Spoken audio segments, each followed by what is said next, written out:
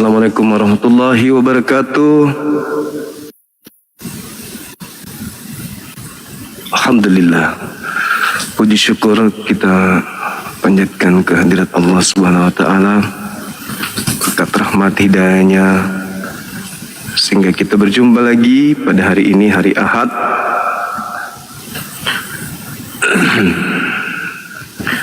Ahad tanggal berapa hari ini ya? Tanggal 5 atau tanggal 6 ya?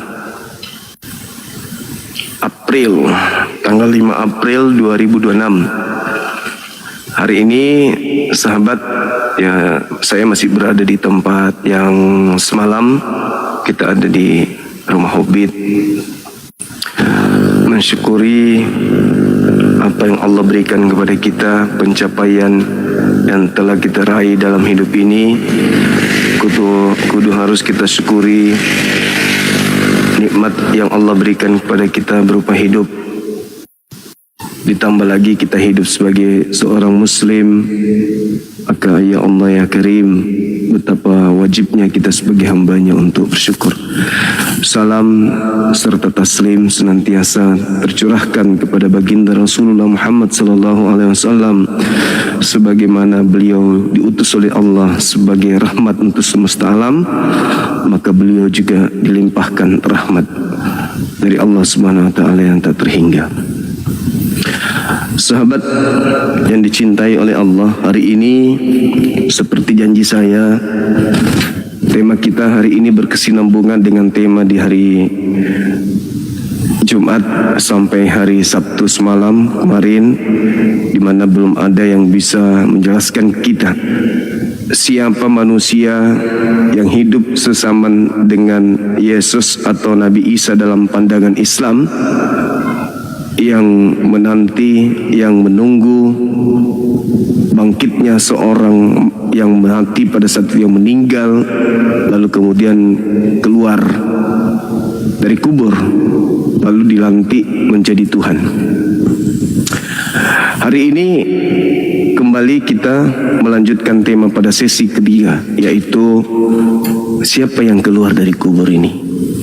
Setelah beliau mati, ternyata tidak ada bukti bahwa beliaulah yang mati, kecuali hanya prasangka, ya, tuduhan, kepercayaan, keyakinan saja oleh teman-teman kita. Kenapa? Yohanes 13:1, sebelum Paskah dimulai, Yesus sudah tahu kalau saatnya sudah tiba, kalau dia harus berpindah dari bumi ke Bapa, bukan dari bumi ke alam kubur, bukan dari bumi ke dunia orang mati, bukan dari dunia ke dunia orang mati, melainkan dari dunia menuju kepada langit. Seperti yang diterangkan dalam Al-Quran bahwa ini sesungguhnya aku mengangkatmu, mengambilmu dan mengangkatku, sehingga tidak terjadi pembunuhan dan penyaliban terhadap dirimu. Itu sesuai Yohanes 13 nomor 1. Kemudian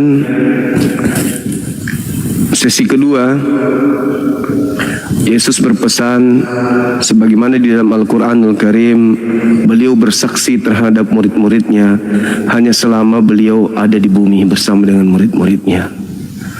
Saudara Renswan Sukran. Nah, sedangkan setelah dia terangkat ke langit, dia tak bersaksi lagi. Dan dia berpesan bahwa angkatan jahat minta tanda. Apa tanda untuk angkatan jahat? Keluarnya manusia dari kubur pada hari ketiga. Nah, adakah murid-murid angkatan benar atau keluarganya menunggu detik-detik kebangkitan orang dari kubur di hari ketiga? Ternyata enggak ada.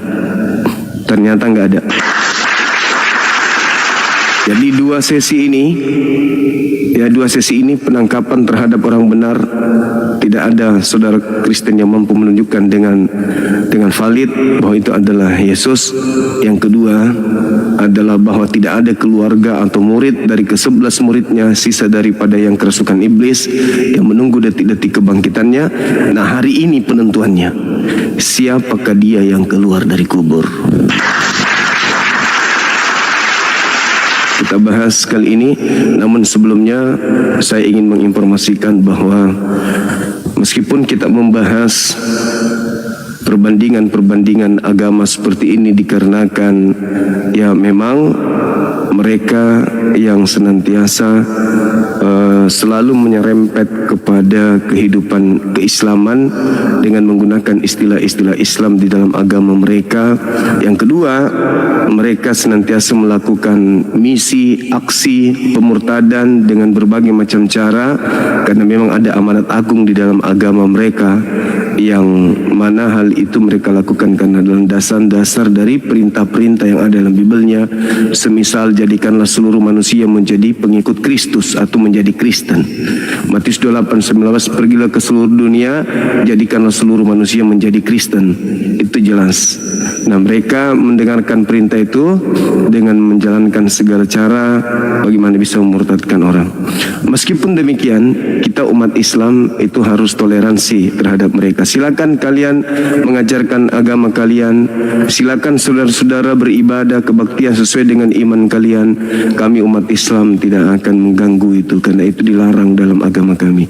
Bukti konkret dalam kehidupan saya sebagai seorang Bang Suma yang orang terkadang mengatakan benci, sangat benci kepada orang-orang Kristen, itu hoax, itu fitnah, itu tidak sesuai dengan fakta realita yang ada. Kenapa?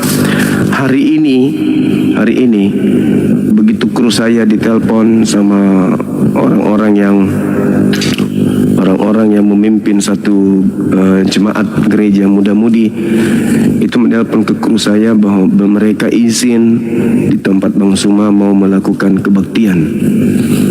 Ya, karena tempat saya ini tempat umum, bukan tempat spesial satu agama, maka mereka telepon, saya katakan silakan, selama jangan melakukan pembaptisan di tempat saya. Kalau mereka mau beribadah, mau sembahyang, mau berdoa, mau nyanyi-nyanyi, silakan aja. Tapi sampaikan di sana kolam saya bukan tempat baptis. Ya, jadi jangan baptisan di tempat saya. Cukup datang untuk kemudian mereka sesuai dengan agama mereka, kita hargai, kita kasih ruang, kita kasih tempat. Bahkan saya sampaikan ke kru saya, kalau mereka ingin menggunakan aula, gratiskan kepada dia aula itu untuk mereka lakukan pengajaran di sana. Tapi jangan sampai ada calon murtadin yang dia bawa. Ya jangan. Kalau di sana dimurtadkan di tempat saya nggak rela. Tapi kalau mereka sudah non Muslim masuk di tempat kita mau melakukan satu tradisi keagamaan, silakan aja, kita nggak boleh larang. Karena bumi ini adalah milik siapapun, tidak boleh kita batasi orang untuk ibadah. Ini buktinya ya, bahwa kita umat Islam, saya sebagai apologet yang siang malam membahas tentang perbandingan agama, apologet yang senantiasa membimbing dan juga memimpin beberapa yayasan yang membidangi tentang mu'alaf, itu tidak kemudian mencerminkan satu tendensius kebencian. Ini saya buktikan, saya suruh kru saya videokan barusan, saya sampaikan sampai jam berapa, katanya sampai jam 12. Tolong jangan masukkan pengunjung lain dulu sebelum mereka selesai kebaktian. Ini buktinya.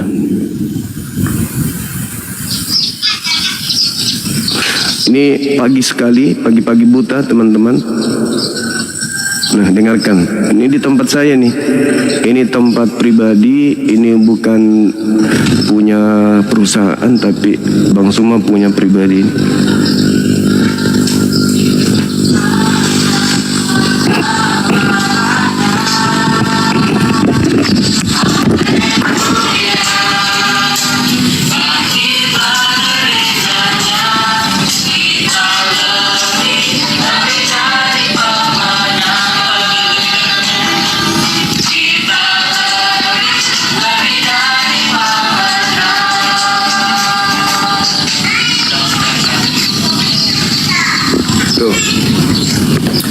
Bukti bahwa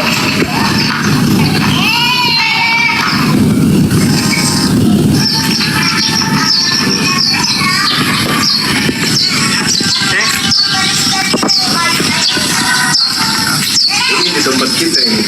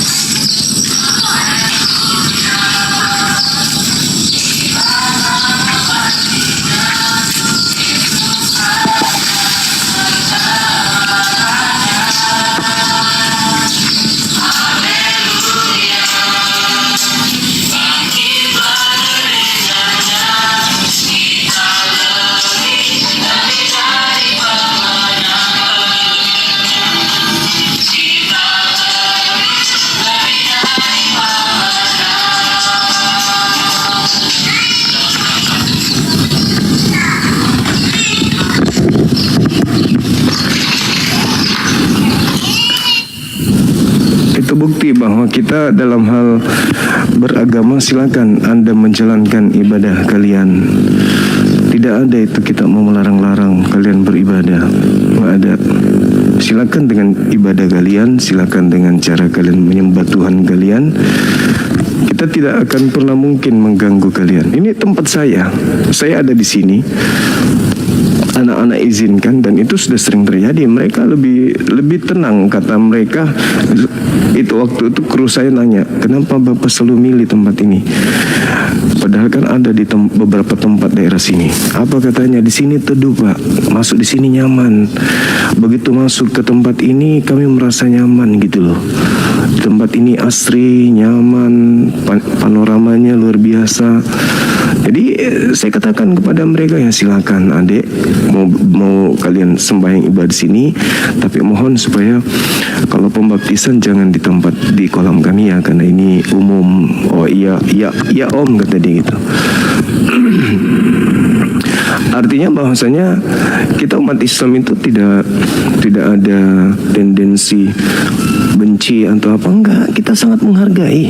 Dulu pernah saya katakan bahwa ketika di wilayah saya di Kota Makassar ini ada yang mencoba-coba untuk merusak atau mengganggu orang ibadah, ya Bang Sum harus dihadapi dulu. Selama tidak ada yang menyebabkan kemudian hal itu harus mereka dilarang, maka saya mengatakan ya gak ada yang boleh menghalangi orang beribadah selama mereka legalitasnya jelas, tidak mengganggu, itu gak boleh.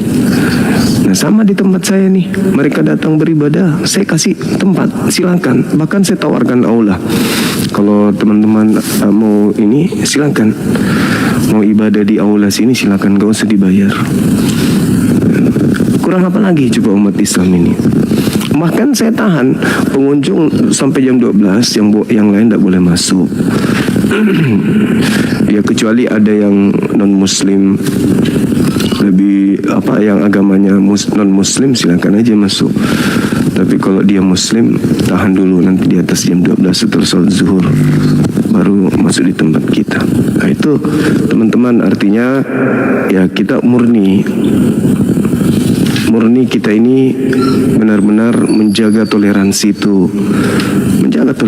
Bahkan kalau Bang Suma diundang ke situ nyanyi, saya datang nyanyi, tapi liriknya tentu saya ganti kan. Minimal lagu yang tadi malam yang ku nyanyikan, ya kan, yang dengan botol agua itu kan gitu. Atau diundang ke situ baca Bible, atau diundang debat, pasti saya hadir. Cuman kan saya melihat ini anak-anak kita yang Nasrani yang datang ini, itu masih anak-anak umur mahasiswa SMP, SMA. Jadi ya saya juga manggil anak sama mereka. Iya nak, silakan ibadahnya boleh di ujung sana di samping kolam, silakan di situ ya. Damai kalian di sana. Baik om, makasih om. Kurang apa lagi Abang Zuma ini? Kurang cakep aja. Gitu teman-teman sekalian. Ya, jadi satu kesyukuran, tidak semua, ingat teman-teman, tidak semua tempat umum seperti tempat saya ini itu orangnya mau, ownernya mau ditempati sebagai tempat ibadah orang-orang non muslim. Tidak semuanya. Apakah saya mengejar uang masuk? Enggak juga. Ya enggak sombong. Berapa sih duit yang mereka bayar masuk? 10 juta, 20 juta? Enggak. Sejuta pun kagak sampai. Tapi kita menghargai ini hari ibadah mereka. Mereka merayakan Tuhannya, mereka keluar dari kubur, ya silakan aja. Seperti itu teman-teman sekalian. Ya kalau Bang Suma diajak ke sana untuk kebaktian, ya saya ke sana, kita live-kan di situ. Begitu teman-teman. Oke, silakan naik, kita ganti tema dulu ya. Kenapa HP-nya miring? Karena semalam saya lupa, anak-anak lupa untuk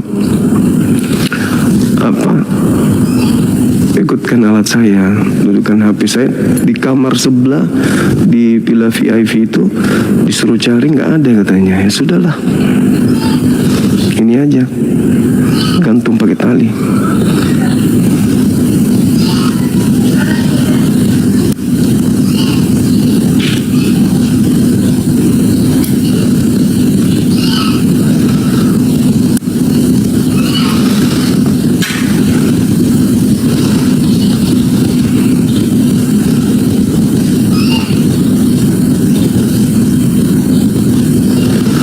Ini tema kita hari ini ya teman-teman sekalian. Siapakah yang keluar dari kubur pada hari ketiga? Karena kalau Tuhan pasti sejagat raya mengheboh saat itu. Kalau itu benar-benar terjadi pasti mengheboh. Satu Yerusalem pasti mengheboh. Tidak pasti itu. Tapi mengheboh sih mengheboh. Tapi menghebohnya hanya di Bible. Dan tidak seheboh bagaimana yang kita bayangkan gitu kan. Gak ada, murid-muridnya pun kaget, ragu, ketakutan, mengira melihat hantu. Bahkan penulis Markus mengatakan dalam rupa yang lain kan gitu ya. Jadi bagaimana bisa hal yang tidak menjadi sesuatu yang luar biasa di tengah-tengah TKP, tempat kejadian perkara menurut Bible itu sepi pemberitaan. Ya kan? Kemana imam kepala? Kemana mahkamah agama? Kemana orang Farisi? Kemana ahli Taurat? Kenapa nggak seheboh ajaran Paulus? Hah? Kenapa nggak seheboh orang-orang Kristen saudara kita hari ini? Orang-orang Yahudi hari ini nggak ngapa-ngapain. Terus kenapa di luar Yahudi justru heboh kali? Ini pertanyaan besar. Kenapa ini harus kita bahas? Karena agama Kristen itu yang memiliki amanat agung di mana orang-orang ini harus kemudian menjadikan seluruh bangsa menjadi pengikut Kristus, kan gitu. Nah, sedangkan kalau kita melihat dalam sisi Al-Quran, orang yang disalibkan itu adalah orang yang membenci pencipta langit dan bumi. Orang yang membenci Nabi Isa alaihi salam. Al-Quran surah Al-Ma'idah ayat 33. Terus datanglah mereka menginginkan kita menjadi pengikut orang yang keluar dari kubur ini. Manalah bisa. Gak bisa, karena kita dibentengi oleh akidah yang kuat. Innama jazaa'ul ladina yuharibuna Allah wa rasulah wa yas'una fil ardi fasadan aw yuqattalu aw yusallabu. Itu gak mungkin, kecuali ada faktor X yang membuat orang Islam itu bisa dimurtadkan. Mungkin karena lapar, mungkin karena dia nafsuan, horny, sehingga dia harus dimurtadkan. Tapi kalau dari segi ilmu mereka paham Al-Quran, ya tidak mungkin. Hanya orang yang membenci Allah, orang yang membenci Nabi Isa dan para rasul yang disalib dan dibunuh. Itu saudara-saudaraku sekalian. Jadi kita berharap adalah dari sisi seberang dari teman-teman kita Kristen yang bisa hadir di sini, yang bisa menjelaskan kepada kita apa sih yang diperingati, siapa sih yang keluar dari kubur di hari Minggu ini. Hai, sini sayang. Pura mengkora ke kumande. Ada itu banyak orang kebaktian sholat di omai. Itu di bawah di kolam. Nisa, ada sarapannya. Abah diantarkan sarapan. Halo. Halo Bang Suma. Halo Naga Gurun, apa kabar? Buka kameranya. Halo Bang Suma, moncong babi, apa kabar? Moncong babi sering kau makan. Ya, buka kameranya Bung, buka kamera, silakan. Buka kamera, jelaskan ke kita siapa yang keluar dari kubur, kenapa murid-muridnya tidak seheboh Ya, Yesus yang keluar dari kubur tuh. Buka kamera dulu. Dari kubur tuh. Iya, buka kamera Kesalahan dulu. apa, Bang Suma? Iya, oke, baik. Ya, gitu ganteng. Boleh dengarkan saya bernarasi sedikit aja. Habis itu Sabar nanti. ya Bang Suma ya, sabar. Saya taruh sapu HP dulu, Bang. Iya, oke. Oke, silakan Bang Suma yang ganteng dan tidak sombong. Ya begitu dong. Gitu dong. Jadi gini Mas, saudaraku, Bang Suma. yang saya kasihi, ya gini, Yesus itu sebelum terjadi penyaliban dan setelah terjadi penyaliban, ada kejadian yang sebelumnya Yesus sudah sampaikan kepada muridnya Bani Israel. Bukan ke kita, bukan ke Islam, bukan ke Kristen, tapi kepada orang Yahudi, Bang. Apa kata Yesus? Waspadalah kepada penyesat iblis yang datang kepadamu memakai namaku. Ya toh, dia akan menyesatkan banyak orang. Kristus palsu itu melakukan tanda dahsyat. Tanda dahsyat itu diantaranya keluar dari kubur, ya kan, makan beling, ya toh, makan linggis, mengusir setan, bermukjizat, menyembuhkan orang dan seterusnya. Jadi itu ciri-ciri iblis yang datang memakai nama Yesus, melakukan tanda dahsyat. Nah, permasalahannya sekarang ini, Bung, ketika kita mengheboh, separuh bumi mengheboh tentang kejadian ada Tuhan keluar dari kubur, di TKP sampai hari ini sepi pemberitaan. Kemana murid-murid 11 murid ini? Kenapa keturunannya tidak menjadi penyembah daripada makhluk yang keluar dari kubur? Kenapa sinagoge masih tetap menyembah kepada Elohim, tidak menyembah kepada Kristus yang keluar dari kubur ini? Itu loh pertanyaannya. Dan kenapa setelah keluar dari kubur, murid-muridnya menganggapnya hantu? Begitu saudara MP, silakan.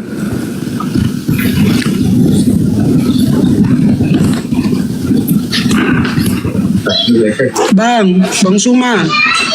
Bang Suma, izin Bang Suma. Saya ada tamu, jadi nanti sebentar barusan naik, bisa ke Bang Suma? Boleh. Saya tunggu ya. Ada tamu ini, Bang. Iya, oke. Naik lagi ya nanti ya. Oke, yo Bang Suma. Terima kasih, Bang. Makasih juga saudaraku yang baik hati. Sudah Bang baik Suma hati yang baik dia. hati dan tidak sombong. Iya, saudaraku Ampi. Anda juga Oke. kan. Oke. Anda juga ganteng. Gimana teman-teman? Silakan di tap-tap layarnya ya, tembuskan 1M, kalau perlu 2M, supaya banyak yang tercerahkan hari ini ya. Tercerahkan dikarenakan ya itu dia, yang keluar dari kubur ini kenapa nggak seheboh teman-teman kita di luar daripada Yahudi. Halo, selamat siang. Assalamualaikum Bang Juma. Waalaikum abang. Dari mana mau kemana? Dari Padang Sedempuan Bang ini. Kok tiba-tiba naik Bang ini? Saya juga nggak tahu. Sidempuan itu di Kalimantan mana? Bukan Kalimantan Bang. Jadi Pak, Samarinda. Kapsel. Mandailing. Oh, Mandailing. Siap. Oras. Oras. Orang-orang taat di sana banyak. Iya. Maaf ya Bang, masuk sendiri. Oke, abang. Kita cari teman kita yang non Muslim dulu ya. Hati-hati di jalan.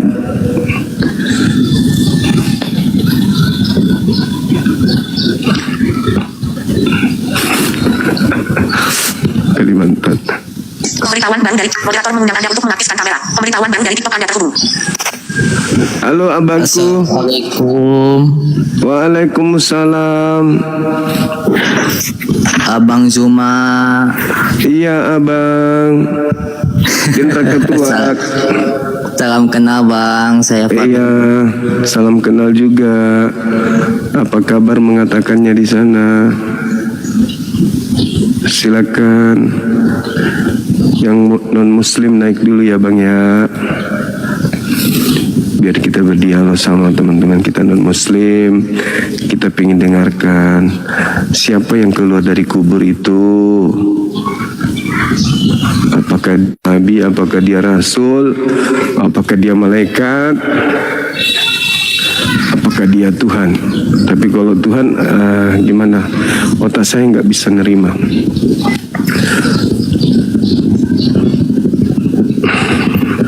Ada noise ya teman-teman, sorry, soalnya saya lagi ngecas, lupa ngecas semalam. Halo, selamat siang. Selamat siang bang. Ya, Katolik, Protestan? Islam bang. Ya, alhamdulillah, dari aroma badannya saya cium dari sini. Alhamdulillah. Iya.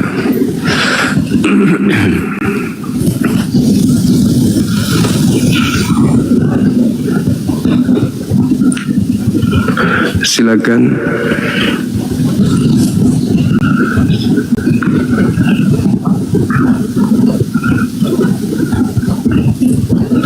Halo, selamat siang.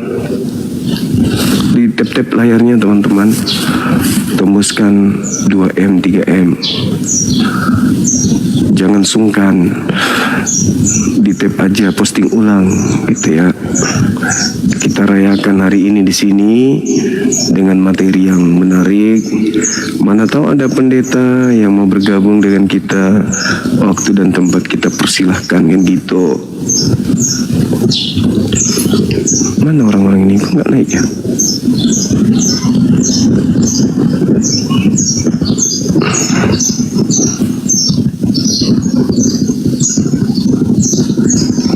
Halo, halo, halo, selamat siang. Selamat siang, Bang. Halo.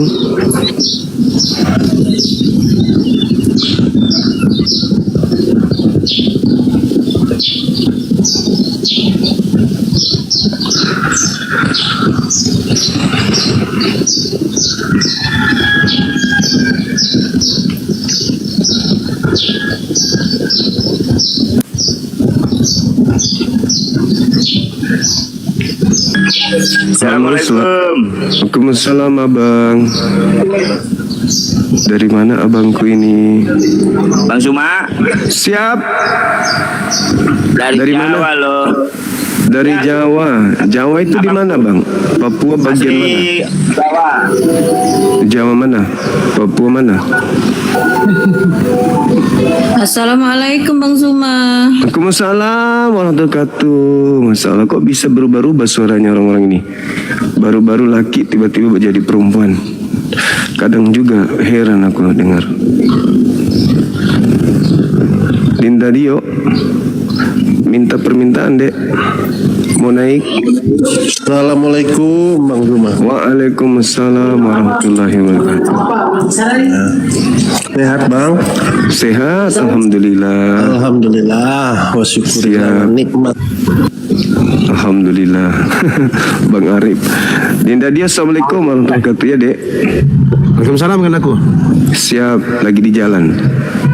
Iya lagi mau berangkat ini mengajar. Izin akan aku mau sampaikan sedikit untuk teman-teman Muslim di bawah. Siap. Kawan-kawan yang mungkin kepencet ya. Ini banyak juga yang DM aku minta dibukakan blokir segala macam bla bla bla. Ya, kayaknya kita sudah ingatkan teman-teman bahwa yang naik atau minta permintaan naik itu hanya teman-teman Kristen. Kalau teman-teman Muslim juga ikut naik, itu sama dengan mengganggu kelancaran diskusi. Ya, karena kita di sini mohon maaf mau mendengarkan argumentasi dan cara berdiskusi guru kita Bang Zuma di sini. Ya teman-teman yang mau sekedar say hello, mau kasih tahu saya dukung Bang Zuma sejak sekian, saya penonton sejak tahun sekian. Saya DM aja ya, nggak usah naik gitu loh. Jadi kalau semuanya mau seperti itu, ya kapan diskusinya? Ini ribuan yang nonton teman-teman. Jadi mohon pengertian kawan-kawan muslim, bukan kita menghalangi kalian untuk berkomunikasi dengan Bang Zuma, bukan. Tapi ini untuk kelancaran diskusi. Jadi ada waktunya tersendiri. Begitu ya teman-teman. Dan semua akun-akun bodong yang naik ke sini kemudian nggak berbicara ketika disapa itu langsung kita blokir permanen. Dan mohon dipahami kawan-kawan sekalian, jangan ada yang baper ya banyak. Soalnya banyak DM aku minta buka blokiran. Itu sudah kita ingatkan. Jadi sekali lagi buat teman-teman muslim yang mungkin kepencet, silahkan di nonaktifkan atau dibatalkan permintaannya. Begitu ya teman-teman ya. Mohon maaf. Kami tahu ada juga yang memang ada yang salah pencet, tap layar kepencet. Tapi nggak sedikit juga yang pansos. Naik kemudian sekedar basa-basi entah apa-apa dia ngomong. Bukan itu yang kita inginkan, dan masih banyak kawan-kawan di bawah, kawan-kawan muslim ribuan mungkin yang ada di bawah yang menunggu edukasi dan menunggu ilmu yang disampaikan oleh Bang Zuma. Gitu teman-teman. Jadi yang naik tolong yang muslim teman-teman muslim dinonaktifkan. Oke, begitu gurundaku, abangku, kandaku. Saya izin di bawah, jaga di bawah. Iya, gimana Dek? Aman Dek? Iya, aman kanda. Saya izin di bawah. Alhamdulillah. Siap. Saya jaga di bawah, insyaallah. Jazakallah. Makasih, Masya Allah. Waalaikumsalam warahmatullahi wabarakatuh. Beliau lagi di jalan, sempat memperhatikan dunia upload. Cuma Siang juga kawan. Silakan buka kamera, kita diskusi. Bentar. Saya cuma mau ngajak collab sama Bang Suma untuk meluruskan orang-orang Kristen bahwa tentang nama Tuhan. Kalau ada waktu kapan-kapan begitu Bang Suma. Oke. Dengan Uni Rifah ya. Itu aja Bang Suma. Nanti saya ada DM Bang Suma. Nanti kita kapan-kapan collab ya. Baik. Meluruskan Kristen. Oke, terima kasih. Selamat siang untuk Bang Suma. Selamat siang saudaraku, siang. Makasih. Nah nih sudah ada lahir pemikir-pemikir sehat di antara saudara-saudara kita Kristen yang ingin mengembalikan nama Tuhan mereka pada tempat yang seharusnya, tidak menggunakan istilah-istilah Islam. Bagus itu harus kita harus sambut baik ya. Kita sambut baik. Ya mungkin salah satunya untuk menghindari debat, agar apologet Islam tidak membahas lagi kristologi. Mungkin bagus itu, kita dukung. Akan tetapi dialog itu, debat itu pasti tetap aja terjadi. Kenapa? Karena ada amanat agung, jadikanlah seluruh bangsa jadi pengikut Kristus atau Kristen. Nah kita umat Islam pasti bertahan gitu. Nah disitulah dialog itu terjadi. Kita diajak menyembah kepada Yahweh. Ya kita berdialog, tapi tentu dengan cara-cara yang mungkin lebih baik. Halo, selamat siang. Selamat siang lagi Zuma, selamat jumpa. Jumpa lagi ya Bang, silakan. Ya, jumpa lagi. Jangan turun-turunkan lagi, maki-maki lagi ya. Kalau tergantung abangku. Bisa maki-maki. Tergantung abang. Maki-maki. Jadi teriak-teriakmu nggak laku lah kalau begitu. Jadi kalau mau diskusi baik-baik. Oke. Maaf ya Bang ya. Jangan soal maki, jangan modal maki lah. Iya, abang maafkan aku ya Bang. Ya, nah saya bisa juga maki. Iya, maafkan aku ya Bang. Oke, silakan. Jangan tersudut cari alasan, nggak boleh gitu. Oke, iya Abang, iya. Oke, silakan. Siapakah yang keluar dari kubur menurut tradisi Yahudi? Itu dulu. Kubur maksudnya? Siapa yang keluar maksudnya itu? Harus dijelaskan siapa yang keluar itu. Pada hari ini yang diperingati saudara saya Kristen, Tuhannya keluar dari kubur. Itu terjadi katanya di tengah-tengah Yahudi. Nah menurut Yahudi, orang yang keluar dari kubur itu apa kalau menurut Yahudi? Tuhan pencipta langit dan bumi atau apa gitu? Iya, Yesus. Ya, itu Yesus dia tahu. Yesus ini menurut Yahudi apa ketika dia keluar dari kubur? Tuhankah atau apakah? Ya, kita menganggap dirinya Yesus. Hanya saja dia bangkit dari antara orang mati. Iya betul, Yesus tahu. Masalahnya sekarang bagi Yahudi ini apa yang keluar ini? Tuhankah atau apa yang keluar dari kubur? Yahudi maksudnya siapa ini? Ya Bani Israel, murid-murid Yesus. Ya, mereka masih mengakui bahwa itu adalah Yesus. Malah mereka berbincang-bincang dengan dia. Karena kenapa? Dia 30 hari setelah dia bangkit pun dia bersama-sama dan tetap sebagai manusia daging masih dia di situ. Terus mana murid-murid ini punya keturunan menjadi Kristen, di Katolik? Tidak dijelaskan lagi dan tidak ditelusuri. Karena kenapa? Untuk apa? Yang penting sama kami ajaran kebaikan, ajaran Tuhan itu. Yang keturunan, yang silsilah, yang ini, yang itu nggak perlu. Jadi kenapa bisa kan? Keturunannya Kan mereka saksi. Mereka saksi, mereka yang melihat. Iya, tapi kalau mereka itu sudah kalau itu Tuhan, kalau itu Tuhan, kalau itu Tuhan mereka yang adalah Elohim, maka mereka akan sembah, mereka akan tuhankan. Ke-11 murid keturunannya akan menyembah sampai hari ini, kan gitu Bang. Jadi tidak ditelusuri lagi apakah ada keturunannya atau tidak. Tapi mereka itu meneruskan ajaran waktu mereka bersama-sama dengan Yesus. Itulah Petrus, Yohanes, Andreas, Bartolomeus itu semua. Jadi kita tidak mengikuti lagi silsilah siapa anaknya, keturunannya siapa Bartolomeus, Petrus itu anaknya siapa, istrinya. Enggak perlu karena iman kita tinggal ke situ. Tapi hari ini Yahudi tidak menyembah makhluk yang keluar dari kubur Bang. Bahkan mereka hari ini tidak merayakan hari ini. Enggak semua Yahudi, ada juga Kristen. Jadi Yahudi itu enggak, maksud saya orang-orang Yahudi sampai hari ini tidak pernah kemudian secara adat istiadat atau secara keturunan mereka itu merayakan seperti apa yang dirayakan hari ini oleh saudara kami Kristen. Karena pada saat Yesus datang, Yahudi itu ada terbagi beberapa. Ada yang percaya, itu yang Yahudi sebagian besar, dan ada yang tidak percaya, itu Yahudi sebagian besar, dan ada yang percaya, yang sekarang ada juga sebagai pengikut Kristus, yaitu Kristen.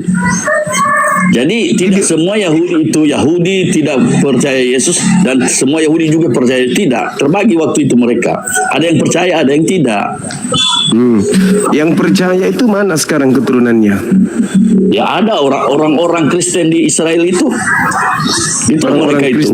Orang-orang Kristen yang ada di Israel hari ini. Ya, itu keturunannya itu. Keturunan dari ke-11 murid. Ya entah siapalah, kita tidak menelusuri apakah keturunan murid atau tidak, ada mana. Tapi yang penting orang Kristen yang ada sekarang di Israel itu adalah orang-orang yang kakek neneknya, buyutnya dulu itu percaya kepada Yesus dan menjadi pengikut Kristus. Oke. Nah, sekarang ketika berdasarkan kitab suci mereka, adakah kemudian ditetangkan di dalam kitab mereka bahwa Elohim pencipta langit dan bumi yang maha suci itu akan keluar dari kubur menurut Yesus? Menurut siapa? Menurut Yesus. Ya, Yesus ini kan yang dinubuatkan bahwa dia akan bangkit dari antara orang mati. Bagaimana menurut dia lagi? Dan dia sudah berapa kali mengatakan kepada muridnya bahwa dia akan 3 hari menuruntuhkan Yerusalem, dan tidak 3 hari lagi akan membangun kembali. Artinya dia itu memberi simbol bahwa itu adalah dirinya. Itu kan asumsi. Bukan asumsi. Itu asumsi Anda. Buktinya tidak ada keluarga, tidak ada murid, tidak ada keluarga yang menunggu Yesus bangkit dari kubur. Iya, itu siapa tahu yang apa, yang berarti asumsi dari Kristen aja, asumsi Kristen. Karena pada waktu itu masih ada orang-orang yang tidak percaya apa yang dikatakan oleh Yesus. Tahu Zuma? Baru orang percaya setelah Yesus tidak ada dan semua yang dilaksanakannya, semua yang diperbuatnya, semua yang benar semua. Makanya mereka menjadi pengikut Kristus jadi banyak. Buktinya Pada hari awal-awal ini mereka mereka tidak. masih Yahudi. Kristen di Yerusalem itu hanya sekian persen, mungkin 1%. Lebih banyak Ya. Islam di sana daripada Ya. Kristen. Nah, artinya bahwa ketika saudara mengatakan mereka percaya, justru penyaliban itu adalah upaya yang dilakukan oleh orang-orang yang tidak percaya Yesus, makanya menyalibkan. Kalau dia ketika dia masih hidup saja dia tidak dipercaya, apalagi setelah keluar dari kubur. Ya ada itu bang. Jadi yang mengajarkan ada Tuhan keluar dari kubur itu internal Kristen saja. Yahudi tidak pernah mengajarkan itu. Nah, Memang Yahudi tidak percaya pada Yesus, tidak percaya pada Mesias. Karena kenapa? Mereka karena menunggu-nunggu ada Mesias nanti terakhir pada hari suatu saat nanti yang menyelamatkan mereka dari penjajahan. Itu maksud mereka. Mereka tidak sadar bahwa Yesus ini adalah Mesias yang dijanjikan oleh Tuhan Allah. terus Dia di datang mana? sendiri ke dunia. Di mana Yesusnya? Kalau Anda mengatakan mereka tidak sadar, nah sekarang coba Anda sadarkan. Yesus itulah yang datang yang kalian tunggu. Mana buktinya?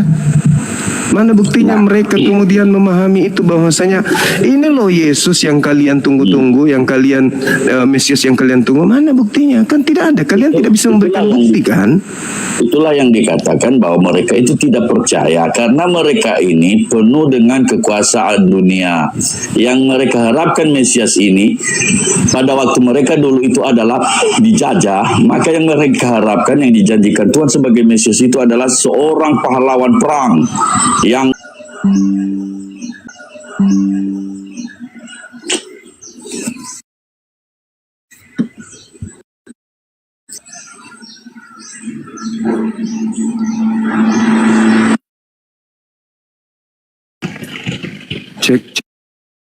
Cek. Ini jaringan saya ya?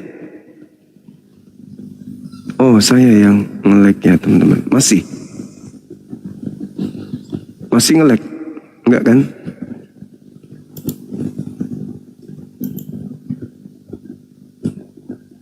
Masih. Udah aman. Teman yang tadi silakan minta permintaan lagi. Kita ulur-ulur waktu aja dulu teman-teman. Kita tanya ke dia, ulur-ulur waktu aja dulu. Kita lihat mau sampai mana dia berkuat dengan silat lidah. Kalau Yesus mati karena ditolak, lalu apa yang Yesus gunakan untuk membuktikan kalau dia itu adalah Mesias yang mereka tunggu, bangkit dari kubur gitu maksudnya. Setelah keluar dari kubur, apakah Yesus mengajar mereka, akulah Mesias yang kalian tunggu itu? Ada enggak? Kan enggak ada. Ini loh buktinya aku Mesias itu, aku keluar dari kubur loh. Enggak begitu cara Yesus membuktikan. Enggak ada itu, enggak ada. Makanya kebangkitan Yesus yang saudara kita Kristen sembah hari ini, itu tidak memberikan bukti apa-apa kepada orang Yahudi. Bukti apa yang Yesus ingin sampaikan kepada mereka? Kan gak ada. Cuman perintah doang. Pergilah ke seluruh dunia, jadikanlah seluruh bangsa. Itu doang. Mana pembuktian kalau dia Mesias itu kepada orang-orang Yahudi yang menolaknya? Mana? Gak ada.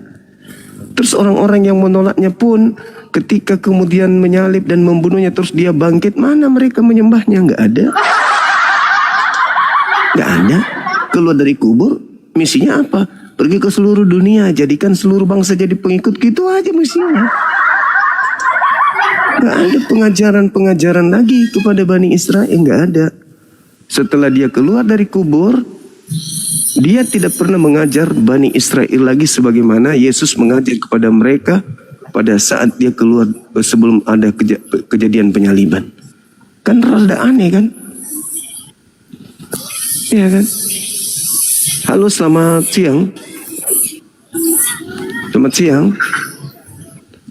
Selamat siang, Abang. Halo. Halo, selamat siang. Pada saat Yesus penginjilan, Yesus masuk ke bait suci, Yesus membangkitkan orang mati, Yesus kemudian mengobati orang sakit, Itu sebelum penyaliban. Setelah penyaliban apa yang dia lakukan? Setelah penyaliban mana promosi-promosi ketuhanannya mana? 40 hari lagi dia berputar-putar di Yerusalem. Apa yang dia promosikan sebagai Tuhan? Ada dia promosikan. Teman-teman yang kalian tolak, akulah sekarang ini keluar dari kubur untuk membuktikan kepada kalian bahwa akulah Tuhan loh. Aku Elohim loh, yang kalian tolak itu. Sekarang aku hadir kembali, hidup kembali untuk menyatakan kepada kalian, akulah Elohim yang tadinya kau tolak. Sekarang aku bangkit, lihat tanganku bolong, lihat kakiku bolong, bekas paku. Ini loh aku Tuhanmu. Mana ada? Mana? Pergilah ke seluruh dunia, jadikanlah orang mana? Di mana Yesus pernah mengajarkan hal-hal yang membuktikan kalau dirinya Tuhan? Pergilah ke seluruh dunia, jadikanlah seluruh bangsa menjadi murid, bukan menjadi hamba. Iya kan? 40 hari setelah keluar dari kubur, harusnya dia berkeliling kepada Bani Israel dari kota ke kota, memimpin murid-muridnya untuk membuktikan kalau dia Tuhan. Nah, saatnya dia kemudian mempraktekkan, akulah Tuhan. Ini buktinya, cabut kepala, kepalanya berpisah dengan badannya,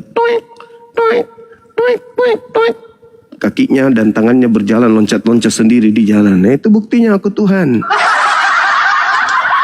Ya kan? Dia bangkitkan semua orang mati di kubur. Dia bangun kemudian Yerusalem, bangunan raya jadi kota besar. Mana buktinya? Cuman keluar dari kubur, habis itu suruh orang ke seluruh bangsa, jadikan seluruh orang menjadi Kristen. Itu bukti Tuhannya. Hanya keluar dari kubur, dia bukti Tuhan. Lagian murid-muridnya menganggapnya hantu, bukan menganggapnya Tuhan. Oh, alamat, Tuhan kita keluar dari kubur. Nggak ada. Lukas 24 nomor 37, mereka kaget dan ketakutan sebab mengira melihat hantu. Mana teman-teman? Ayo asah ilmu kalian. Asah ilmu kalian. Pertajam pemahaman kalian. Hadapi Bang Suma dialog tentang materi ini. Ingat, saya butuh yang berilmu, bukan yang maki-makian. Ya, silakan. Naik ke sini, kita berdiskusi dengan baik. Bahasan-bahasan yang sangat-sangat mendasar terhadap akidah kalian, terhadap ajaran kalian. Buktikan bahwa memang yang datang itu, yang keluar dari kubur itu Tuhan. Buktikan secara historis boleh. Akal, silakan. Dalil, silakan. Ayo, di mana itu? Ketika dia keluar dari kubur, tiba-tiba kemudian setelahnya orang-orang di sinagoge mengganti menyembah Elohim kepada Yesus yang keluar dari kubur. Mana buktinya? Halo, selamat siang. Ya, selamat siang. Siang Bang, dari mana? Katolik, Protestan? Protestan. Ini langsung dibatasi sama TikTok. Nggak bisa di seluruh wilayah Bang. TikTok ini kira-kira Kenapa TikTok ini agamanya? Iya itu Bang, yang keluar dari kubur pada hari ketiga itu apa? Manusia, hantu, Tuhan. Silakan. Sebelum kita berbicara Tuhan, aku mau tanya dulu, Tuhan itu tempat tinggalnya di mana? Buka kamera dulu. Tuhan tempat tinggalnya di mana? Buka kameranya dulu Bang.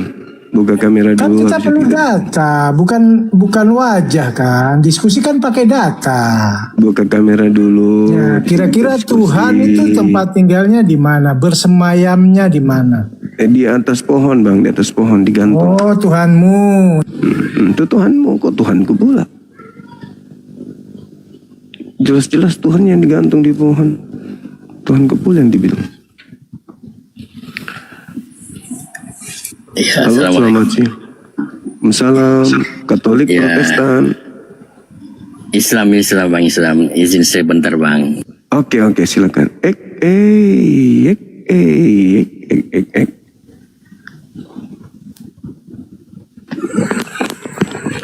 Halo, selamat siang. Anjing lu, babi lu, bangsat lu. Kenapa Lu anjing. Bang? Kenapa? Jangan Lu diturunkan. Kenapa bisa? Kenapa diturunkan? Jangan diturunkan. Kenapa bisa saya anjing? Saya kan bukan makanan Anda. Yang anjing itu yang Anda makan setiap hari. Kok nggak bisa bedakan anjing dengan manusia ganteng kayak aku ini ya? Seperti hanya kau tidak bisa membedakan antara manusia, hantu, dan Tuhan. Aku yang ganteng segini, kau bilang anjing. Padahal itu makananmu. Halo, selamat siang. Atap pilo. Buka kamera, silakan. Iya. Kau ngaji dulu di Al-Baqarah 223. Buka kameranya dulu. Arab 81. Di situ kan kalian diperintah, disuruh sama Allah untuk tusbol. Tusbol lah kau Juma sama buka Habib, kamera. sama Ustaz. Itu buka perintah. kameranya. Buka kamera. Buka kameranya. Buka kamera. Tusbol sama Allah. Kita bahas itu. Allahnya benar-benar najis. Buka Islam kamera. najis, Buka kamera. Buka kamera. Juma. Karena yang terbukti biar halal gerejanya terbukti Halal gereja mengkawinkan laki sama laki. Kan gereja yang membuktikan itu. Al-Baqarah 23 itu kan sama Nggak ada. Buka Tidak Quran, ada. kalian, Kami buka bukan terjemahan. umat Paulus Siapa yang buka? bisa dibodohin. Nggak Ada, itu tertulis di letter-letter. gereja Kalian diperintah, terbukti laki-laki sama laki-laki, terbukti di gereja kawin Islam, sesama jenis. Paul sama Muhammad, Bahkan di sama Amerika Allah. ada Ya, Bible Juma. khusus untuk kaum Juma itu gay. disuruh tusbol dengan Habib, dengan Di Ustaz. di gereja Al-Baqarah 223, kawin Al-Araf laki sama 81 ayat laki. Islam. Kalian harus Di berani gereja baca terjemahan laki kawin Al-Quran, sama kalian jangan babi. takut baca terjemahan Al-Quran. Itu fakta Bahkan real, di Al-Hadith. kenyataan terjadi. Dunia tidak bisa dibodohi. Fakta terlihat di YouTube di mana-mana. Di gereja boleh laki sama laki kawin. Gak usah kau framing Islam. Tidak ada Islam yang bisa kau tipu-tipu. Apa kata Mel Atok, pendetamu sendiri? Bersyukur di Indonesia mayoritas Islam. Karena kalau mayoritas Kristen, maka di mana-mana orang akan membangun rumah tangga laki sama laki. Itu kata Mel Atok. Bersyukur di Indonesia mayoritas Islam. Karena kalau Kristen yang mayoritas, maka akan menjamur penyakit kelamin. Itu fakta. Penyakit kelamin berasal dari negara yang mayoritas berpenduduk Kristen. Jangan kau nangis. Itu fakta terjadi di bumi ini hari ini. Jadi saudara-saudara, kalau mau kawin sesama jenis, pindah agama, tinggalkan Islam. Gitu. Halo juga saudaraku. Bang Suma yang ganteng dan tidak sombong. Iya, saudara Ampi yang ganteng dan tidak sombong. Silakan abang lanjut materi kita.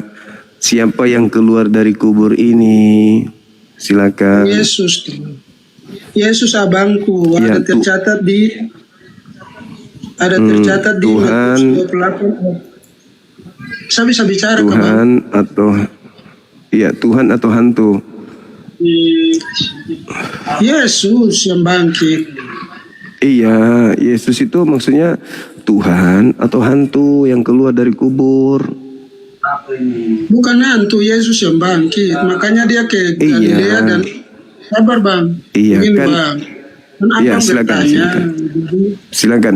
Kan abang bertanya. Jadi saya mohon abang, saya jelaskan dulu. Kalau abang tidak terima, nanti abang bantah lagi. Saya diam, abang. Silakan. Bisa toh? Bisa.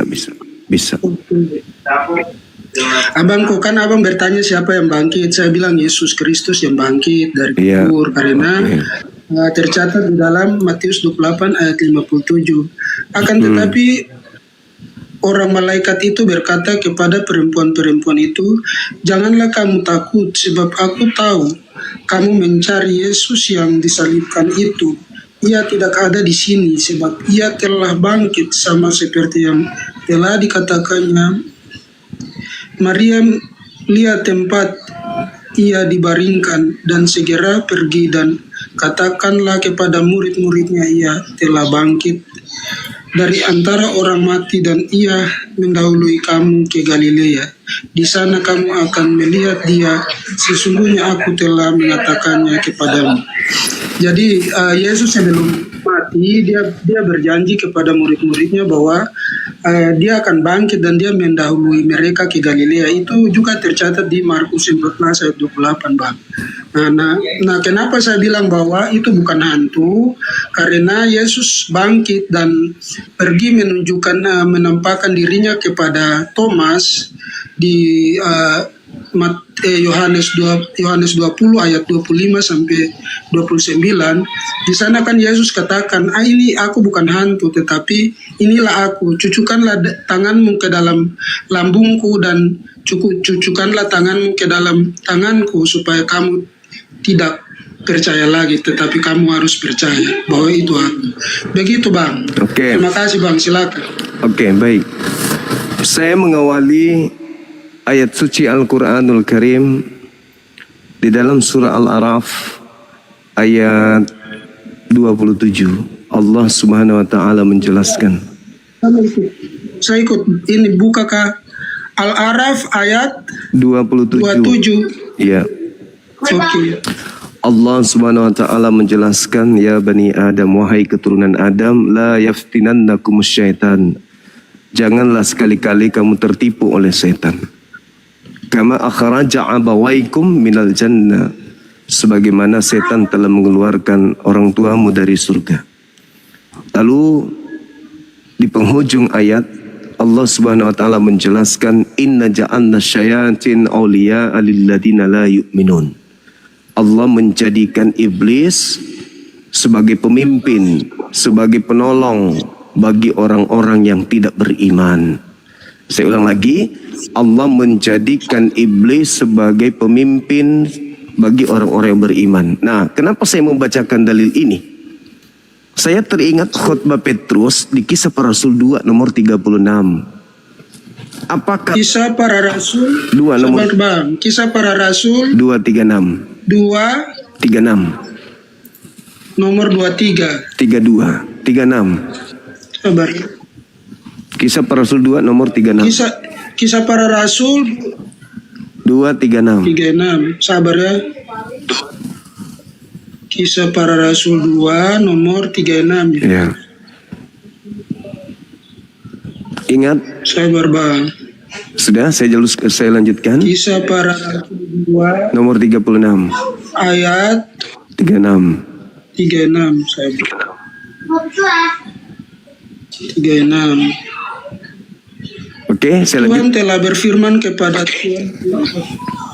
Baca dulu, Bang. Kisah Para Rasul 2:36. Salah. Telah di sebelah kananku. Salah. Bang. Sampai kubuat. Abang salah. Menjadi tumpuan. Salah. Iya, saya udah baca itu. 35 sampai 36. 36-nya. Iya. Jadi seluruh kaum Israel harus tahu dengan pasti bahwa Allah telah membuat Yesus yang kamu salibkan itu menjadi Tuhan dan Kristus. Ketika mereka mendengar, hati mereka sangat terharu. Lalu mereka bertanya kepada kaum apa yang harus kami lakukan dan rasul-rasul yang lain, apakah yang harus kamu perbuat, saudara-saudara? Jawab Petrus kepada mereka, bertobatlah dan hendaklah kamu masing-masing memberi dirimu dibaptis dalam nama Yesus Kristus untuk pengampunan dosamu, maka kamu akan menerima karunia Roh Kudus. Apa yang abang mau ini di sini? Baik. Al-Quran saya mengatakan orang-orang yang tidak beriman dijadikan iblis itu sebagai pemimpin, sebagai penolong bagi mereka. Yang menyalib Yesus itu adalah orang-orang yang tidak beriman, yang menyalib Yesus. Maka ketika mereka menyalib Yesus, apa kata Petrus dalam khotbahnya? Maka seluruh orang Israel harus tahu bahwa orang yang kau salib ini, yang kau anggap Yesus ini, itu dijadikan menjadi Tuhan dan Kristus bagi kalian. Tidak ada narasinya begitu, Bang. Tidak ada narasinya. Tunggu. Tidak ada narasinya begitu, Bang. Tunggu. Bang. Iya, saya tidak mengatakan bunyinya seperti itu. Saya tidak mengatakan bunyinya begini. Ada narasi seperti itu. Saya tidak mengatakan narasinya begitu. Kalau bunyi ayatnya itu saya hafal, maka seluruh orang Israel harus tahu bahwa Yesus yang kau salibkan itu telah dijadikan menjadi menjadi Tuhan dan Kristus. Itu untuk siapa? Untuk mereka kan yang menyalib Yesus kan? Betul? Bukan untuk mereka yang menyalib Yesus. Jadi sabar, Bang. Bang, ini ayat ini jelas, Bang. Di situ dikatakan Ayat ini jelas, Bang. Tunggu, saya ulang. Sabar, Bang. Saya ulang dulu. Anda jangan menyangga. Jangan Anda menyangga dalil. Jadi seluruh orang Israel harus tahu. Apa yang harus mereka tahu? Dengan pasti lagi. Bahwa Allah telah telah membuat Yesus yang kau salibkan itu menjadi Tuhan dan Kristus. Betul? Yang kau salibkan. Yang kau salibkan. Ayat itu mengatakan. Pertanyaan saya, Bang, siapa yang menyalibkan? Orang beriman atau orang yang tidak beriman? Orang-orang yang tidak beriman. Tidak beriman. Orang-orang yang tidak beriman. Orang-orang yang tidak beriman kepada Yesus, yang menyalibkan Yesus oleh Tuhan Elohim, menjadikan yang mereka salibkan itu sebagai Tuhan mereka dan sebagai Kristus mereka. Benar atau tidak? Benar atau tidak? Ayat itu tidak bernarasi begitu, Bang. Ayat itu bernarasinya begini, Bang. Silakan. Jadi seluruh kaum Israel haruslah tahu dengan pasti bahwa Allah telah membuat Yesus yang kamu salib itu menjadi Tuhan dan Kristus. Ketika mereka mendengar hal itu, hati mereka sangat terharu. Lalu mereka bertanya kepada Petrus dan rasul-rasul yang lain, apakah yang harus kami perbuat, saudara-saudara? Jawab Petrus kepada mereka, bertobatlah dan hendaklah kamu masing-masing memberi diri dibaptis dalam nama Yesus Kristus. Jadi di sana Petrus mau menegaskan bahwa yang disalibkan itu benar-benar Yesus. Ya. Karena Yesus ini orang suci. Sabar dulu. Sabar dulu, Bang. Saya bisa selesai dulu, Bang. Kan tadi ada bernarasi. Iya, silakan. Iya. Jadi di sini Yesus Petrus menegaskan kepada orang-orang yang pada waktu itu menyalibkan Yesus dan murid-murid yang lain bahwa itu memang Yesus yang disalibkan benar. Memang Yesus. Karena Yesus ini orang. Memang namanya Yesus. Ya itu Yesus. Terus Yesus yang mana lagi kalau abang itu? Iya. Yesus yang mana lagi? Apakah Anda percaya sebelum? Di mana begini, Bang? Tunggu. Sabar, Kak, Bang. Anda bertanya, saya jawab. Bang, kita belum selesai, Bang. Abang potong-potong bagaimana kita diskusi? Ini diskusi namanya tiktokan, bukan berkhotbah. Tidak, saya tidak berkhotbah. Artinya kita jelaskan kalau begitu, padatkan kalimatnya. Jangan padatkan kalimatnya. Jangan seperti anak TK berbicara, padatkan aja. Biar singkat. Silakan. Oke, jadi ini Petrus mau menegaskan bahwa Yesus yang disalib itu adalah benar-benar Yesus yang dijadikan Bapaknya menjadi Tuhan atau penguasa atas orang-orang yang menyalibkan dia. Karena lewat kematiannya itu dia akan bangkit dan berkuasa kepada maut dan kepada orang-orang pada saat itu. Terima kasih, Bang. Oke. Tuhan membuat Yesus Kristus yang asli itu menjadi Kristus sejak kapan? Sejak dia disalibkan dan bangkit. Yang di Lukas 2 nomor 11 itu sejak kapan itu dia jadi Kristus? Sejak dia disalibkan dan bangkit. Lukas 2 nomor 11 sejak kapan Yesus yang asli jadi Kristus?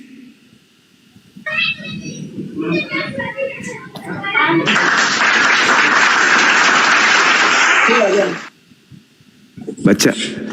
Yang lahir ini yang asli sudah Kristus sejak lahir. Ini baru di mana palsunya, Bang?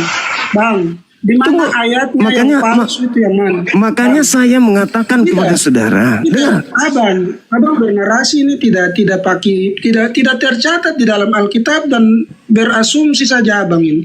Karena tidak ada tercatat bahwa yang bangkit itu adalah Yesus palsu. Mana ayatnya? Tidak ada di situ. Yesus yang asli itu sudah dibuat oleh Tuhan. Sama, katanya nggak bisa ini ganti-gantian, katanya giliran dia yang bicara nggak bisa orang lain bicara. Dengarkan, Yesus yang asli telah dibuat menjadi Kristus sejak dia lahir. Elohim membuat dia menjadi Kristus sejak lahir. Dalilnya di Lukas 2:11. Pada hari ini telah lahir bagimu Kristus. Oke, jadi lahir Kristus, sudah lahir Kristus. Itu sudah dikristuskan dia dari sejak lahir oleh Tuhan. Itu kata malaikat. Sedangkan Anda membaca di dalam Kisah Rasul 2:36 itu jelas. Maka semua orang Israel harus tahu. Apa yang harus diketahui oleh orang-orang Israel? Mereka harus tahu dengan pasti bahwa Elohim telah membuat Yesus yang kau salibkan itu menjadi apa? Menjadi Tuhan dan Kristus. Untuk siapa? Untuk mereka yang menyalib ini. Allah telah membuat Yesus yang kau salibkan itu menjadi Tuhan dan Kristus. Hah? Sejak kapan? Ini ada lagi nih yang baru dibuat jadi Kristus. Makanya Al-Quran tadi mengatakan, aku menjadikan iblis sebagai penolong, sebagai Kristus. Sebagai penolong, sebagai Kristus, penolong, gembala, pemimpin bagi orang-orang yang tidak beriman. Itulah yang dikatakan. Makanya ketika orang-orang yang tidak beriman ini menyalib Kristus, maka Tuhan menjadikan orang yang disalib ini sebagai Kristusnya, orang-orang yang jahat. Makanya tidak ada, sabar dulu. Makanya tidak ada murid Yesus kemudian yang mengembangkan ajaran menyembah kepada makhluk yang keluar dari kubur, kecuali orang-orang Roma Yunani, pengikut mereka yang menyalib Yesus. Begitu, silakan. Oke bang, begini bang, Kisah Para Rasul itu kan menjelaskan ketika Yesus sudah bangkit. Ya. Nah kalau Lukas 2, sabar dulu bang, kenapa bang ini? Lukas 2 menceritakan tentang Yesus pada waktu lahir, dan memang Yesus pada waktu lahir dia sudah Kristus. Tetapi dalam perjalanannya, dalam penginjilannya selama dia hidup di bumi, selama 33 tahun itu dia berjalan, mereka tidak meyakini bahwa dia adalah Kristus. Makanya dia di ayat lain katakan bahwa tidak ada tanda lain kepada kamu angkatan jahat ini, tapi ada satu tanda bahwa anak manusia akan berdiam di dalam perut bumi sama seperti Yunus. Dan itu dia buktikan bahwa dia berdiam selama 3 hari di dalam perut bumi, kemudian dia bangkit. Karena itu dia sendiri yang berbicara bahwa dia akan bangkit. Begitu. Makanya Petrus menekankan itu atau menegaskan itu kembali di dalam Kisah Para Rasul tadi, bahwa Kristus yang bangkit ini yang kamu salib itu telah dijadikan Tuhan maksudnya yang tadi yang kamu tidak percaya itu. Kemudian Petrus menjelaskan bahwa yang tadi kamu tidak percaya dia bahwa dan dia adalah Kristus itu, sekarang Tuhan menjadikan dia lewat kebangkitannya itu menjadi Kristus supaya kamu percaya bahwa dia begitu bang. Oke, Anda jujur dulu sama saya. Matius 12, manusia yang keluar dari kubur itu, manusia yang keluar dari kubur menurut Yesus itu tanda untuk orang jahat atau tanda untuk orang benar? Akui dulu, jujur dulu, silakan. Tanda buat angkatan jahat. Sekarang yang dijadikan kepada mereka, orang manakah yang dijadikan orang yang mereka salibkan ini sebagai Kristus dan Tuhan? Orang mana? Orang jahat atau orang benar? Bang, begini bang. Nah, nggak bisa dia kan. Pada waktu Lari dia kan. iya nanti saya jawab. Lari, enggak, tunggu dulu. Kepada siapa Elohim menjadikan korban salib ini menjadi Tuhan dan Kristus? Kepada siapa? Orang jahat atau orang benar? Kepada orang-orang kepada orang-orang Yahudi. Orang jahat kepada atau orang benar? Yahudi yang Orang jahat atau orang benar? Jangan pakai jurus Paulus. Jawab atau tidak, Bang? Saya minta Anda jujur. Ketika dikatakan di dalam Petrus khutbahnya di Kisah Rasul 2:36, mereka yang menyalib Kristus ini dijadikan Kristus ini oleh Tuhan menjadi Kristus, menjadi Tuhan bagi mereka. Mereka di sini orang jahat atau orang beriman? Jawab.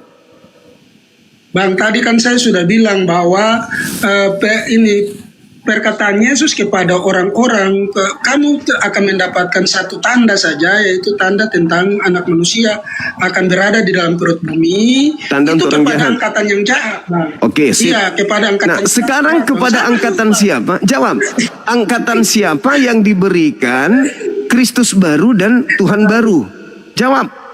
Tidak ada Kristus baru dan Tuhan baru di dalam Alkitab. Hei, Kisah Para Rasul 2 nomor 36 Anda udah ulang-ulang dari tadi Anda baca. Saya tadi sudah menjelaskan bahwa itu penegasan Petrus saja kembali kepada orang-orang angkatan jahat itu bahwa sebenarnya Kristus terjawab sudah. Terjawab sudah. Sebenarnya Kristus. Sabar dulu Bang. Sebenarnya Kristus itu sudah ada sejak dia lahir. Terus kenapa dia dibuat lagi? Kenapa dia dibuatkan Kristus baru? Saya dulu Abang. Kenapa dia dibuatkan Kristus baru? Kenapa dia dibuatkan Kristus baru? Penjelasan saya. Kenapa Abang? Justru dari penjelasan Anda inilah yang saya sanggah. Iya, maksudnya sabar dulu, saya selesai. Coba dibaca. Saya ulang lagi, saya baca. Saya ulang, dengarkan baik-baik. Dengarkan saya baik-baik. Dengarkan saya baik-baik. Dengarkan. Jadi seluruh orang Israel harus tahu dengan pasti bahwa Allah telah membuat Yesus yang kamu salibkan itu menjadi Tuhan. Membuat Yesus yang kau salibkan. Membuat Yesus yang kau salibkan. Membuat Yesus yang kau salibkan menjadi Tuhan. Membuat Yesus yang kau salibkan menjadi Tuhan. Ayo. Kenapa Bang? Itu sudah jelas Bang. Maksudnya begini Bang.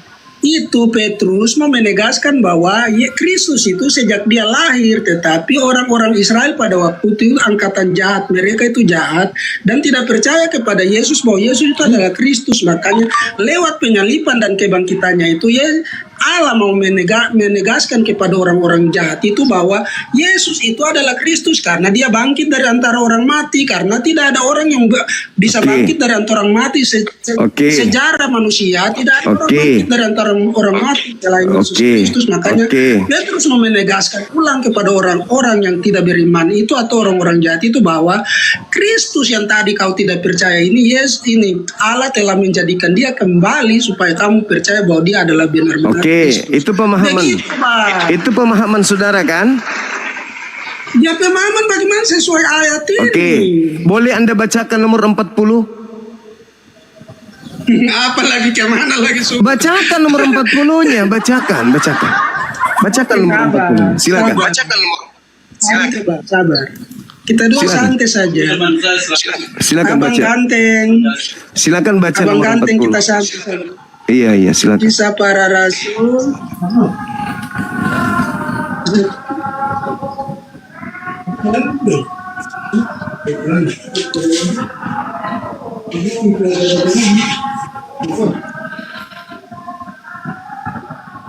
Mana lagi ayatnya nih? Silakan baca nomor 40-nya. Yang Muslim dengarkan. Nomor 40-nya silakan. Para Rasul 2 ayat 40 ya. Iya. Kisah Para Rasul. Anda kan tadi mengatakan dengan penjelasan Anda yang terakhir seakan-akan Kristus yang disalib ini adalah Kristus yang lahir yang tadi sudah Kristus, padahal itu berbeda, Kristus yang berbeda. Silakan kita buktikan di data 40-nya. Kalau itu adalah Kristus baru, silakan.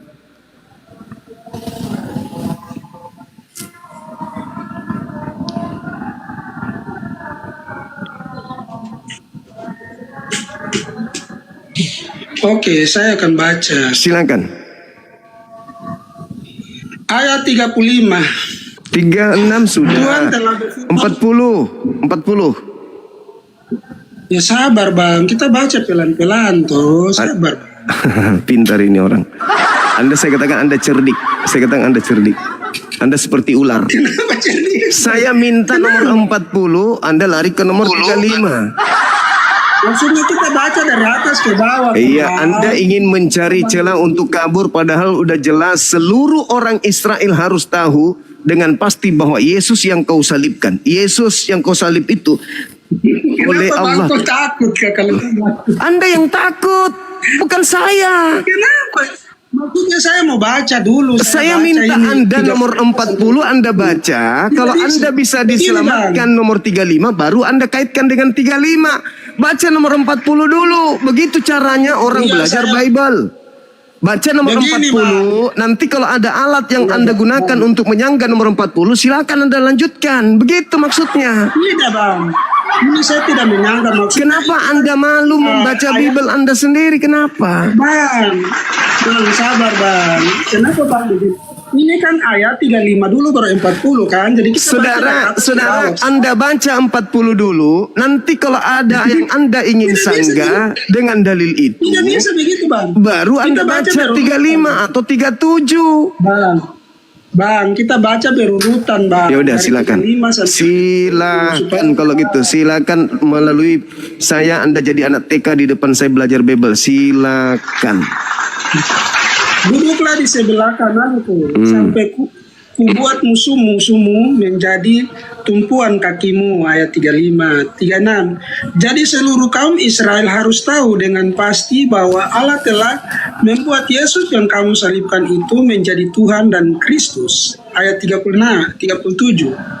Ketika mereka mendengar hal itu, hati mereka sangat terharu. Lalu mereka bertanya kepada Petrus dan rasul-rasul yang lain, apakah yang harus kami perbuat, saudara-saudara? Ayat 38, jawab Petrus kepada mereka, bertobatlah dan hendaklah kamu masing-masing memberi diri dibaptis dalam nama Yesus Kristus untuk pengampunan dosamu, maka kamu akan menerima karunia Roh Kudus. 39. Sebab bagi kamulah janji itu, dan bagi anak-anakmu, dan bagi orang-orang yang masih jauh, yaitu sebanyak yang akan dipanggil oleh Tuhan Allahmu. Ayat 40. Dan dengan banyak perkataan lain lagi ia memberi suatu kesaksian yang sungguh-sungguh, dan ia mengecam dan menasihati mereka, katanya, berilah dirimu diselamatkan dan angkatan yang jahat ini. Jadi ayat itu sudah jelas. Ayat itu sudah jelas bahwa mereka harus sabar bang.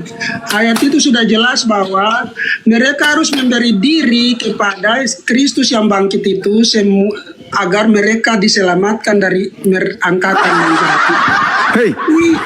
Ayat itu sudah jelas dari 35 itu sudah sinkron sampai ke 40 bahwa Petrus menegaskan kepada mereka bahwa mereka harus percaya kepada Kristus yang bangkit itu untuk memberi diri mereka dibaptis dalam nama Yesus yang bangkit itu supaya mereka terhindar dari angkatan yang jahat atau mereka akan selamat. Terima kasih Bang Suma. Jangan kemana-mana, dengarkan saya. Di data 36-nya itu ketetapan Tuhan. Tidak bisa kemudian Anda batalkan. Apa katanya menurut Petrus?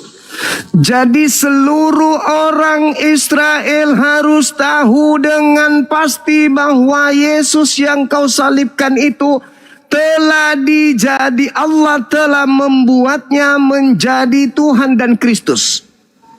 Jadi orang yang disalibkan ini telah dijadikan menjadi Tuhan dan Kristus bagi orang yang menyalib. Nomor 40. Ketika mereka minta saran kepada Petrus, apa yang harus kami lakukan? Apa kata Petrus? Berilah dirimu diselamatkan dari angkatan jahat ini. Kenapa Petrus memberikan solusi agar keluar dari orang-orang yang sudah diberikan Tuhan dan Kristus? Ayo. Kenapa Petrus memberikan saran kepada orang yang sudah diberikan Tuhan dan Kristus? Tuhan Allah telah menjadikan yang kau salib menjadi Tuhanmu. Allah sudah menjadikan orang yang disalib itu menjadi Kristusmu. Tetapi mereka kemudian bersedih. Apa katanya? Jadi apa yang harus kami lakukan? Bertobatlah. Dengan cara apa kau bertobat? Tinggalkan angkatan jahat ini. Maksudnya apa? Tinggalkan bertuhan kepada orang yang kau salibkan itu.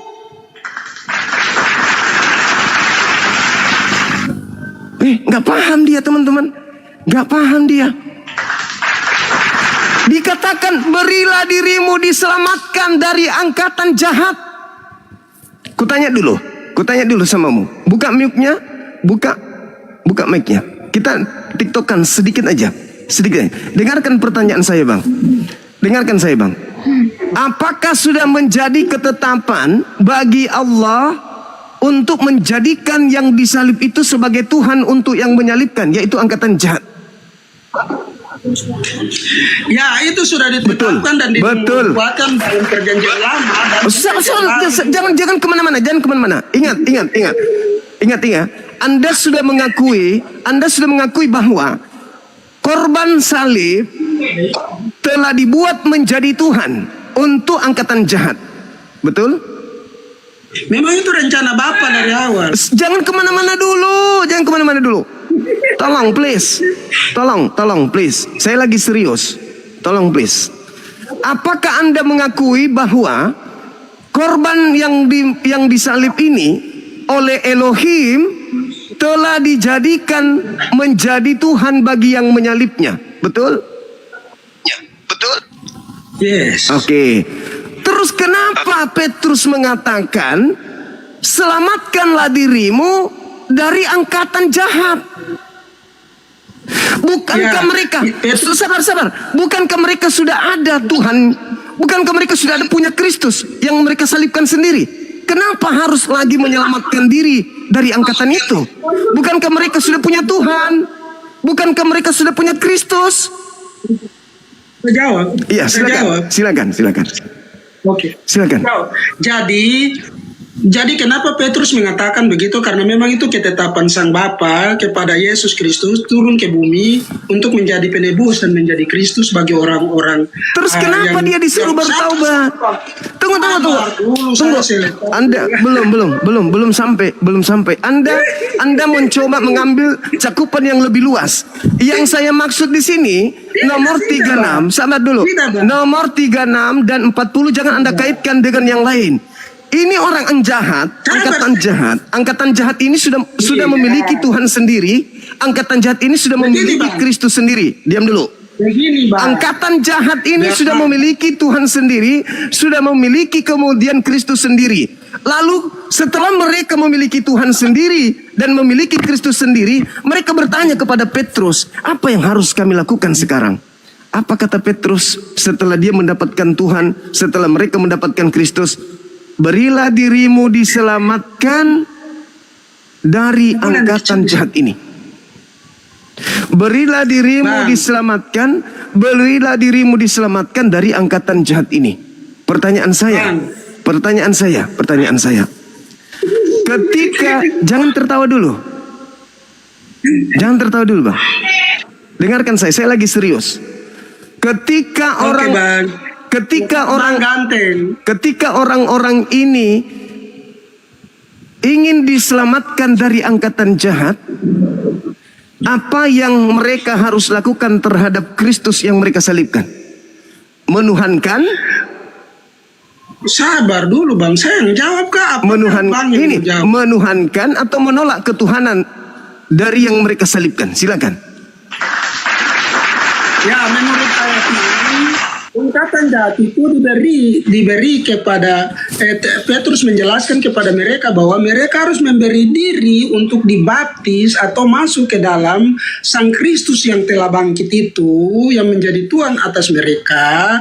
Itu Petrus menegaskan bahwa mereka harus memberi diri mereka dibaptis dalam nama Sang Kristus yang bangkit itu, Bang, supaya mereka memperoleh mereka terhindar dari Anda cerdik, Anda cerdik, Anda cerdik, Anda cerdik, Anda licik, Anda cerdik, Anda licik.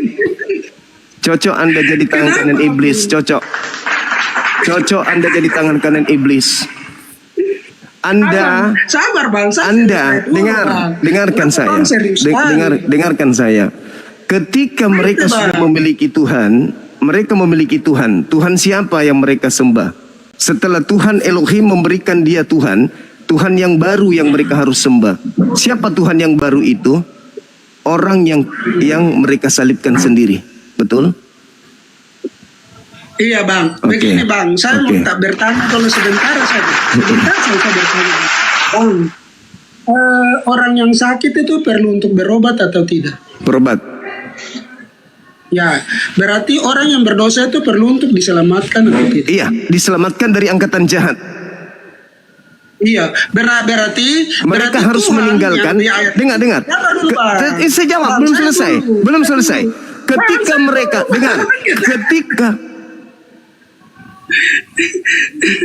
Anda saya turunkan. Saya turunkan. Kalau Anda tidak bisa diskusi baik dengan saya turunkan. Tidak, saya selesai dulu Bang. Enggak, Anda selesai. Ketika mereka dengarkan saya dengan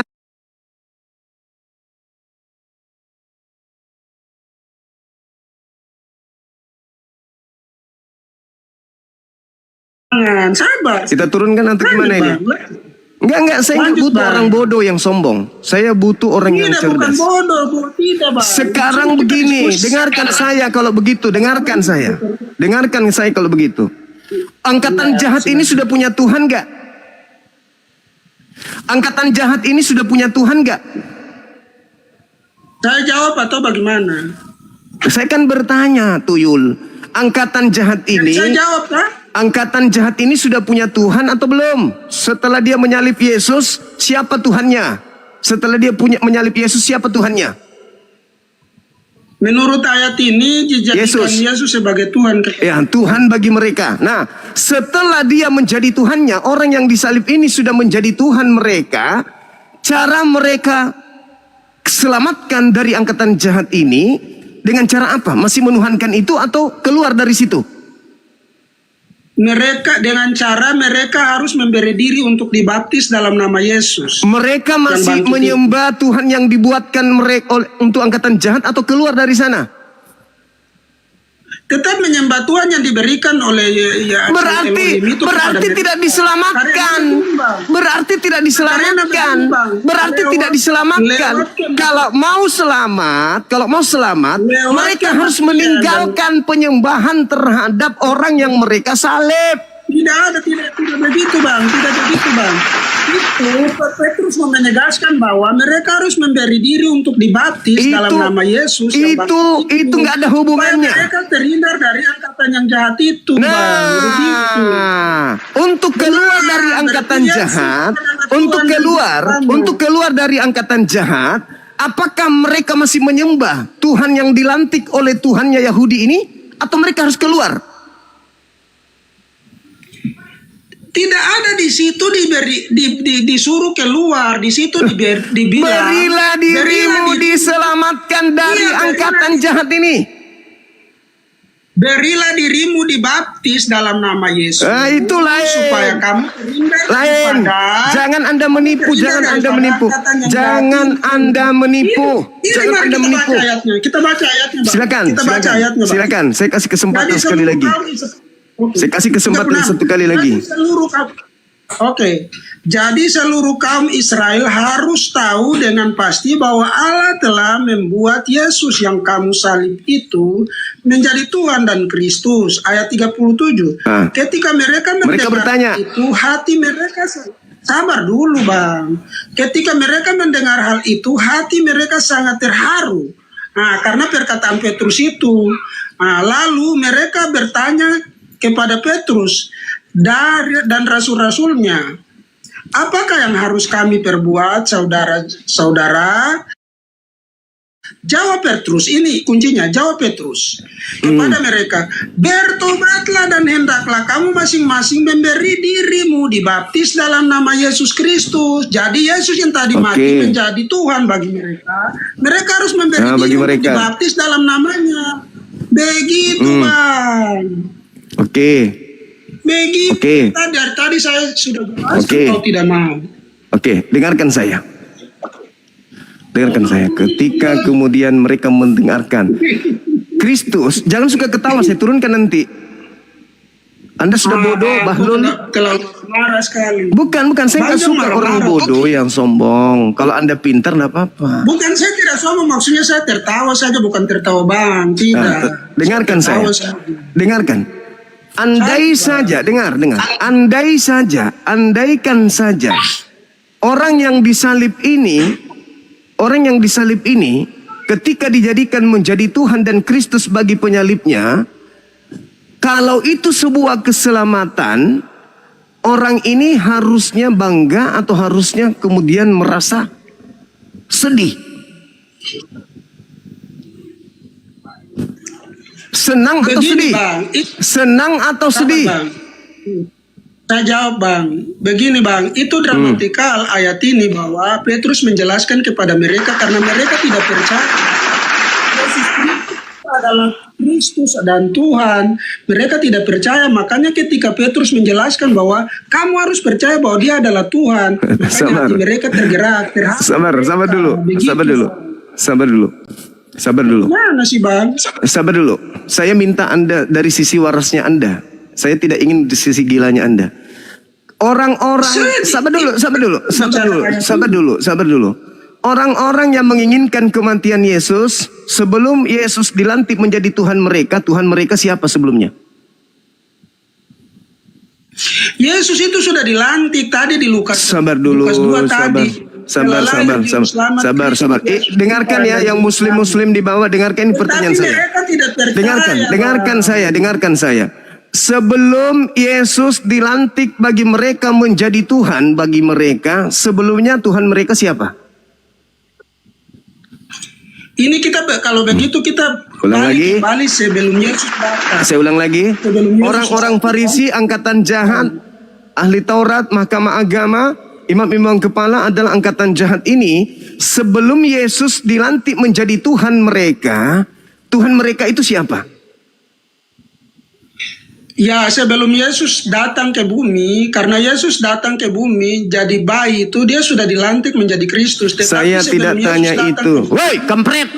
Saya tidak. Udah, kau turun. Kau nggak ada ilmu. Kau binatang. Kau nggak ada ilmu. Orang-orang Farisi, mahkamah agama, dan juga ahli Taurat, imam-imam kepala. Sebelum Kristus diberikan untuk mereka menjadi Tuhan mereka adalah Elohim. Mereka adalah disebut ahli Taurat. Mereka disebut orang Farisi, ahli kitab.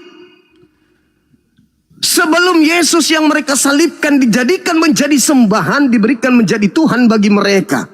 Sebelumnya mereka adalah penyembah Eloah Abraham, Eloah Yesha, Eloah Yakub. Tapi setelahnya dijadikan Yesus itu menjadi Tuhan mereka, makanya mereka sangat tersakiti.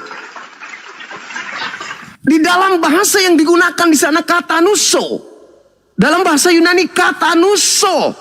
Kata nuso itu sindiran yang menyakitkan, yang sangat menusuk hati.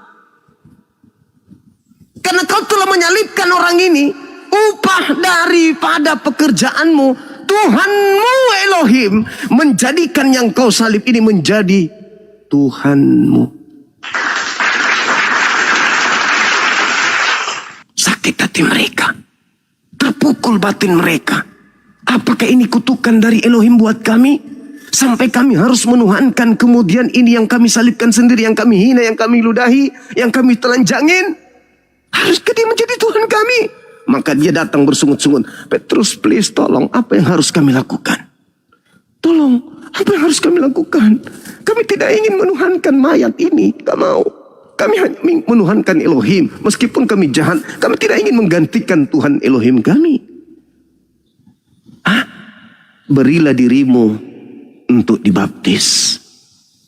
Lalu selamatkanlah dirimu dari angkatan jahat ini. Maksudnya apa? Kalau kau ingin selamat, kembalilah bertobat agar engkau diterima kembali oleh Elohim, menyembahnya kepadanya, supaya kau tidak masuk dalam lingkaran orang jahat yang menyembah kepada orang yang disalib. Percuma saya belajar puluhan tahun kalau tipikal kayak begini yang mau menggiring saya untuk meninggalkan ilmu saya, ilmu kristologi saya yang saya pelajari dengan ilham Allah. Jelas-jelas di situ bahasa Yunaninya, hati mereka sangat tersakiti, sangat terpukul oleh karena kutukan yang mereka terima. Kata nuso yang dikatakan dalam bahasa Yunani itu, kata nuso, hati mereka sangat tersakiti, hati mereka sangat kemudian tertikam dengan pernyataan Petrus itu. Analogi sederhananya, saya membunuh seseorang itu bernama Bom-Bom. Terus Pak Ustadz datang, apa yang harus aku lakukan, Bang? Lalu Ustadznya mengatakan, Allah Subhanahu wa Ta'ala menetapkan bahwa Bom-Bom yang kau bunuh itu telah dijadikan menjadi Tuhan dan penyelamat untukmu. Oh, masa begitu? Iya, itu sudah ketetapan karena kau tidak beriman. Jadi apa yang harus lakukan? Apa yang saya harus lakukan? Please, berilah dirimu untuk disyahadatkan kembali. Berilah dirimu untuk ditahirkan kembali. Lalu bertobatlah dan selamatkanlah dirimu dari angkatan jahat. Teman-temanmu yang jahat, yang telah dijadikan Bom-Bom ini sebagai Tuhan dari Tuhan. Itu maksudnya. Ya Allah ya Karim, ya Allah ya Karim. Maka ketika kemudian angkatan jahat ini ingin selamat dari angkatan itu sendiri, mereka harus meninggalkan penyembahan kepada Tuhan yang bernama Yesus. Sudah ku bilang, hadapi saya dengan ilmu. Jangan kau hadapi saya dengan tete bengek, doktrin dogma. Kalahkan saya dengan ilmu. Jangan dengan kelicikan. Ya, hadirkan orang-orang yang bisa mengalahkan saya memahami tentang kristologi. Belum lahir. Jelas-jelas kok. Apa yang kami harus lakukan? Apa yang kami harus lakukan? Loh, harusnya kamu senang dong. Kalau menuhankan Yesus itu adalah sebuah kebenaran, harusnya kau senang. Harusnya kau bangga. Harusnya kau bangga. Harusnya kau senang. Yeay, halilintar. Yeay, halilintar. Kita sudah punya Tuhan. Harusnya kau senang. Malah apa? Terpukul. Terpukul, kata nuso. Tertekan hatinya. Sangat sakit hatinya digituin. Karena selama ini menyembah Elohim, kok tiba-tiba disuruh menyembah kepada korban yang dibunuhnya, yang diludahinya sendiri. Hah? Apa yang harus aku lakukan? Berilah dirimu untuk dibaptis dan selamatkanlah dirimu dari angkatan jahat ini. Maksudnya, tinggalkanlah menuhankan Tuhan yang dilantik Tuhan untukmu. Tinggalkan. Sebab kenapa? Tuhan mengatakan, Inna ja'alna syayatin awliya'a lilladzina la yu'minun. Aku menjadikan pengganti Nabi Isa sebagai Tuhanmu disebabkan kamu bukanlah orang yang beriman. Aku menjadikan pengganti Nabi Isa yang kau bunuh itu sebagai hukumannya. Kau tuhankan dia. Itulah siksaan pedih yang aku berikan kepadamu. Siksaan yang keras yang aku berikan kepadamu di bumi adalah aku menjadikan orang yang diserupakan dengan Nabiku Isa sebagai Tuhanmu, supaya aku memasukkanmu ke dalam neraka jahanam disebabkan karena keteledoranmu, orang yang sangat sesat dan menyesatkan. Tolong teman-teman sekalian, hadapi saya dengan ilmu, ya. Kumohon, saya berharap ada dari Kristen. Kita boleh bantah-bantahan, tapi jangan perlihatkan kesombongan Anda di saat Anda sudah terpuruk, terpojok. Mintalah kemudian Tuhan pencipta langit dan bumi untuk melembutkan hati kalian, agar hati kalian ditembus oleh cahaya ilahi, sehingga kalian bisa mendengarkan kebenaran yang terlontar dari lisan kami. Ingat itu. Angkatan jahat minta, gimana caranya aku bisa selamat? Keluar dari menuhankan Yesus. Keluar. Ingat, saya belum naik level. Saya masih level standar. Kisah Rasul 2:36, di situ ada berapa Tuhan? Allah dan Tuhan lantikan. Yang mana yang kau sembah di gereja hari ini? Allah atau Tuhan yang dibuat?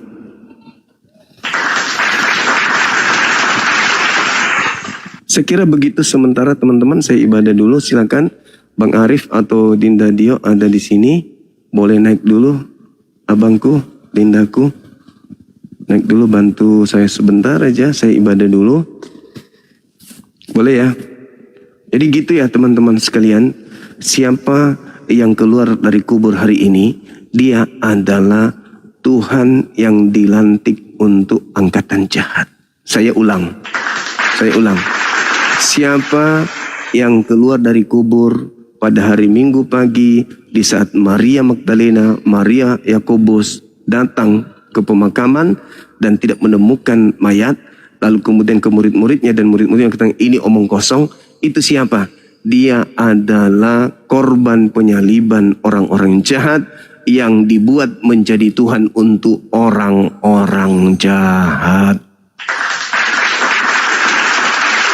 Kalau orang jahat yang menyalibkan Yesus saja diceritakan, dia bertobat, dia merasa terpukul, dia merasa kemudian tersakiti, kata Nuso dengan pernyataan itu, dan minta petunjuk apa yang harus kamu lakukan. Kami lakukan apa katanya? Kamu harus bertobat, kamu harus dibaptis di dalam nama Yesus Mesias, Yesus Kristus. Maksudnya dibaptis itu, Anda harus bertobat bahwa Mesias itu adalah Rasul, utusan Tuhan yang kau tolak.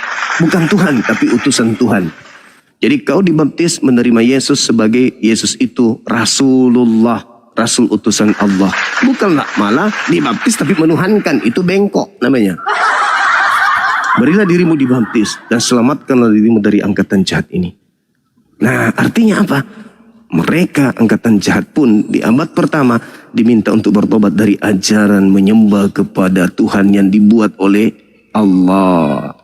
Ingat Al-Quran surah Al-A'raf ayat 27 dan ayat 30, Allah Subhanahu wa taala menjelaskan bahwasanya mereka orang-orang kafir itu innahum takhasus syayatin awliya'a min dunillah wa yahsabuna annahum muhtadun. Itu kata Allah. Allah mengatakan mereka mengira mereka orang-orang yang mendapatkan petunjuk, padahal sesungguhnya mereka hanya menjadikan iblis sebagai pelindung, sebagai pembimbing, sebagai pemimpin, sebagai gembala, apalagi sebagai panutan. Itu kata Allah.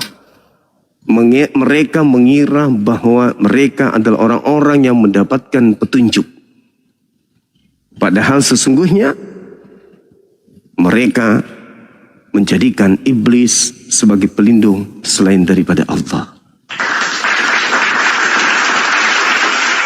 Begitu sahabat-sahabat sekalian, mudah-mudahan apa yang saya sampaikan ini bisa Anda terima dengan baik.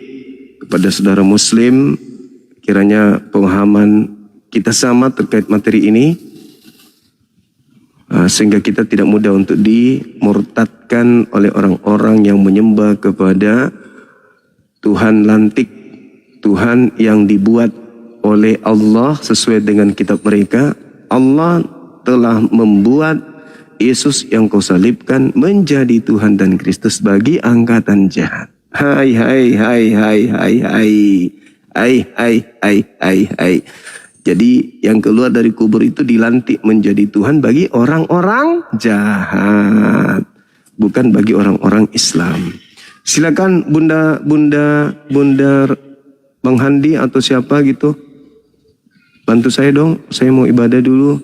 Bunda Rahma, please.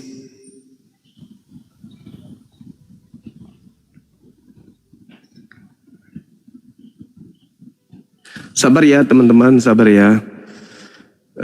Saya ibadah dulu, itu wajib bagi kita sebagai seorang muslim. Habis ini kita lanjut lagi. Saya sebentar aja kok. Bang Arif, Bunda Rahma, Bang Handi, Dinda Dio, di manakah antum semuanya? Please hadirlah di sini. Jalangkung, hadirlah di sini. Ayo, Bang Handi, hadir di sini. Bang Arif, oh hari Ahad ini ya. Dinda Dio,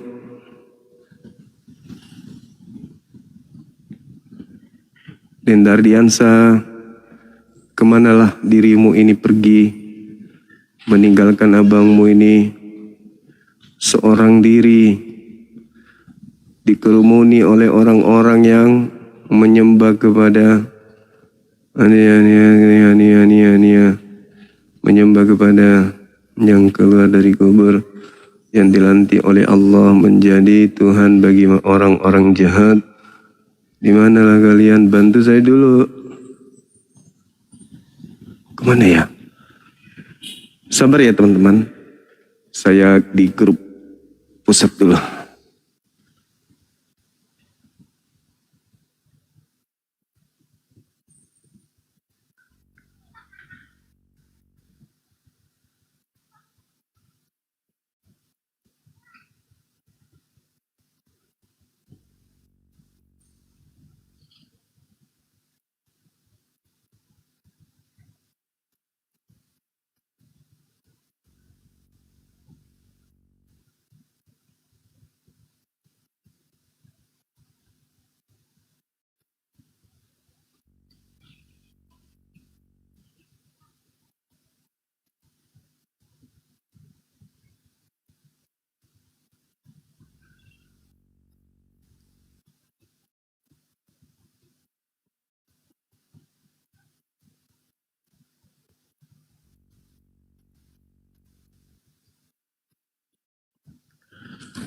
Kemana mereka teman-teman kita ya?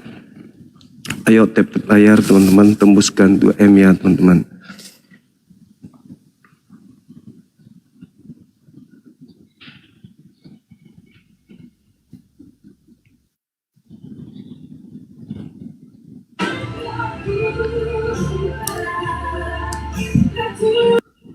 Lagi di gereja ibu ini.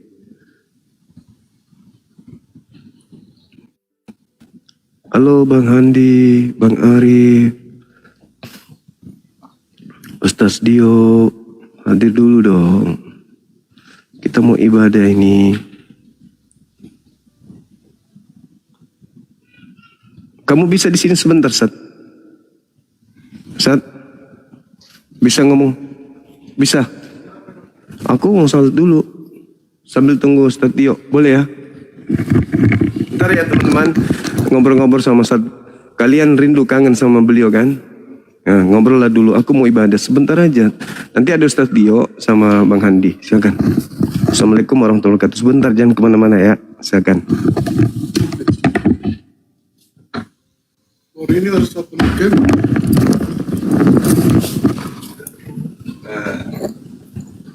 Tidak ada pinter itu, asli. Siap, oke.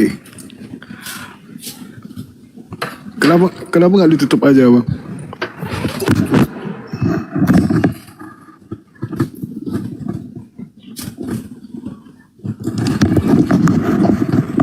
Ya, yang mau debat dengan saya silahkan naik. Asik.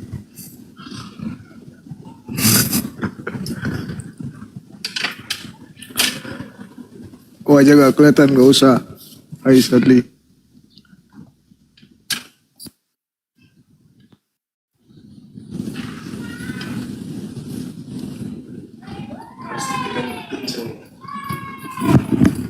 Ini.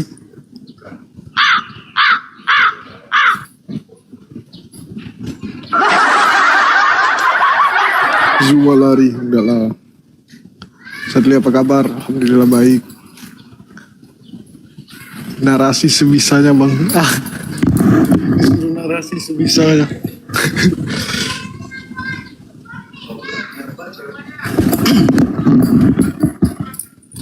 Langsung turun penontonnya abah. Zuma Junior gaskan enggak lah. Kenapa gak dimatikan aja bang?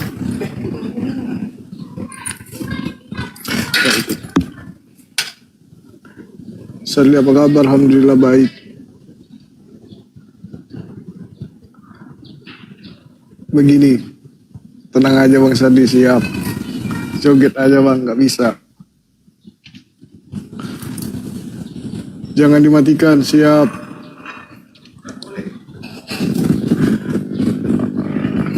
Ayo naik. Apologet.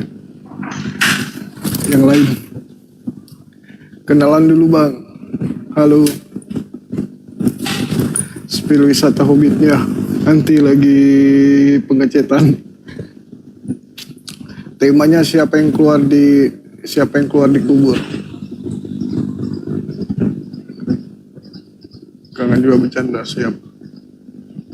Assalamualaikum bang, awas antara ya. Ayo Islam naik, sapa-sapa dulu. Nah kalau sama saya boleh sapa-sapa.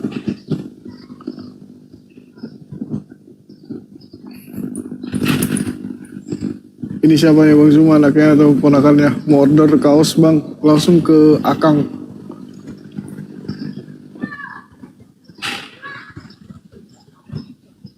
Rumah mana? Ini di rumah Hobbit. Minus berapa? Minus 9. Mataku minus 9. Abang adiknya atau ponakannya?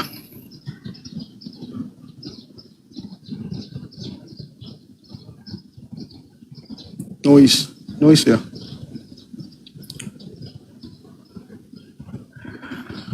Waduh, apa ini? Ngapain ini?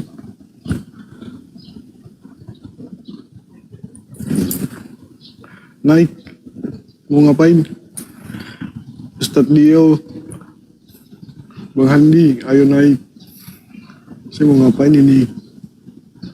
Bunda Rahma, headsetnya noise, iya. Kayak mana ini?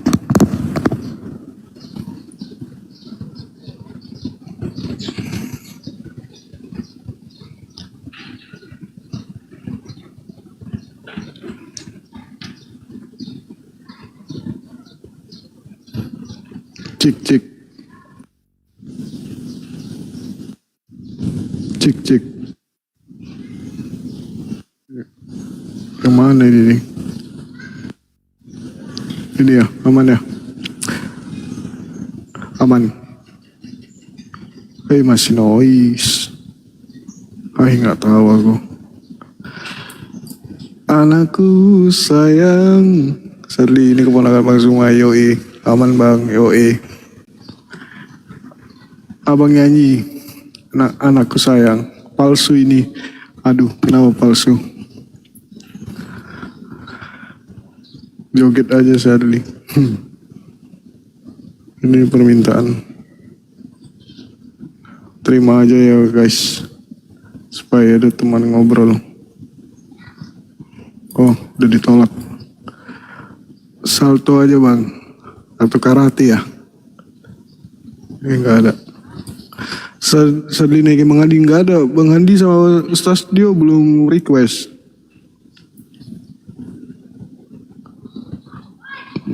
Bang Zuma mana Sadli? Bang Zuma lagi juhur.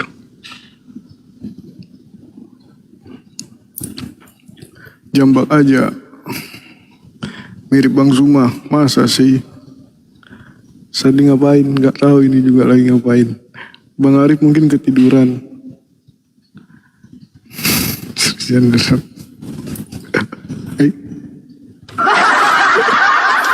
Lama tak kelihatan ya. Lagi ngechat di rumah Hobbit bolanya. Tuh lagi bekas chatnya tuh. Siapa ini? ponakannya.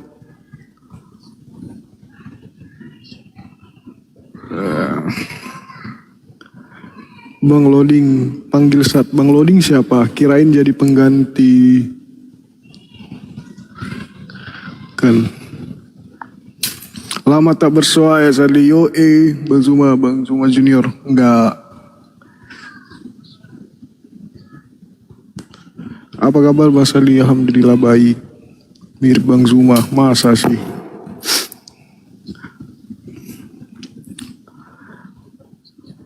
Bang ayo debat masalah janda. jangan di sini debatnya. Di belakang layar.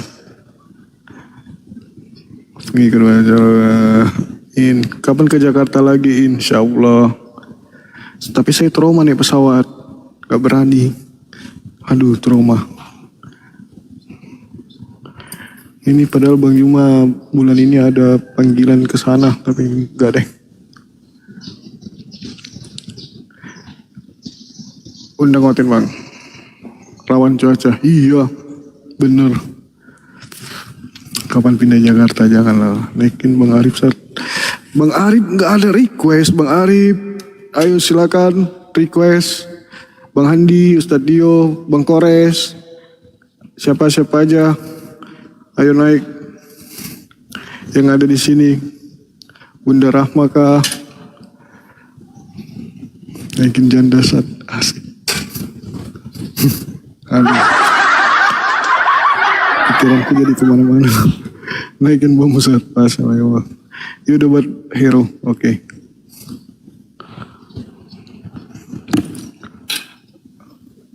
Bang tunjukin wajahnya. Nggak pede. Jangan Kristen. Ada Ustadz Arif naikkan. Bang Arif ada naik. Bang Arif ada request ya. Aduh gimana ini ya. Bang Bram ini naikin aja deh.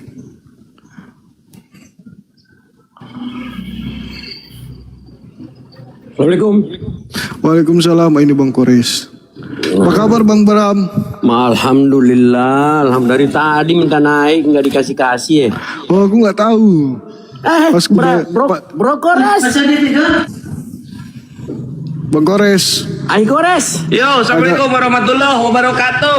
Waalaikumsalam warahmatullahi wabarakatuh. Kaifa haluk ya akhi? Masya Allah. Bihair lelah dan tampan seperti biasa.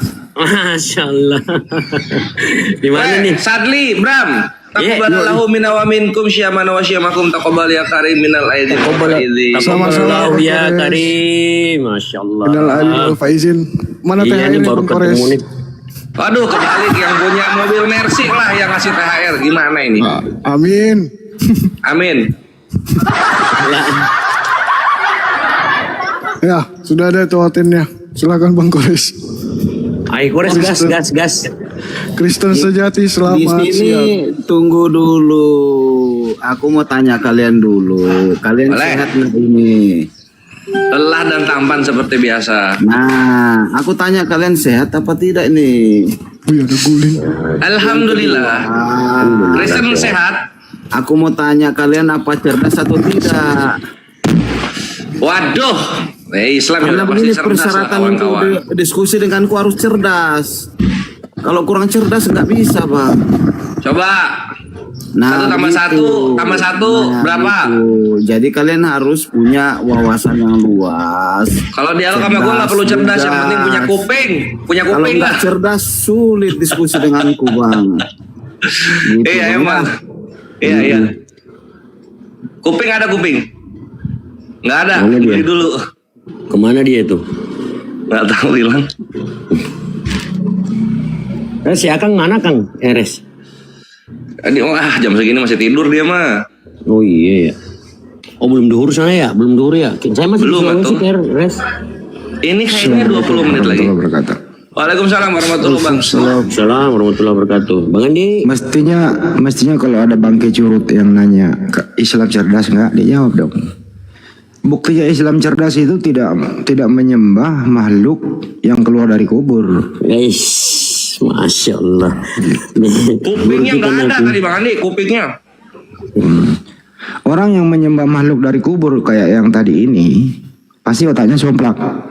Udah tahu pernah mantan mayat, mati terkutuk, bangkit dari kubur, dituhankan.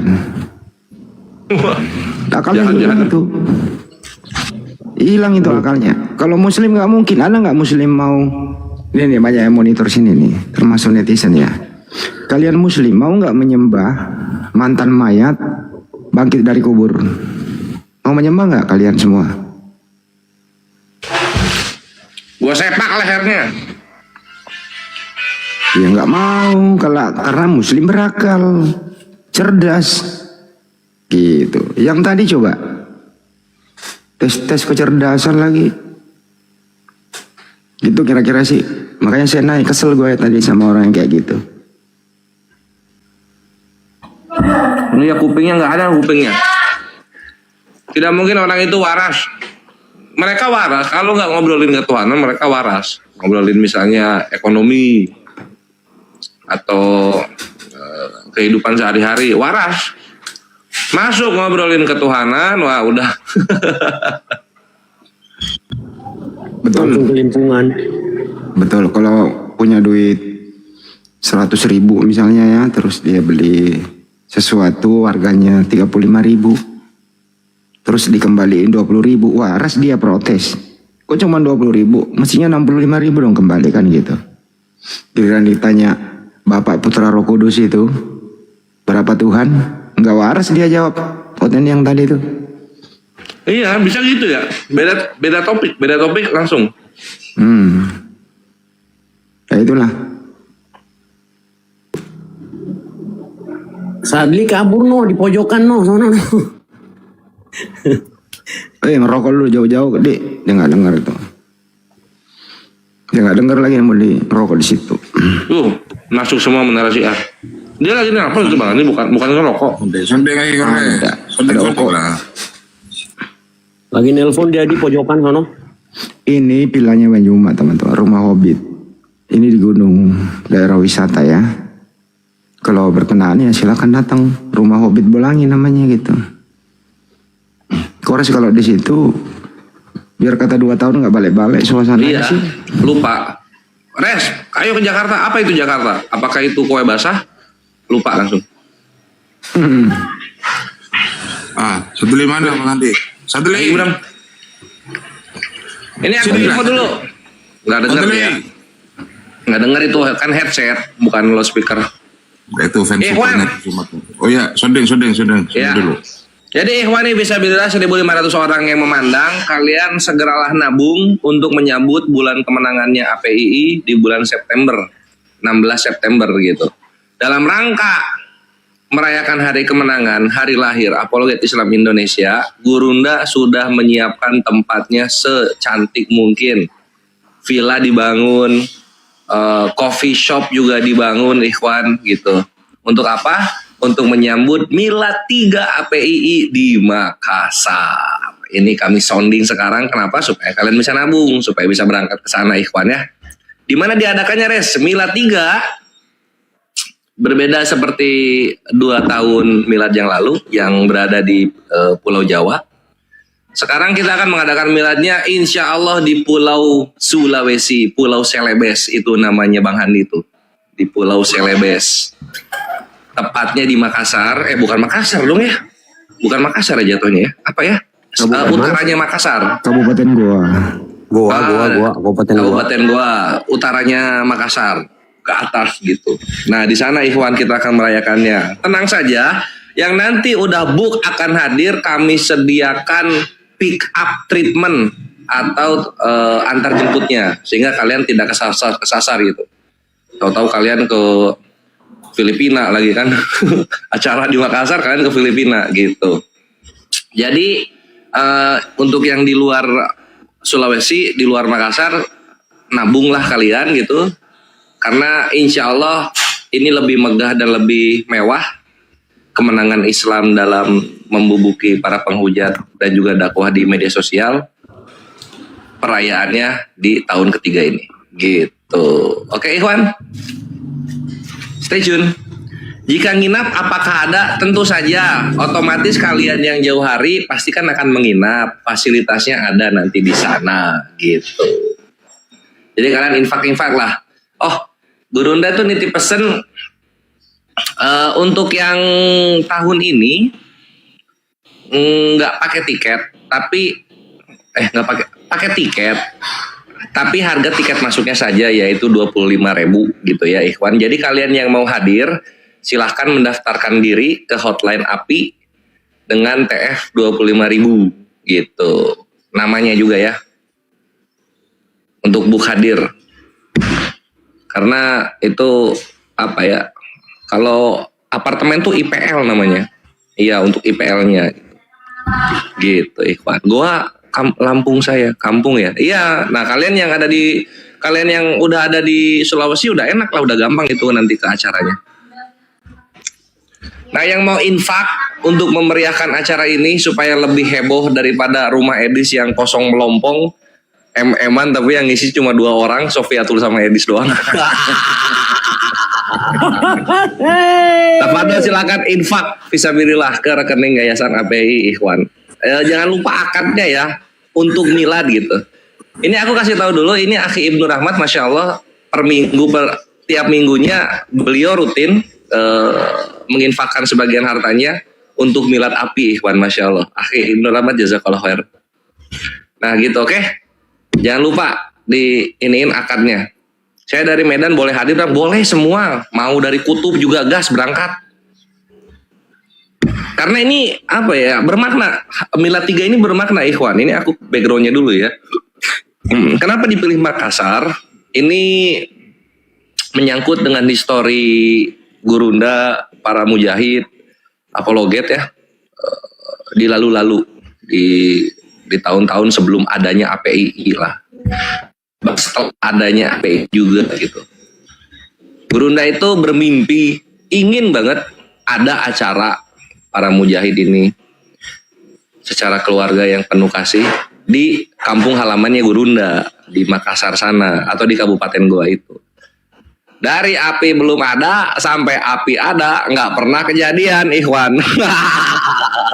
Kasihan Gurunda. Maka dari itu kita istiqomah supaya kejadian miladnya di Makassar gitu. Jadi guys Ikhwan ya, kalian yang berinfak maka kalian turut membuat Gurunda bahagia gitu, karena akan kejadian jadi Makassar milad. Mantaps. Kebetulan saya di Makassar tanggal berapa? Tanggal paling update masih seperti hari lahirnya API di tanggal 16 September 2026 ya. Itu save the date. Yang ini ambil cuti. Yang apa ya namanya? Bang Kores hadir apa tidak? Punggawa api siapa aja yang hadir? Pertanyaan yang bagus sekali. Bang Kores hadir apa tidak? Insya Allah pasti hadir gitu. Punggawa api siapa aja yang hadir? Insya Allah semua bangsawan APII akan hadir ke sana. Terutama yang pusat ya, gitu. Akan hadir Bang Handi gitu kan di sana, Akhi Arif,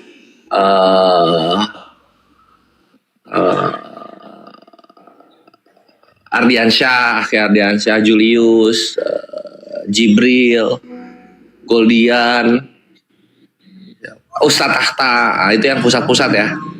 Insya Allah akan semua hadir di sana, gitu Ikhwan. Aduh hujan, ya kan sampai sekarang hujannya, bukan nanti pas acara. Pak Ade Sugi, nah itu, thank you Ustaz Enda udah diingetin.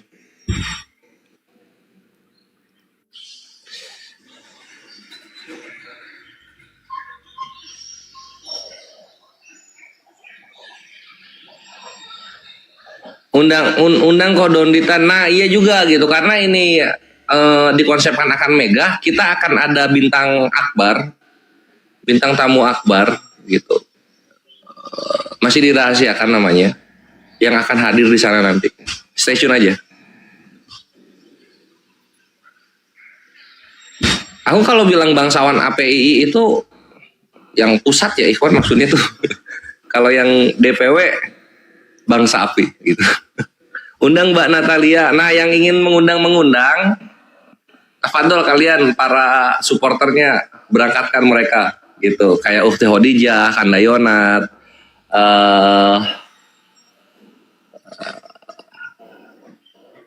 Aduh banyak banget nama-nama.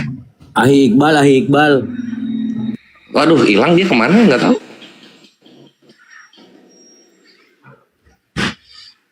Felix Xiao, insya Allah doain aja. Gimana kalau takut naik pesawat ya jangan dinaikin, didudukin gitu. Panglima kita yang gagah dan tampan sudah kembali. Si bos datang. Assalamualaikum warahmatullahi wabarakatuh. Waalaikumsalam warahmatullahi wabarakatuh. Bos, Pak Bos, siap Pak Bos. Pak Bos, saya izin makan dulu lanjut ya. Oke, Oh ya Fadl Gurunda, siap. Iya, Fadl.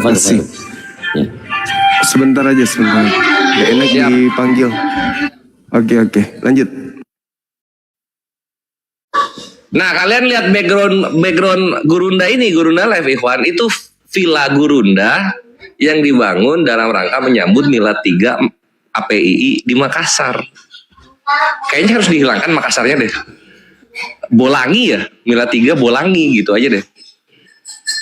Karena dari Makassar itu masih 1 jam lagi Ikhwan, makanya nanti ada antar jemput. Pak Haji Dedi kok bre? Iya insya Allah Pak Haji Dedi pasti hadir. Ustadz Wafi ya gitu. Jadi Bang Bom saya yang berangkat.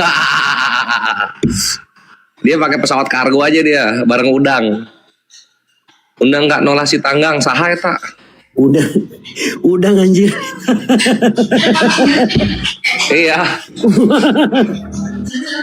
Naik Susi Air, Dr. Zakir naik. Ya. Sepertinya UAS hadir. Nah, doain aja. Kok diundang? Kawan api lu. Jangan untuk Besar Wafi, iya, nah itu jadi yang nanti insya Allah pastinya akan undang semua mujahid yang upload yang itu diundang gitu kan. Nah nanti keberangkatannya ya Allah melalui kalian sebagai support mereka semua gitu ya kan. Akhi Yunus saha Om Deddy Miko serius hadir abangku, artis senior Ridho, insya Allah pasti. Wah langsung ada yang nanya ini Bunda, tunggu. Ini aku namanya samarin ya Bun ya. Aku samarin namanya. Waalaikumsalam warahmatullahi. Pesawat ada banyak Bun, kalau ke Makassar Garuda ada, Citylink ada, Sriwijaya ada, Lion Air ada gitu. Banyak pesawat aman. Iya banyak lah, orang bandara internasional kok. Garuda itu kalau ke Makassar kalau nggak salah kalau kita beli jauh hari ya Bun ya 1,7-an, 1,7 1,8.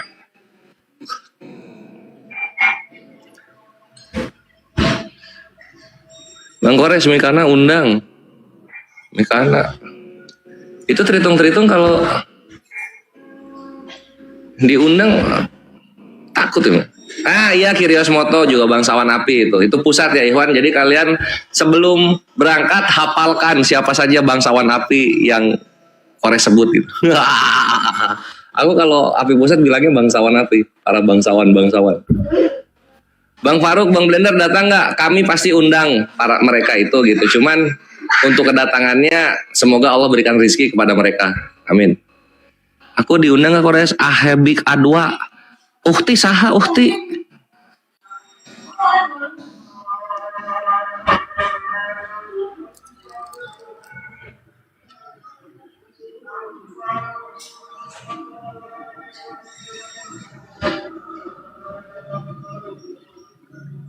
Oh di aku kadang nih isi dulu dong.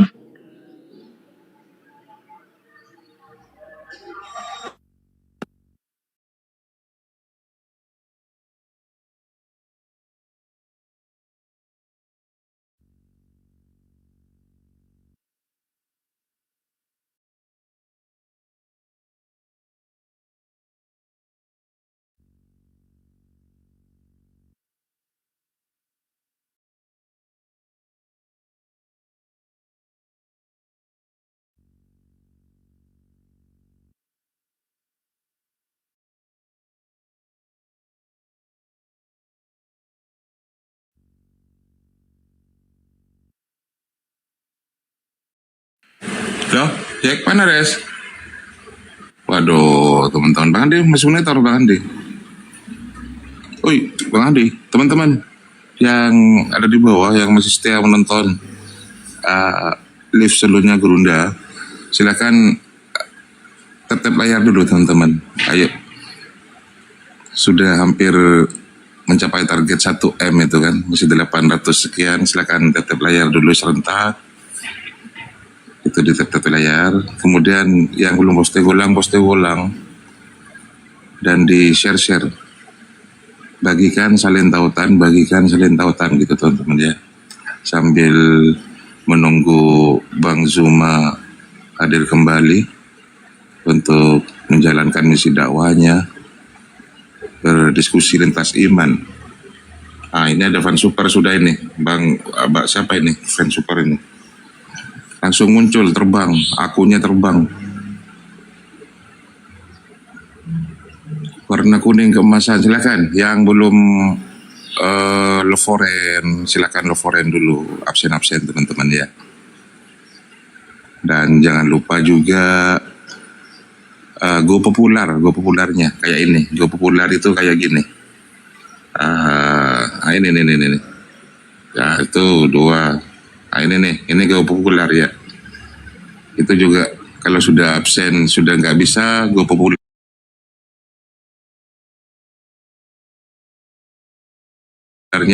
Silakan pakai Go popular.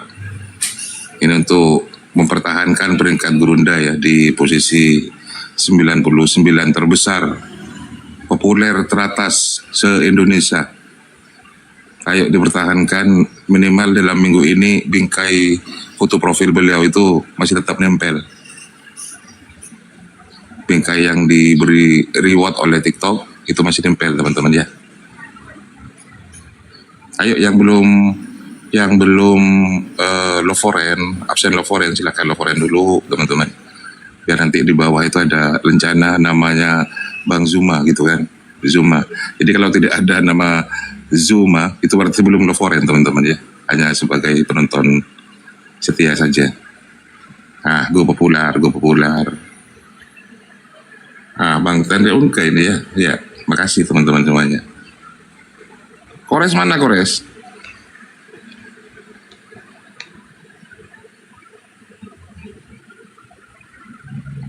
Yang ingin berlangganan terhadap Komal ini ya, Komal favorit, ini juga ada di atas itu di WL itu ada fan super. Ada fan super itu diklik teman-teman, sudah ada 5 yang berlangganan di sini. Silakan dibuka. Kemudian konfirmasi di situ. Nanti akun Anda walaupun levelnya kecil terbang di atas warna kuning keemasan. Misalnya kayak sudah ada 5 di sini. Ada siapa aja? Sebentar saya cek dulu ya.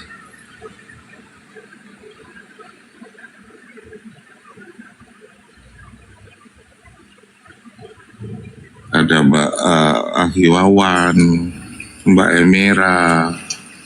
Siapa itu lagi Riri namanya, siapa itu?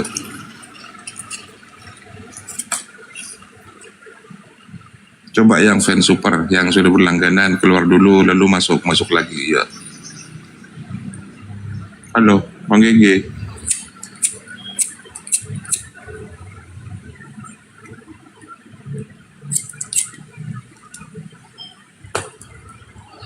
Jul, selamat siang, Jul. Siapa? Juli, selamat siang, Juli. Juli, selamat siang. Juli 68. Juli, ini Bang Kores ini.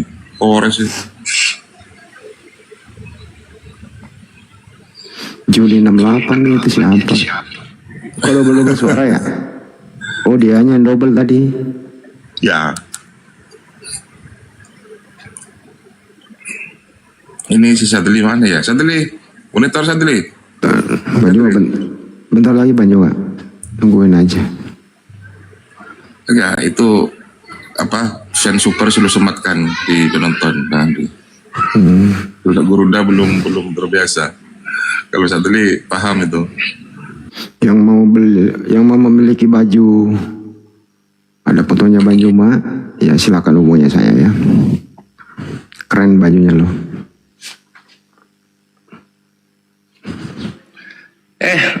namanya? Aduh. Aku dulu ya. Tadi crash ini aplikasi. Oke Bang Kor. Oke. Nomor HP 0813 9233 7800 yang mau beli baju. Kalau WA silakan. Cewek cowok kan ini ya. Semua bisa kepake loh. Ada lengan panjang kok. Size-nya mulai dari S sampai XL. Warna putih. Bisnisnya Junior Juma ini.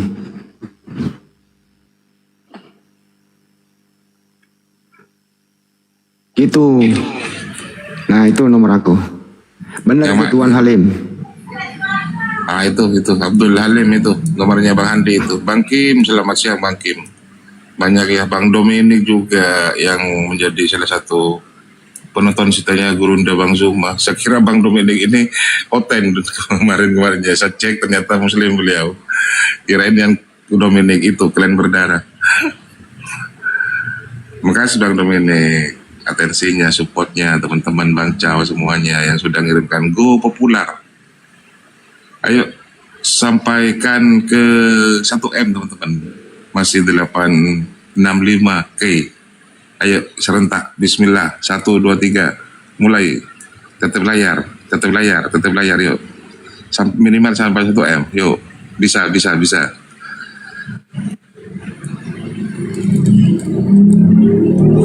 Kalau Rian Hidayah, Rian Arifin yang selalu populer di peringkat 1 tiap hari itu dengan kedip mata 1, 2, 3 gitu kan.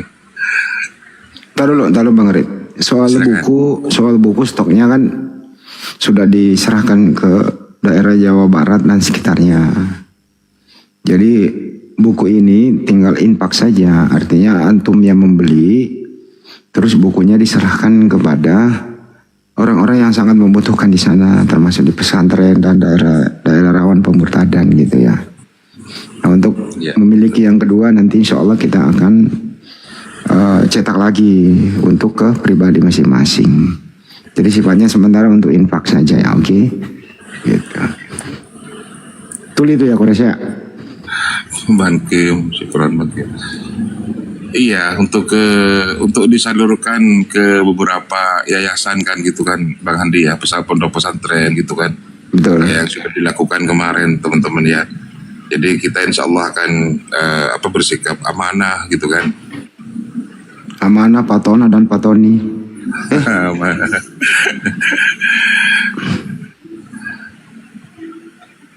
Itu kira-kira. Iya, kalaupun nanti salah satu dari penonton yang ada di bawah ingin mengkoleksi pribadi, mau membeli pribadi, silakan, nggak apa-apa untuk bahan referensi ya. Bagaimana cara membantah subhat kaum kafir laknatullah gitu kan? Ya kan Bang Handi, nggak apa-apa kan? Nggak apa-apa. Itu kan di sana. 10 beli 10 eksemplar, kemudian satunya buat pegangan pribadi, nggak ada masalah, silakan. Tapi ini sistemnya infak teman-teman ya, infak. Jadi anda bersedekah, kami salurkan ke tempat yang sebagaimana mestinya. Betul. Nanti kalau sudah selesai ini baru kita cetak lagi. Nah itu nanti bisa ke personal. Betul. Itu teman-teman. Kok belum ada yang order baju ya? Tekor gue nih. Udah keluarin modal nih, belum balik modal gue. Aduh.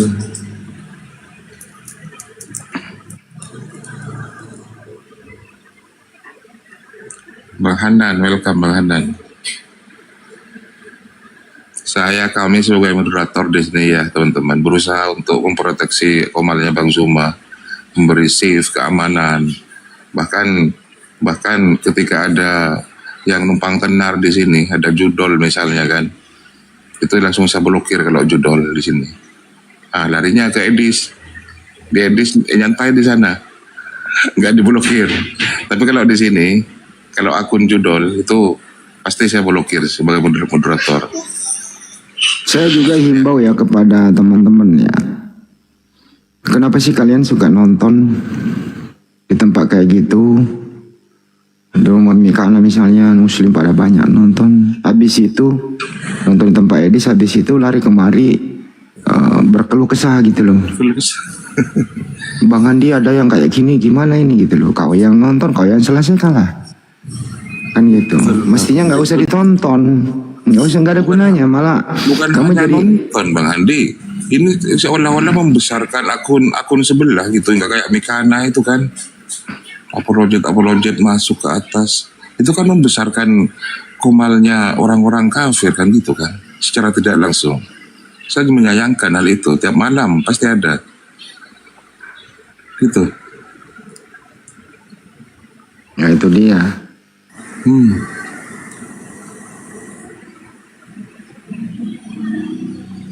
Intinya Anda pasti sakit, Anda pasti marah, Anda pasti emosi mendengarkan itu, pasti itu.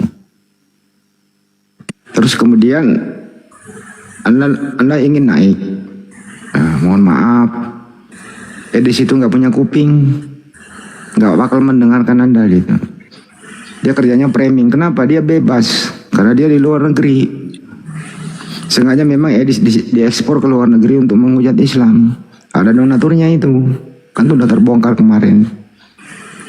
Masihkah Anda mau satu room sama orang DPO? Masihkah Anda mau satu room sama orang penista agama? Buat apa naik ke situ? Betul. Kalau naik ke situ, silakan tanggung jawab sendiri. Jangan berkeluh kesah kepada kami. Gitu aja, selesaikan sendiri.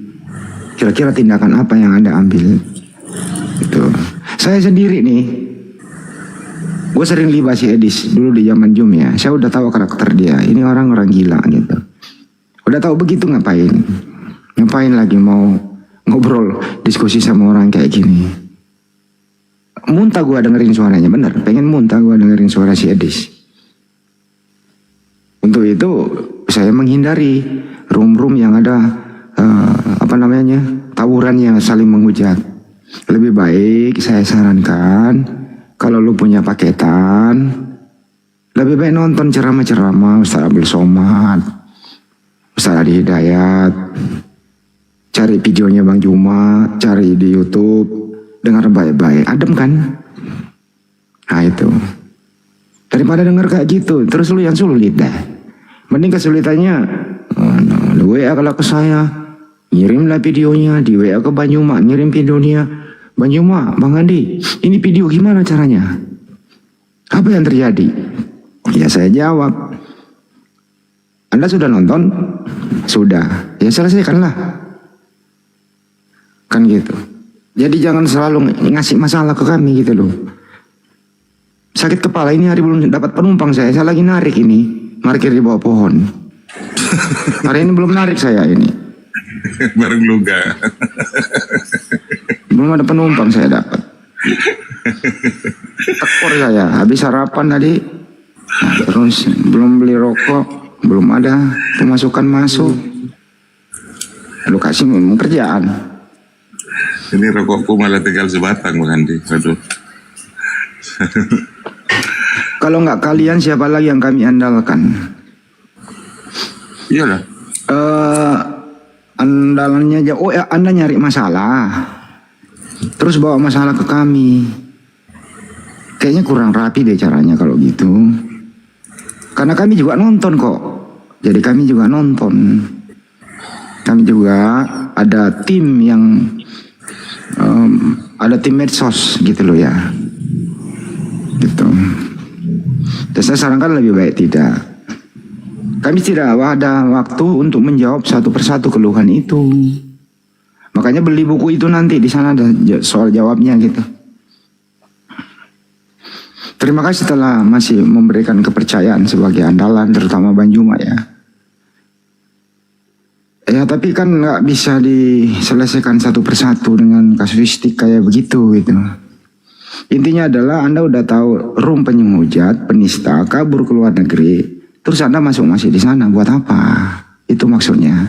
Kedua, secara metadata Anda itu sebagai pendukung Komal itu. Sekali lagi saya ulang ya, Anda termasuk pendukung Komal itu. Anda mensupport, membesarkan Komal itu atau channel itu. Jadi mereka TikTok dan YouTube itu tidak menghitung Anda datang sebagai musuh enggak, tapi Anda dianggap sebagai mensupport, membesarkan channel itu. Anda yang membeli data, paketan dan seterusnya, tapi Anda mensupport.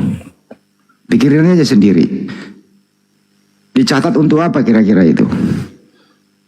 Kira-kira dana yang Anda keluarkan menonton itu dicatat untuk apa?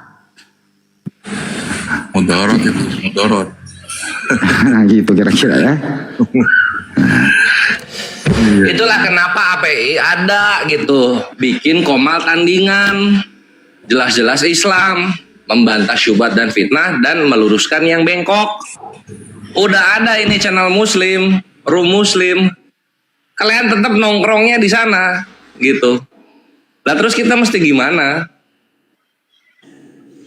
Inilah yang kami lakukan untuk membungkam mereka gitu, bikin tandingan. Karena ini bukan zaman tempur fisik, ikhwan. Ini zaman media sosial, gitu loh.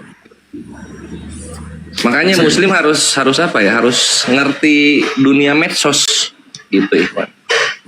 Kalau Bang Kores ini habis semua, paham semua Bang Kores. Habis nongkrong di sana, datang kemari berkeluh kesah, nulis di bawah, oh room Edis ada ini, room Edis ada ini.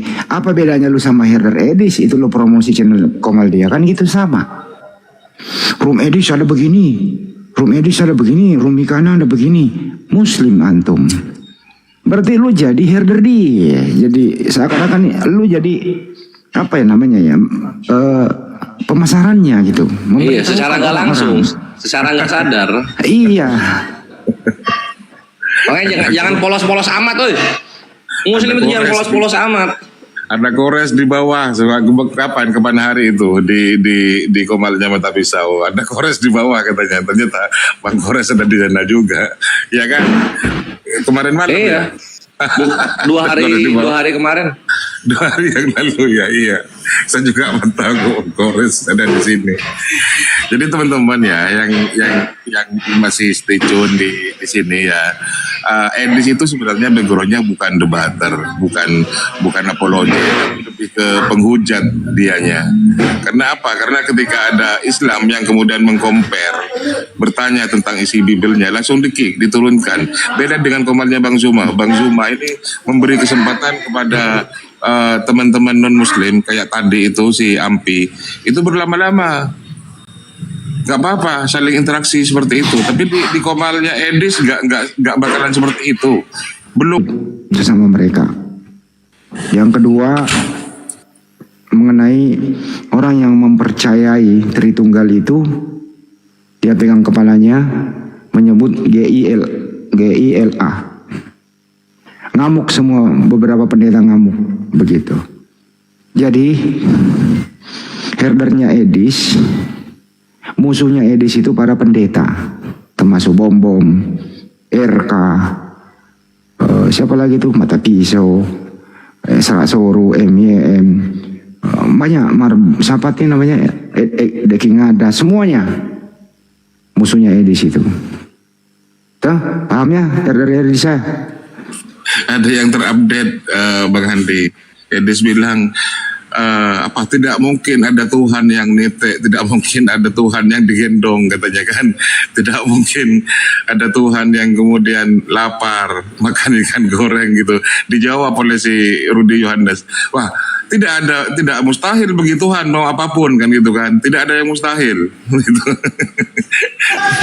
Itu dialog apa itu? Kemarin. Masa? Kemarin, iya. Coba share di pusat dong ini. Lu enggak, saya cuman nyimak ini, enggak sempat ngerekam. Cuman semalam juga gini bilang. Oh, dialog langsung, bukan VT. Enggak, ini saya pasti di framing oleh Kristen-Kristen yang lain.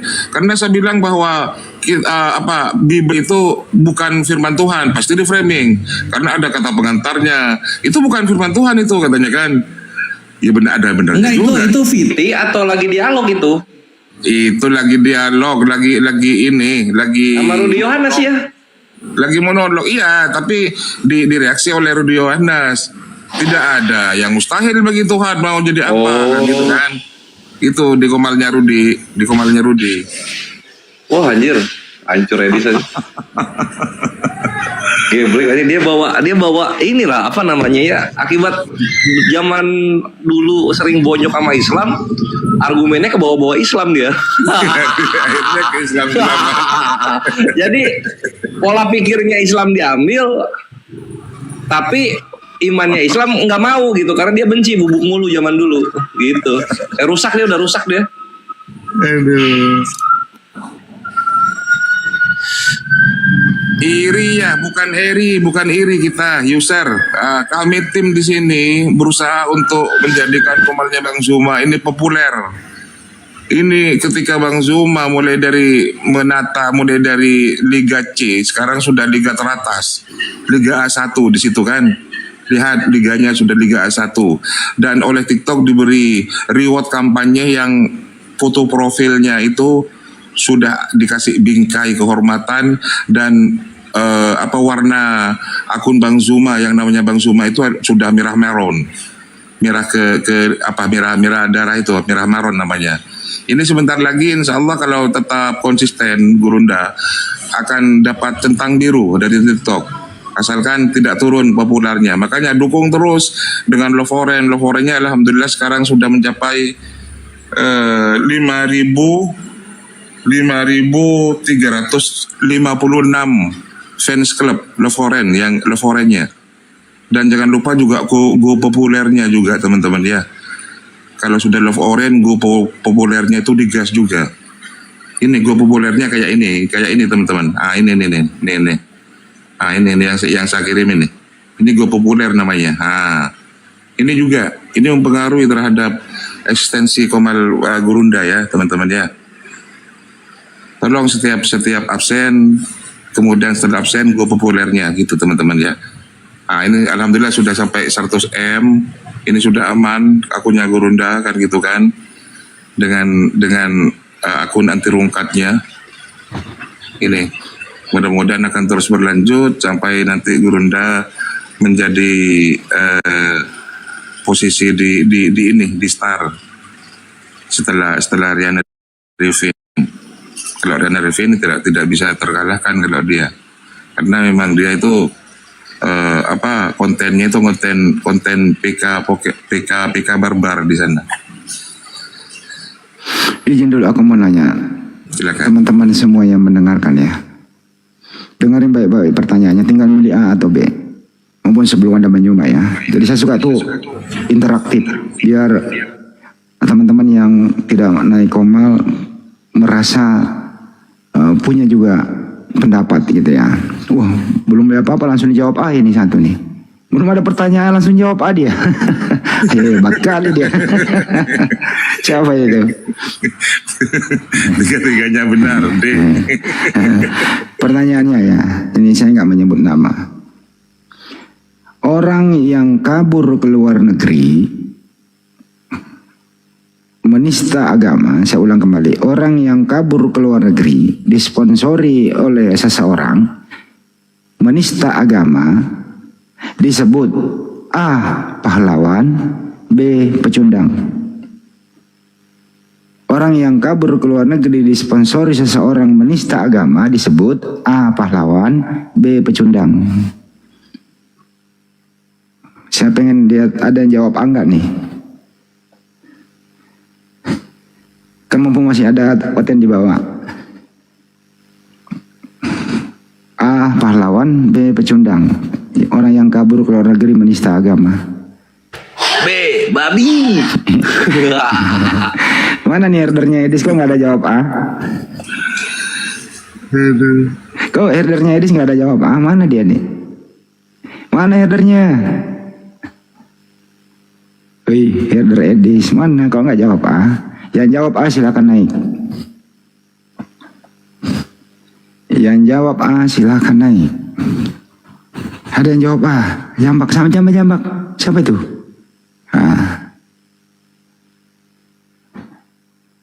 Silakan naik. Pak Samsul Arifin jawab A. Salah ketik kali ya, makanya saya jambak dia. Loh, Bang Arif kok turun? Bang Arif kenapa turun?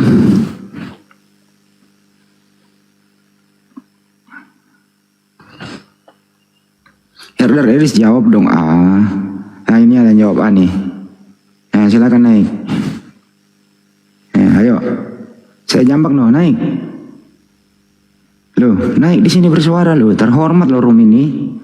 Kapan lagi Anda saya persilakan naik? Yang jawab A.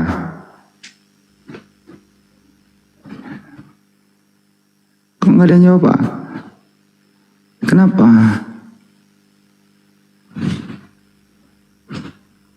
Kenapa ya Bang Arif? Ke pental kah? Kebental Bang. Bisa begitu kah?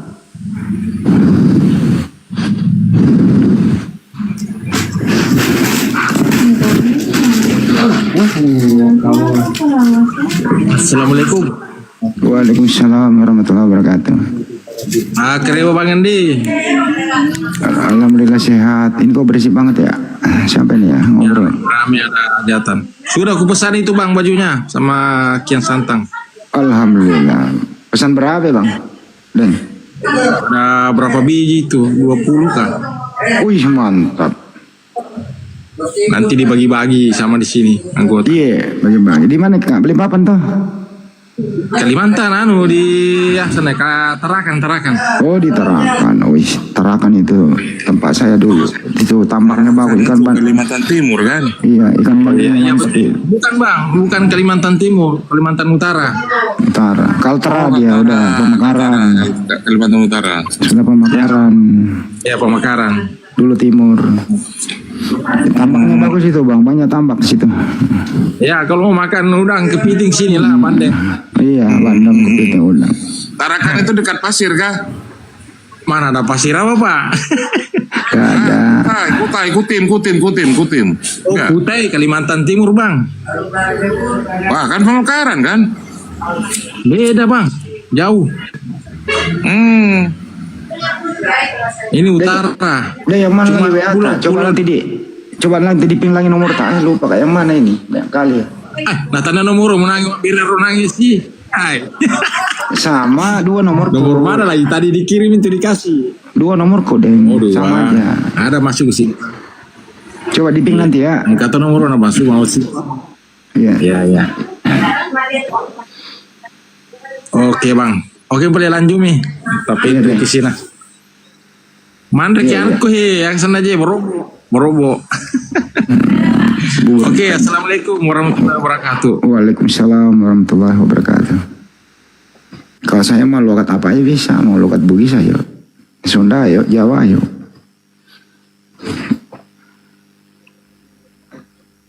Dan saya nggak bisa paham tuh bahasa roh. Ini saya mau kursus bahasa roh di mana ya? Bisa ngajarin bahasa roh. Misalnya sikira baraba. Gue itu pengen pelajari itu. Apa artinya gitu loh.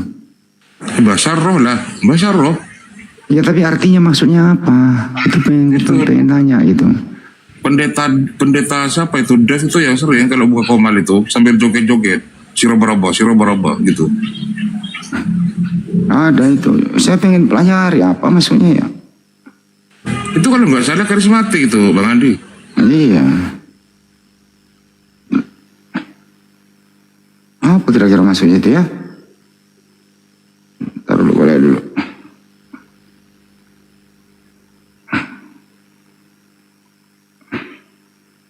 Apa maksudnya itu bahasanya teman-teman?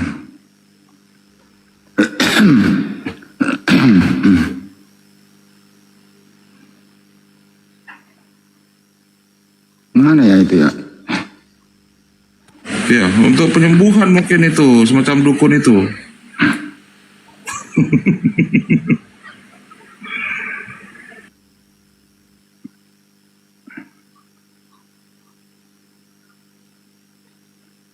Mana itu? Coba cari videonya nggak nemu lagi ah. Nah ini nih. Dalam hitungan ketiga, saudara mulai buka mulut saudara, mulai gerakan lidah saudara, mulai berbahasa. 1, 2, 3. Korabase kerebe arabase kerabase. Semua mulai berbahasa, semua mulai berbahasa. Korabata karabase kerabase kerabayarabarabase kerabarabase keraba. Korabata karabase kerabakarabase kerabarabase. Terus keluarkan. Korabase kerabakarabase kerabarabase. Daging saudara ngerasa pasti ini bukan bahasa roh, tapi terus lakukan. Kerapata karabase kerapata ralabase kerabayarabata karabata karabarara. Oke. Kira-kira ada yang tahu nggak maksudnya apa itu? Ada yang bisa menerjemahkan?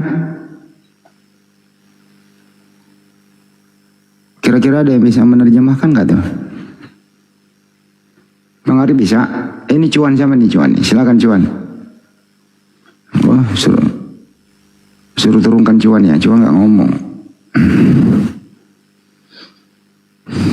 Ini ada Ibu Nora ini. Silakan Ibu Nora. Mau mengartikan tadi mungkin.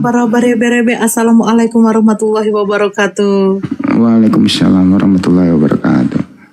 Ya ini teman-teman ya. Ini usaha dari tim dari dulu sampai sekarang ini. Gurunda sudah dapat reward kampanye. Akun beliau, foto beliau sudah dapat bingkai dari TikTok. Tidak sembarang orang yang dapat seperti ini teman-teman ya. Di Edis tidak pernah saya jumpai akun dia itu dapat foto profil yang kemudian fotonya itu dikasih bingkai istimewa dari TikTok ini. Ini makanya dukung terus Komal Gurunda, alhamdulillah sekarang populer nomor 17, barusan masih 20, terus dukung dengan cara tetep layar, posting ulang, love orange-nya jangan lupa, yang belum love orange masih banyak di sini. Tidak ada simbol lencana Zuma-nya, ada tulisan Zuma. Kalau di Komal saya kan APII gitu. Kalau di Bang Zuma saya memang kemarin pandu kasih Bang Zuma aja Gurunda ya ini reward kampanyenya ini. Jadi terus dukung Komal ini. Di apologet yang lain nggak ada, belum saya temukan. Hanya Bang Zuma yang ada. Liganya sekarang Liga A 1 bahkan. Setelah Liga A 1, Live Pro nanti ada tulisan Live Pro dengan diberi reward cetak biru. Ini makanya dukung terus dengan cara ketika sudah absen Love Orange, lanjut ke Go Popular. Gurunda yang bisa tahu Go Popularnya kemarin sudah saya kasih tahu pandu ada sekitar berapa sekarang, mungkin sudah ribuan. Fans clubnya sudah 5.000 berapa? Saya cek dulu. Ada 5.361. Silakan bagi yang belum berlangganan juga di fans supernya Bang Zuma sudah ada 5. Ada 5 fans super yang berlangganan. Terima kasih. Ketika Anda masuk ke Komalnya Bang Zuma, langsung Bang Zuma ketahui. Karena akun Anda itu terbang, walaupun levelnya rendah, tapi terbang dengan warna kuning keemasan. Berbeda dengan fans club yang lain. Ini fans super itu fan yang istimewa bagi Gurunda. Ada 5 sudah yang berlangganan ke Gurunda. Oh sudah ada Gurunda ya? Sudah. Maaf Gurunda.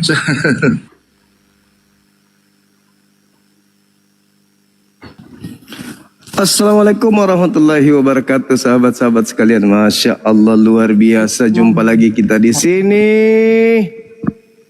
Mantap kali, bah. Wis, ada Dinda Nora juga rupanya. Nora ini tadi Bang Juma, saya lagi setel tadi bahasa roh sikirabaraba, takaraba, diraba-raba, sikirabaraba. Dia naik mau mengartikan. Iya. Ahli rupanya dia. Iya. Gak ada, bohong Bang Handi, gak ada itu. Aku tadi tap-tap layar, langsung kepencet Bang, biasa langsung kegencet gitu kan, langsung jadi naik gitu Bang. Artikan aja nggak apa-apa, nggak usah malu. Pas gua tadi puter itu kok langsung naik. Nggak ada Bang Handi, nggak ada. Saya belum ucapkan minal aizin wal faizin, mohon maaf lahir batin buat Bang Zuma. Mohon maaf lahir batin. Gimana dengan kawan kita yang mau ta'arufnya? Dia nggak benar. Bang, janganlah Bang. Kenapa jangan? Itu orang dari Makassar itu Banyuma tiap hari. Bagaimana ini? Banyuma nggak belum respon. Itu Nora benar-benar serius nggak? Teman saya itu benar kerjanya bagus, kerja di apa di pertambangan. Masa gitu. bang itu pribadi jangan di sini loh bang. Janganlah bang. Bang jangan. Ya nggak apa-apa lah. Yang kan bagus juga, ya, positif kok. Mumpung orang serius. Tuh lo. Belum. Enggak. Kerja Sehat di, ya, Bang, kerja ya? di tambang dia. Sehat. Dan dia cinta apologet itu masalahnya. Dia maunya yang mualaf, Banyuma. Dia maunya yang mualaf. Yang mana Nora? Apa? Saya ajukan ada 170 mualaf, tapi yang dipilih Tinda Noranya, ya sudah. Bang Zuma pandai saja, tidak ada kayak gitu ceritanya Bang Zuma. 170 mualaf. Saya ngomong sama dia Banyuma. Saya sebenarnya juga kita berkompetisi di sini. Dari dulu juga saya mau, tapi saya kayaknya ditolak. Kenapa abang kok? Ya silakan aja abang sendiri yang masuk. Saya mundur gitu. Saya ngomong kayak gitu Banyuma. Iya. Betul. Gak ada itu. Betul. Karena Mbak Nora tolak cinta aku, ya silakan yang lain nggak apa-apa kok. Tetap kita berteman, bersaudara. Kan Bang Andi, Iya. Bang Andi fitnah lagi Bang Andi. Gak ada tuh. Fitnah ya. Fitnah dia Bang, gak ada tuh Bang. Gak. Yang penting Bang, sehat selalu. Keluarga sehat, alhamdulillah. Saya izin hanya ingin mengucapkan minal aidin wal faizin saja. Iya. Rin, ini fans supernya Bang Suma ini, Rin yang warna kuning barusan masuk. Iya, ketahuan paling cantik dia. Rin gitu. Oke, kalau saran saja Gurunda sebelum saya turun, teman-teman yang sudah absen love orange kemudian support dengan Go Popular dan akunnya terblokir, itu karena ketika akun sudah diblokir terlalu banyak, itu mempengaruhi terhadap algoritma, terhadap populernya yang nggak naik-naik. Itu nggak naik sampai kemarin kan sempat ada di posisi nomor 3 Gurunda. Nah, karena akunnya ada oknum yang diblokir terlalu banyak, itu kemudian dianggap Komal ini bermasalah gitu Gurunda. Makanya di pengaturan itu Gurunda klik ada di multitamu itu. Oh di Gurunda di titik 3 bawah pojok kiri kan, pojok kanan pengaturan. Iya. Di situ ada buka blokir di situ. Di pengaturan itu ada berapa yang diblokir Gurunda kira-kira oleh tim? Ada lebih 100-an. Nah, itu bermasalah berarti akunnya Gurunda gitu kalau ada yang diblokir. Jadi yang minta semua. Yang minta maaf semua lewat Ustadz Dio gitu. Enggak semua, tapi yang oten yang memang penghujat di ini aja namanya, tapi yang muslim itu dibuka kembali. Kan susah dilihat satu-satu, buka semua dulu. Nanti kita pilih lagi yang bisa diblokir gitu. Hanya host yang bisa melihat itu Bang Handi. Iya. Operator nggak bisa. Itu dibuka semua Gurunda. Kasihan yang mau levoren itu nggak bisa masuk.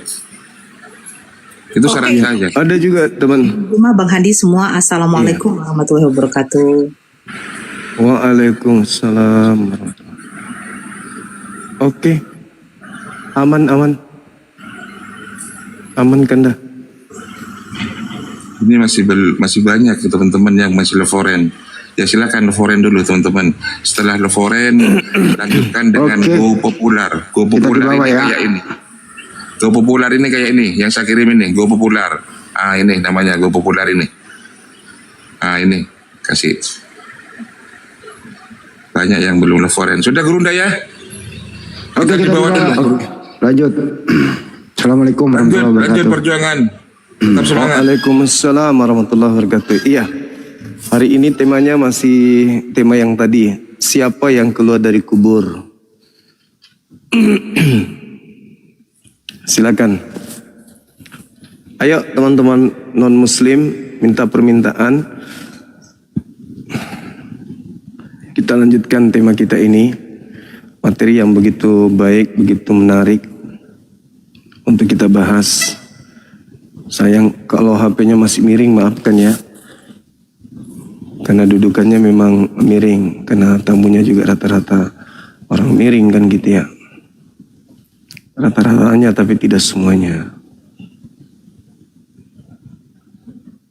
Halo, selamat siang.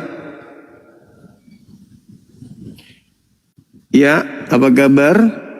Dari mana? Oke. Buka kamera. Mana? Halo.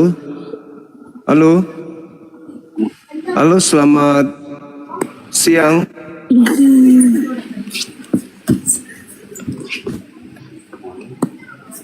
Halo, selamat siang. Halo.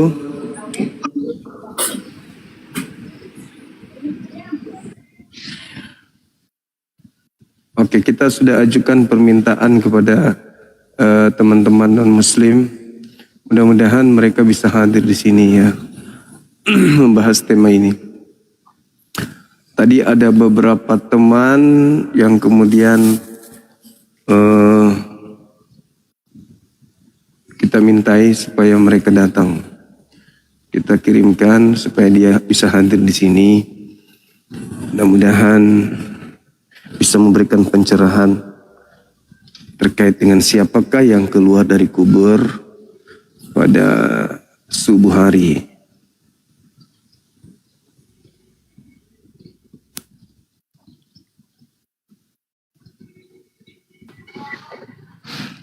Halo, selamat siang. Halo, selamat siang. Halo, halo, selamat siang.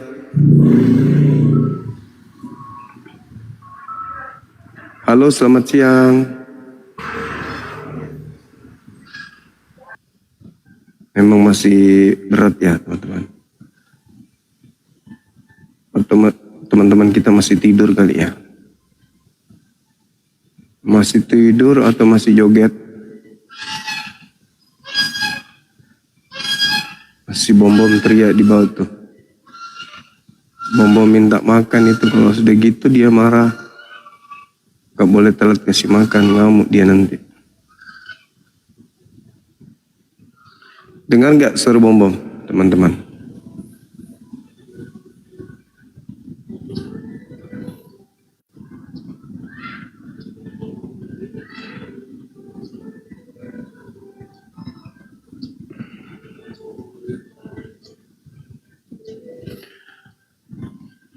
Kode itu kode, kalau dia lagi lapar begitu dia.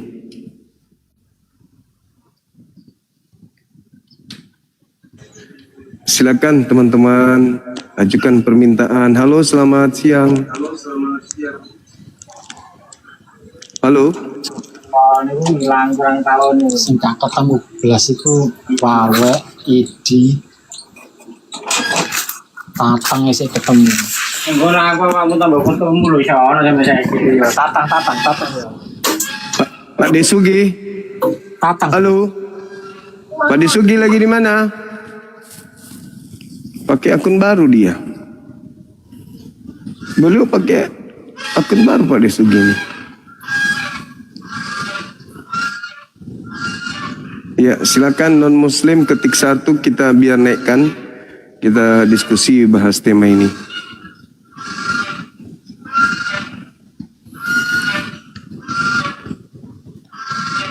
Kita tunggu para penggawa-penggawa dari ini, dari gereja. Halo, selamat siang. Halo. Halo, selamat siang. Halo. Halo, selamat siang. Halo, selamat siang. Halo.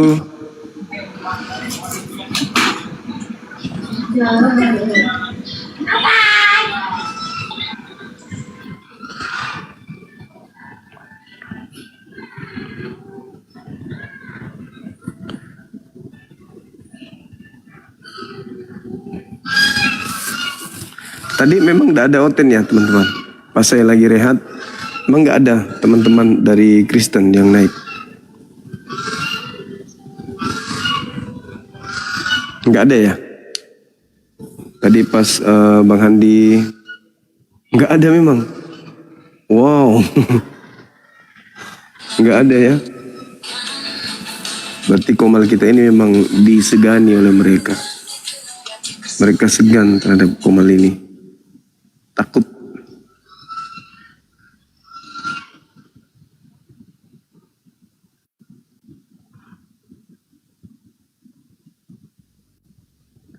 Mereka segan terhadap Komal ini karena Komal ini membuat mereka pastinya berpikir, nah ini kalau naik ke sini ini sama halnya bunuh diri kita. Tadi aja siapa si jenggot naga itu babak belur cuman karena dia licik, tak ada ilmu, licik, kita turunkan.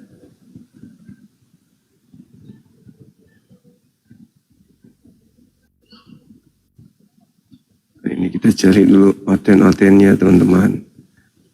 Apakah mereka ada di sini, umpet di bawah, sembunyi dia. Nah ini satu, udah berapa kali diundang nggak mau naik. Tapi kalau apa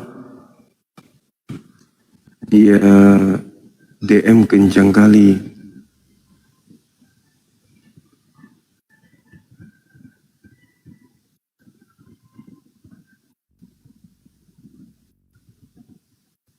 Sabar ya teman-teman ya.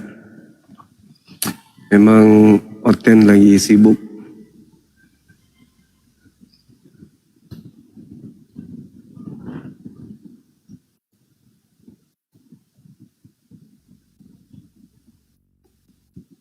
Mereka lagi riang gembira menyambut Tuhan keluar dari kubur. Jadi kita maklum.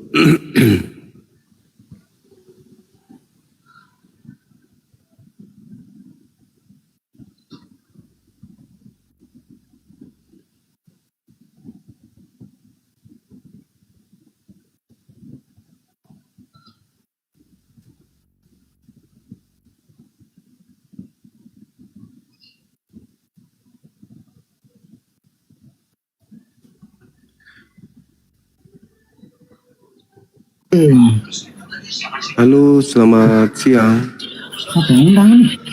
Halo, selamat siang, Bang. Siang. Selamat siang. Halo.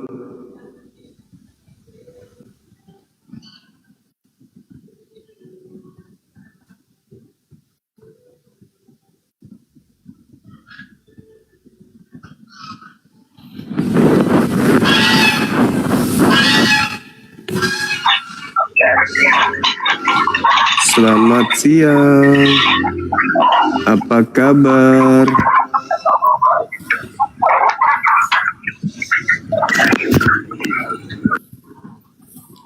Halo, selamat siang. Selamat siang.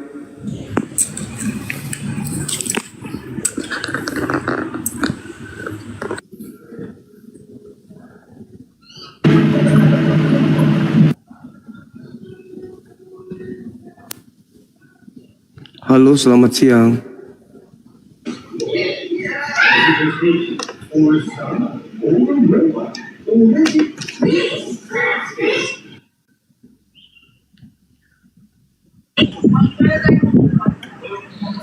Semangat siang, Saudara Hanzo.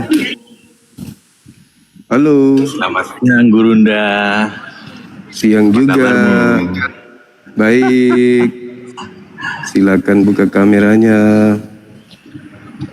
Kita Ini bahas aja tema lagi, kita. Bentar ya. Ya, silakan. Gini boleh nggak gini?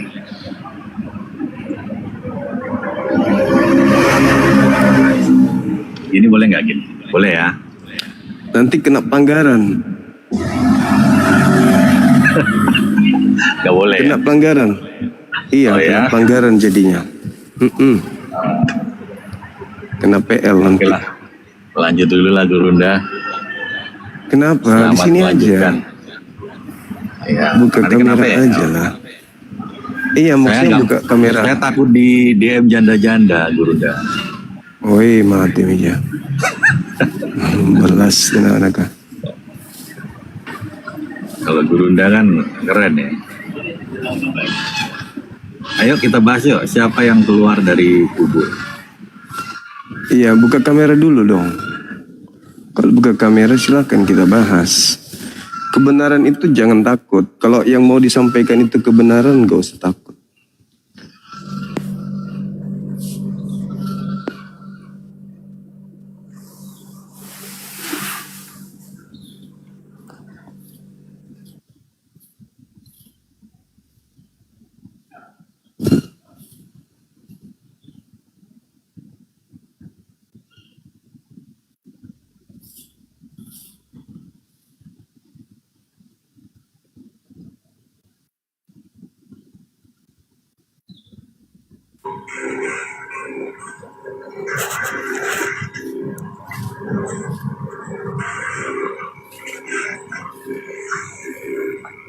Ya, selamat siang.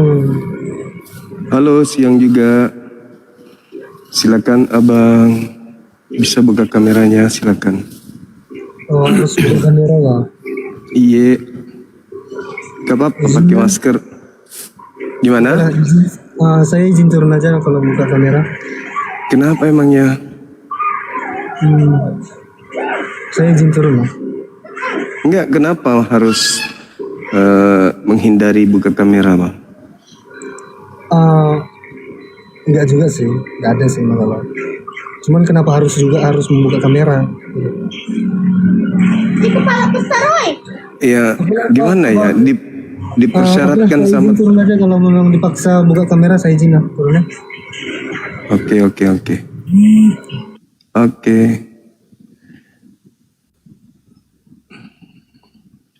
Gimana teman-teman? Ada beberapa yang mau berdebat tapi tidak mau buka kamera. Itu memang berat sih. Tidak semua orang mau buka kamera dalam dialog lintas agama karena menurut mereka itu sensitif.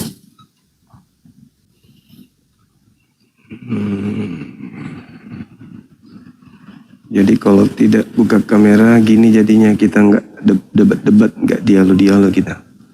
Kali ini lagi kita cari ya yang mau buka kamera. Tapi yang penting teman-teman bosan tanpa dialog kan ya.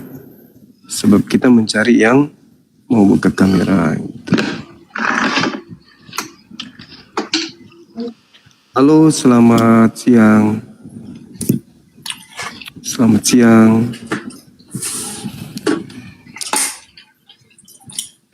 Selamat siang. Halo. Selamat siang. Halo.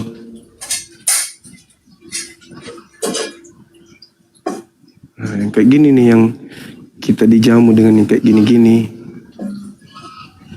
Naik ngamuk-ngamuk dia pukul panci.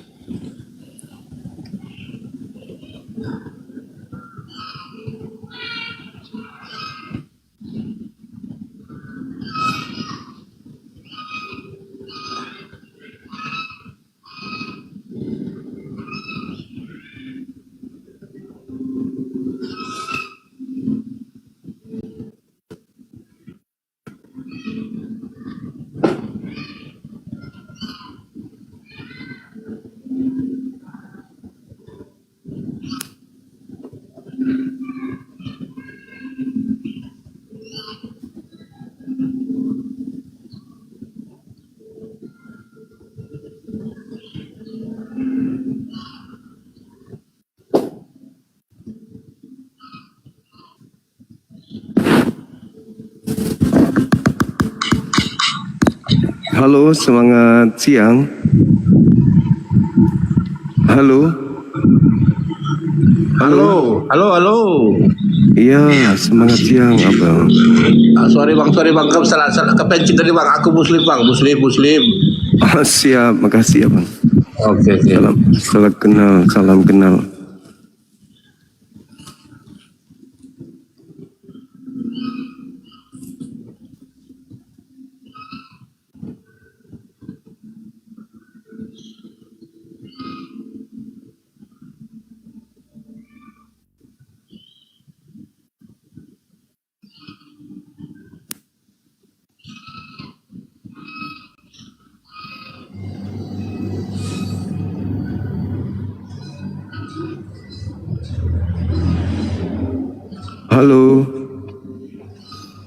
Halo, selamat siang. Halo.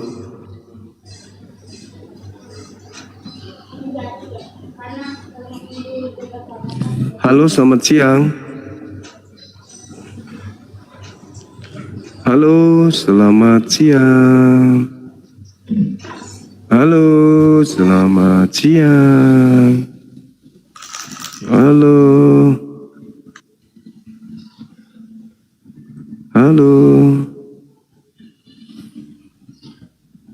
Kalau saya sih teman-teman, daripada nggak ada dialog, mending dialog aja biar nggak buka kamera. Yang penting bukan penghujat gitu. Kalau penghujat kan kita udah tahu ciri-cirinya, begitu dia menghujat langsung diturunkan. Karena komal kita ini beda dengan komal teman kita muslim yang lain. Kalau komal teman kita muslim yang lain, orang-orang pada berani buka kamera, berani datang ke sana karena dia pikir Islamnya masih ya kayak gitu, maksudnya lawannya masih ecek-ecek lah. Tapi kalau di sini banyak hal yang harus dia patahkan, mentalnya, pengetahuannya, nama besar api, terus ketakutannya buka kamera dan seterusnya, itu banyak hal. Jadi kalaupun ada yang buka kamera juga ya kelasnya begitu-begitu amat aja, nggak ada pun ini. Tapi kalau kita bisa nerima diskusi tanpa buka kamera, saya rasa banyak ilmu yang bisa kita temukan dalam dialog ini. Hanya saja kalau mereka menghujat langsung kita turunkan, gitu maksudku. Toh kebenaran itu tidak dilihat dari wajahnya kan gitu. Tapi suara yang kita dengarkan, yang penting Bang Sumanya yang buka kamera. Yang masalah kalau Bang Suma yang tidak buka kamera. Saya sih maunya begitu, tapi kan saya ikut sama teman-teman. Daripada saya sendiri begini, ada yang naik cuman diam-diam. Halo, selamat siang. Halo, selamat siang.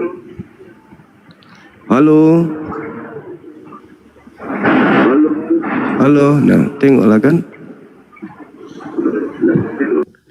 Habis waktu kita percuma berjam-jam. Halo, selamat malam. Nah, ya kan, kayak gitu habis waktu kita. Tapi kalau teman-teman memang mau koleksi wajah oten, ya syaratnya harus buka kamera. Enggak bang, kami punya HP ini memang kami beli untuk mengoleksi muka-muka oten. Makanya harus buka kamera. Mana tahu ada yang cantik, mana tahu ada ganteng dari mereka bang. Kami bisa jodoh sama mereka. Kalau saya sih enggak gitu, saya malah kenapa dulu di Zoom saya jarang mau buka kamera. Karena saya muak lihat mukanya. Dan dia menjelaskan dengan sombong, bahasa tubuhnya nyakitin kita, mukanya bikin muak. Dulu di Zoom itu saya jarang buka kamera karena itu. Tapi teman-teman saya di sini malah suka lihat mukanya orang Kristen yang lagi menghayal, yang lagi ngigau, yang lagi melakukan pembohongan. Kalau saya sih muak lihat mukanya, dengar suaranya aja. Halo, selamat siang. Siang. Halo. Katolik Protestan abang. Muslim bang, Muslim. Iya, silakan. Ada yang ingin disampaikan? Enggak, salam kenal aja bang. Mohon doanya. Oke, baik. Selalu. Makasih. Jadi kalau bisa oten-oten yang baru, yang belum kita kenal, yang mungkin ya murni mau naik belajar, tapi takut kemudian untuk buka kamera, bisa nggak teman-teman ada pengecualian gitu? Daripada yang naik, salam kenal, aku mendukung abang dari sejak dulu, gini blablu blablu blablu. Habis waktu, sementara kita buka komal mau berdebat lintas agama, bukan mau tetap-tetapan. Itu sih kalau saya sebagai orang tua gitu. Tapi kalau saudara yang lain beda ya, beda lah. Halo, selamat siang. Halo.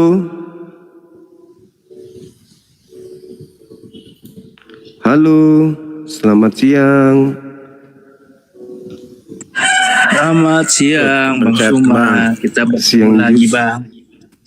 Iya, ketemu lagi kita. Silakan buka kameranya. Silakan Obin. Buka kamera abang. Obin ini Muslim atau Kristen abang? Oke, silakan saudara Rafael. Ya, buka kamera. Oke, silakan buka masker dulu Bang. Silakan. Pakai masker lah juga kalau mau pakai masker. Gitu loh. Ya kok tambahin juga cuma tidak apa baju juga kalau dilihat muka tak. Kenapa enggak buka kamera kok Paing? Kamu kata juga kan kenapa pakai kamera apa pakai masker? Ada Mito, sudah terbuka Mito. Dan kalau Anda ingin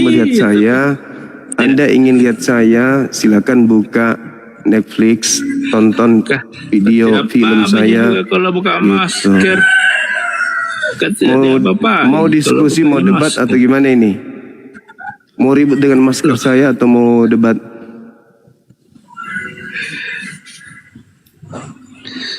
Tidak apa-apa juga Bang Suma. Iya sudah. Silakan kau bahas siapa yang keluar dari kubur pada hari ketiga di tengah-tengah Bani Israel itu. Kodok atau biawak? Banyak kali cerita kau.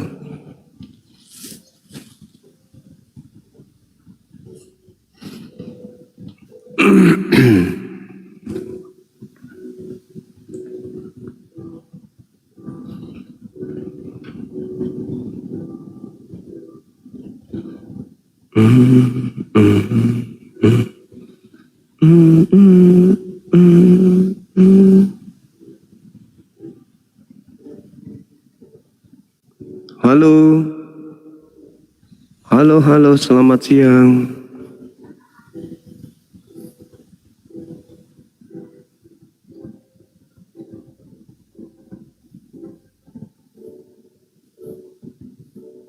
Siang juga. Halo Bang. Iya, halo, dari mana ini? Islam Kristen? Dari Jawa Bang. Agama kalau agama. Saya Islam tapi saya lagi deketin dia yang nonis. Menurut abang gimana Bang? Ya silakan aja kalau memang hati tidak bisa didustai kan ya.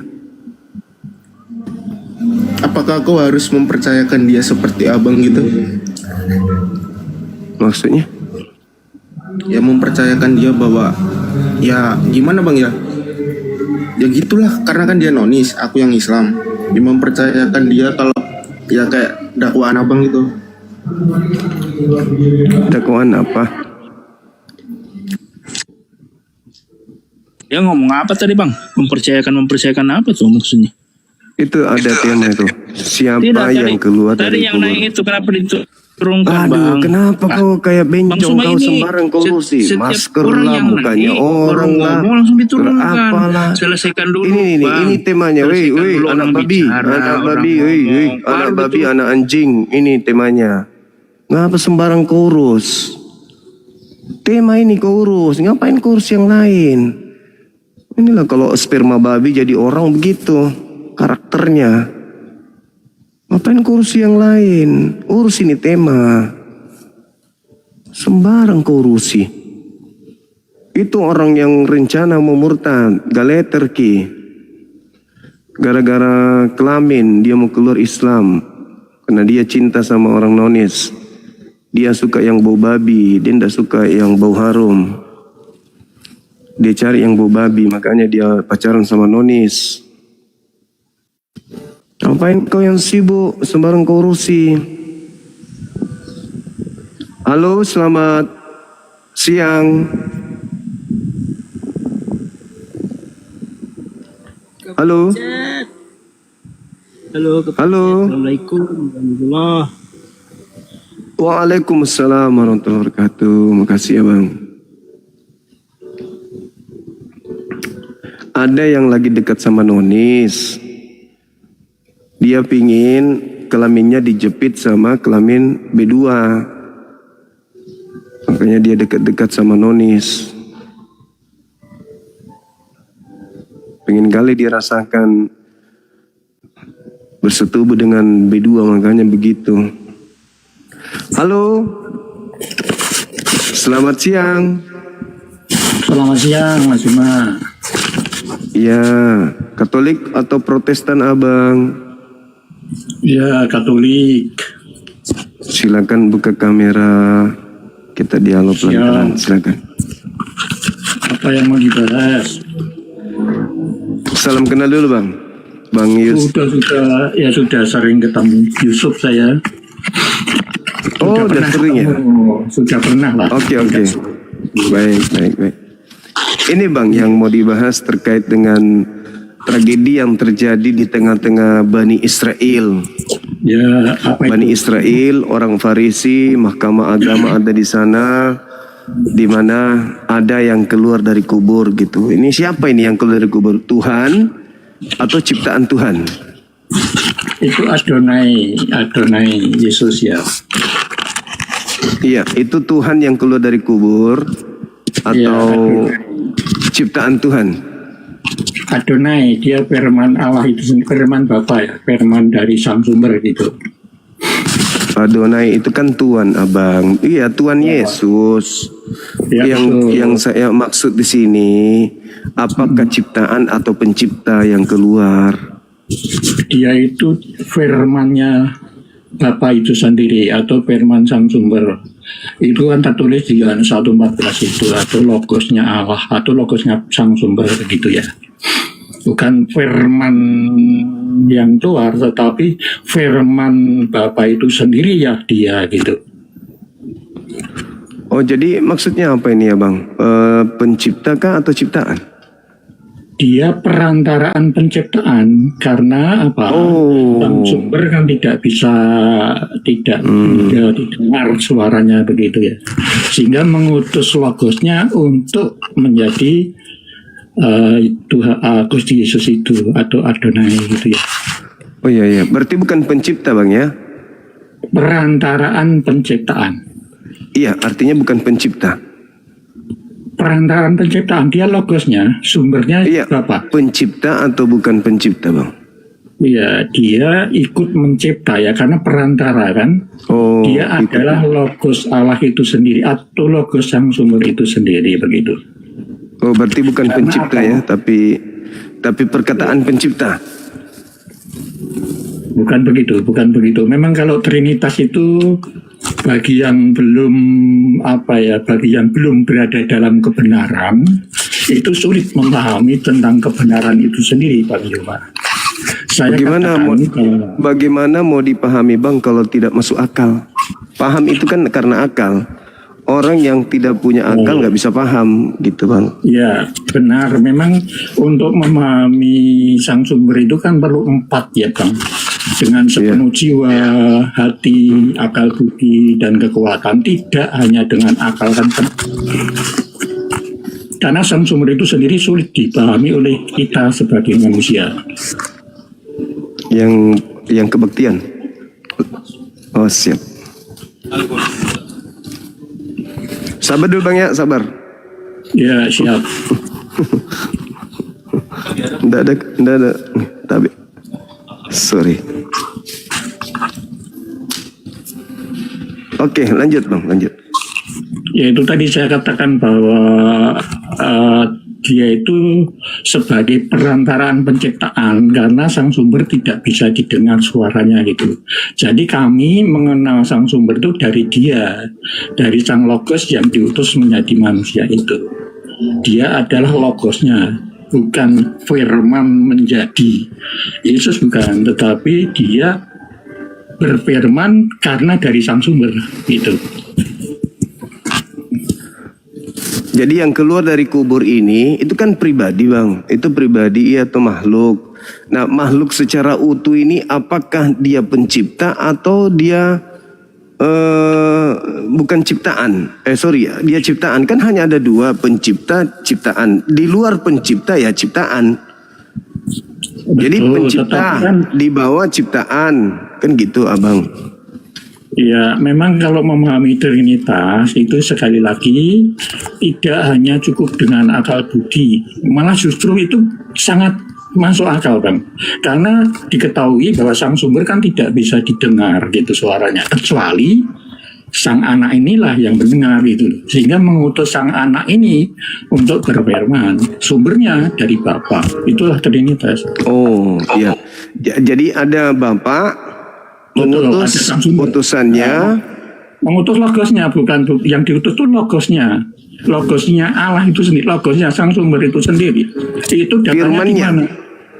Firmannya yang diutus. Firman sang sumber itu sendiri yang diutus. Itu tertulis di dalam Yohanes 1:14 itu. Iya. Nah, firman itu sendiri apa? Pribadi sang Tuhan atau apanya? Ya logosnya itu apa ya? Kalau hakikatnya adalah ilahi. Kalau kita mengenal dari Yohanes 8, dia adalah keluar dan datang dari Bapa gitu kan. Kalau Yohanes 8 gitu, keluar dan datang dari Bapa. Nah, untuk kita mengenal tentang sang sumber itu kan dari dia, dari sang logos yang menjadi manusia itu gitu.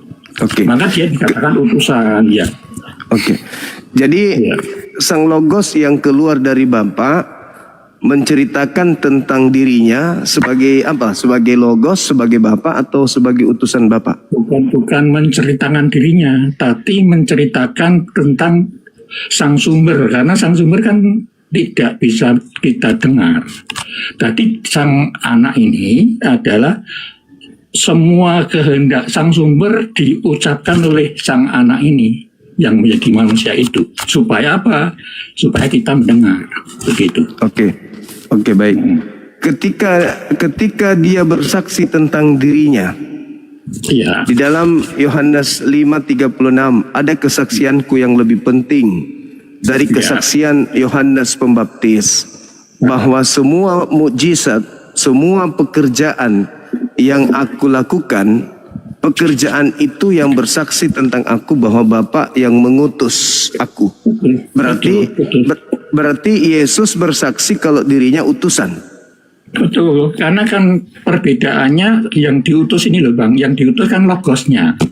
Itulah kelebihan keilahian yang berbeda dengan apapun. Karena Trinitas itu satu-satunya sang sumber yang hidup dan bisa berkata melalui logosnya itu. Jadi sang logos ini bersaksi kalau dirinya adalah utusan Tuhan. Betul, utusan. Karena apa? Karena sekali lagi sang sumber kan tidak bisa didengar. Jadi sang logos yang turun. Sang logos lah yang diutus untuk menjadi manusia, itu tertulis di dalam itu Yohanes 1:14 itu. Kalau zaman Musa bedanya dengan Yesus apa Bang? Begini, sang sumber itu kan setiap berkehendak pasti mengutus logosnya itu. Cuma pada saat awal mula itu kan belum menjadi daging, masih sang logos itu yang menyampaikan, tetapi sumbernya dari sang sumber. Iya, Oke. Jadi Musa ini posisinya bedanya dengan Yesus apa? Kalau Musa kan itu ciptaan ya. Kalau si Gusti Yesus itu kan sebenarnya perantaran penciptaan, sang logos itu, sang logosnya Allah itu. Bedanya di mana? Musa penyampai firman, dia perantara logos. Logos yang disampaikan Musa adalah Torah. Betul. Kalau kita merujuk pada Yohanes 1:3, segala sesuatu kan dari Dia. Oleh karena itu apa yang dikatakan Dia, yang didengar Musa, dicatat Musa gitu kan. Firman Musa itu mendengarnya dari logosnya Allah, bukan dari sang sumber itu sendiri.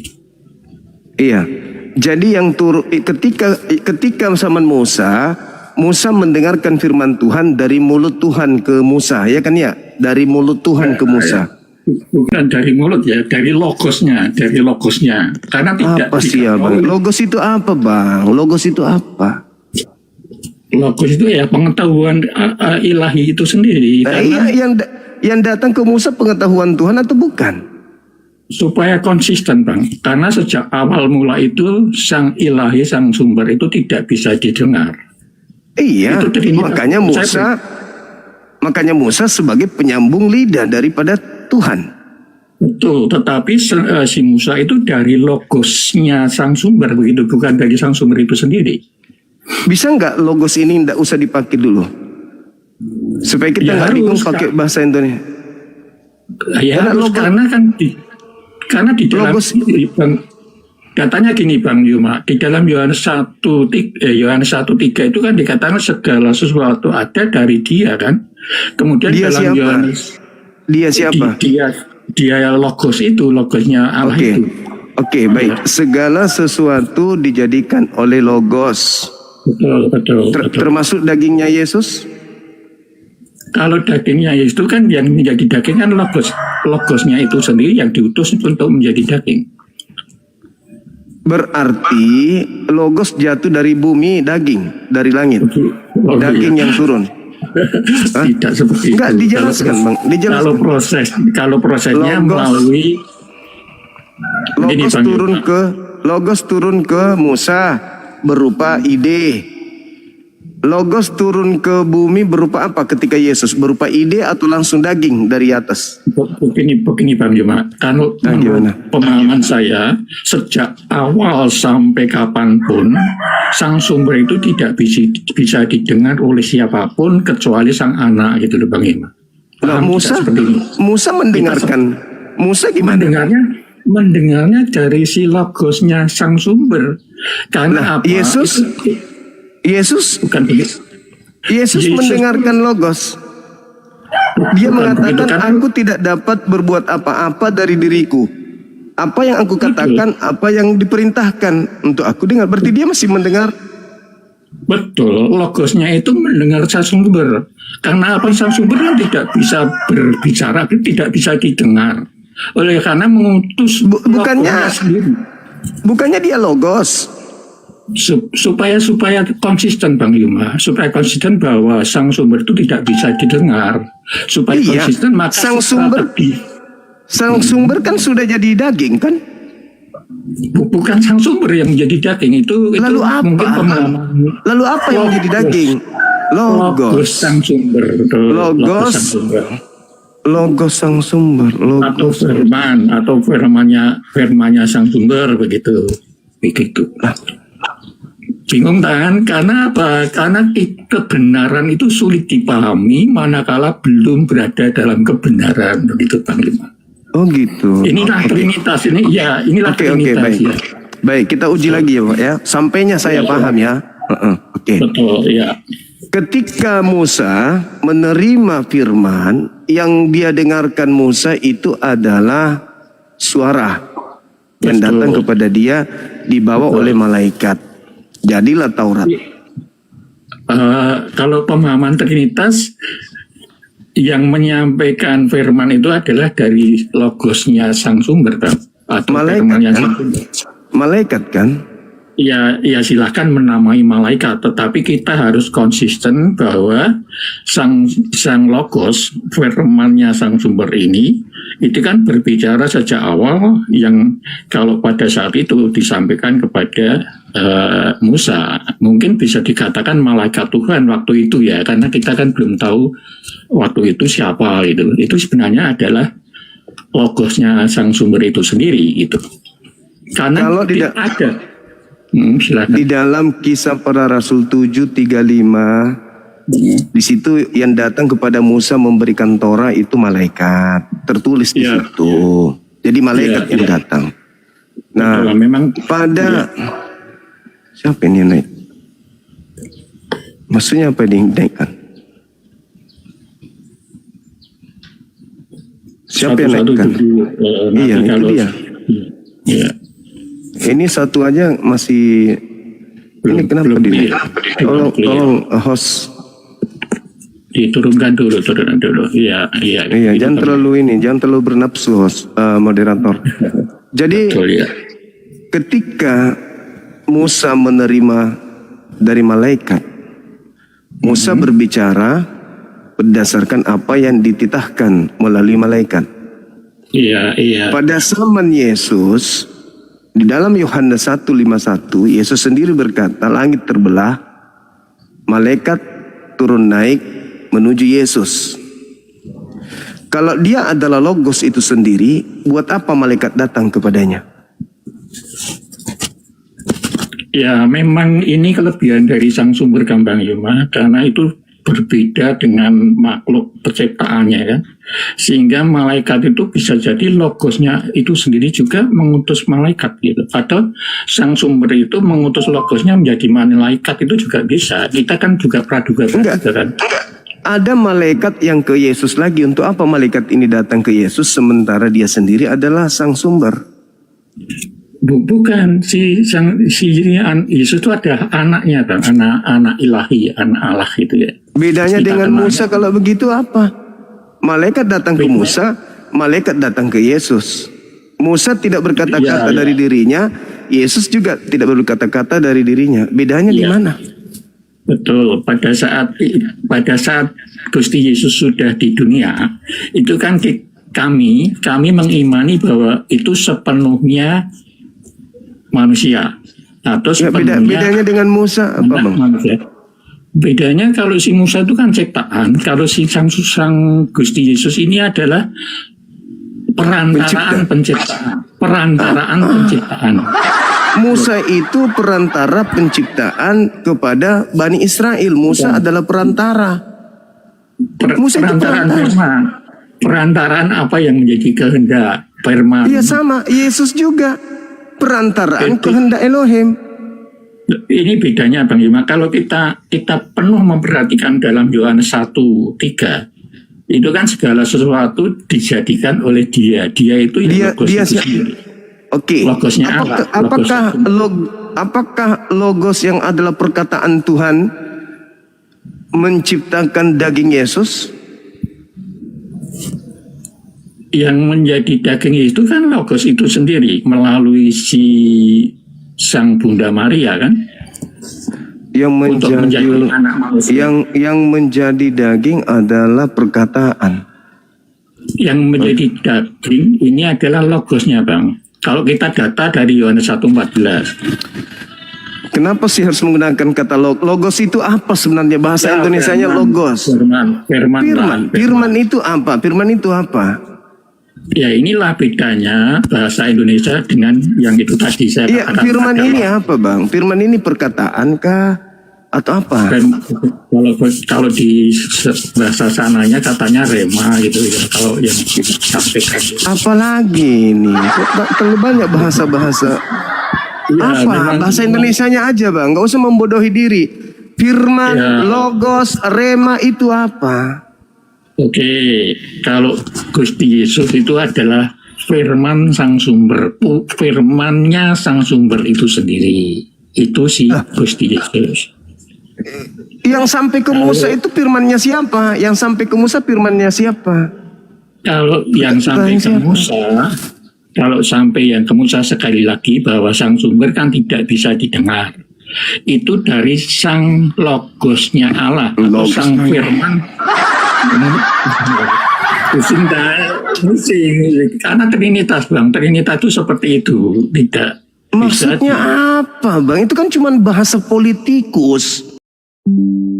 Apa yang dipikirkan Bang Yuma itu kan sulit orang lain untuk mengetahui dan mendengarkan sebelum diucapkan Bang Yuma. Itu perbedaannya sama ya, gini Bang. Yang saya tidak dengarkan tadi. Sorry, tolong diulang. Yang keluar dari rahim Maria ini pencipta atau ciptaan? Perantaraan penciptaan. Cipta atau ciptaan? Perantaraan penciptaan. Datanya dari perantaraan ini ciptaan atau pencipta? Perantaraan pencipta, ikut mencipta, karena sang sumber kan tidak bisa bersuara. Yang menjadi perantara ini ciptaan atau pencipta? Perantara penciptaan artinya ikut mencipta bersama sang sumber, karena sang sumber itu mengutus logosnya untuk bersuara, gitu loh Bang Ima. Berarti Maria melahirkan pencipta? Maria melahirkan manusia yang dari logos, yang dari firman Allah itu. Melahirkan penciptanya atau melahirkan ciptaannya? Melahirkan perantaraan penciptaan atau melahirkan perantaraan ini Allah. Pencipta atau bukan? Jadi gini Bang, ini ya, gimana? Ini HP, ini HP, ini buku, ini HP. Nah, ada penghubung nih, perantara turun ke buku nih. Apakah ini termasuk pencipta, termasuk HP atau apa? Kalau ya, seperti itu sulit ya Bang. Kalau seperti coba Bang Yuma, sumbernya Bang Yuma atau pikiran Bang Yuma itu bisa didengar tidak oleh orang lain? Bisa tidak? Pikiran saya. Oleh orang lain pikiran bisa mendengar belum sebelum dikatakan? Enggak kan? Makanya yang bisa didengar adalah suaranya. Suara Bang Yuma itu yang bisa didengar. Kalau di dalam iya. Baik. Oke. Sekarang begini. Bagaimana? Kalau Bapak mendengar, kalau saya berbicara di Makassar, bisa enggak Bapak mendengarkan tanpa melalui HP? Kalau tidak melalui HP ya tidak bisa Bang Yuma, kita harus realistis. Berarti HP yang ada di tangan Anda itu adalah perantara Bang Suma ke Abang, betul? Kalau lewat perumpamaan ini itu tidak akan nyambung dengan apa yang saya katakan. Ya, betul. Anda yang ini yang menaikkan siapa ini teman-teman? Mohon izin dulu, yang menaikkan barusan siapa ini? Nampak nggak? Moderator yang mana nih yang menaikkan? Atas nama siapa tadi yang menaikkan? Mungkin daripada saya. Oh ya. Moderator yang atas nama siapa yang menaikkan tadi ini? Ada beberapa moderator, biar saya blokir. Iya. Siapa barusan yang menaikkan? Ada yang baca tadi? Itu moderator botol itu.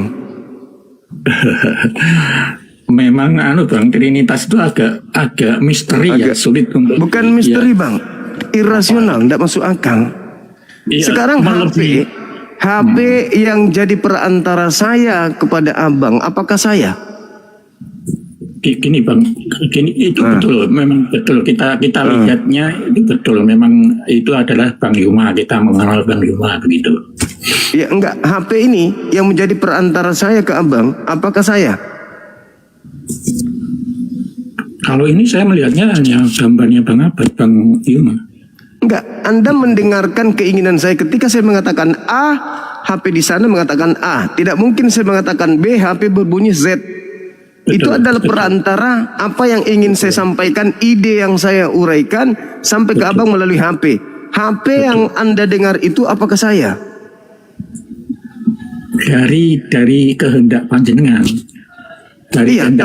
Tapi apakah HP yang Anda dengar itu saya? Suaranya dari kehendak panjenengan kan Bang? Karena si sang logos itu HP yang menjadi alat penyampai perkataan saya di sini, apakah saya?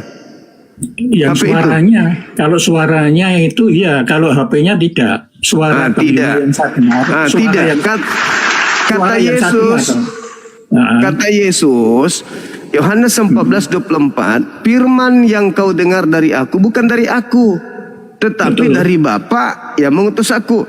Andai saja HP itu bisa berbicara, HP itu akan mengatakan, suara yang kau dengar dari aku itu bukan dari aku, tapi dari Bang Suma yang ada di Makassar.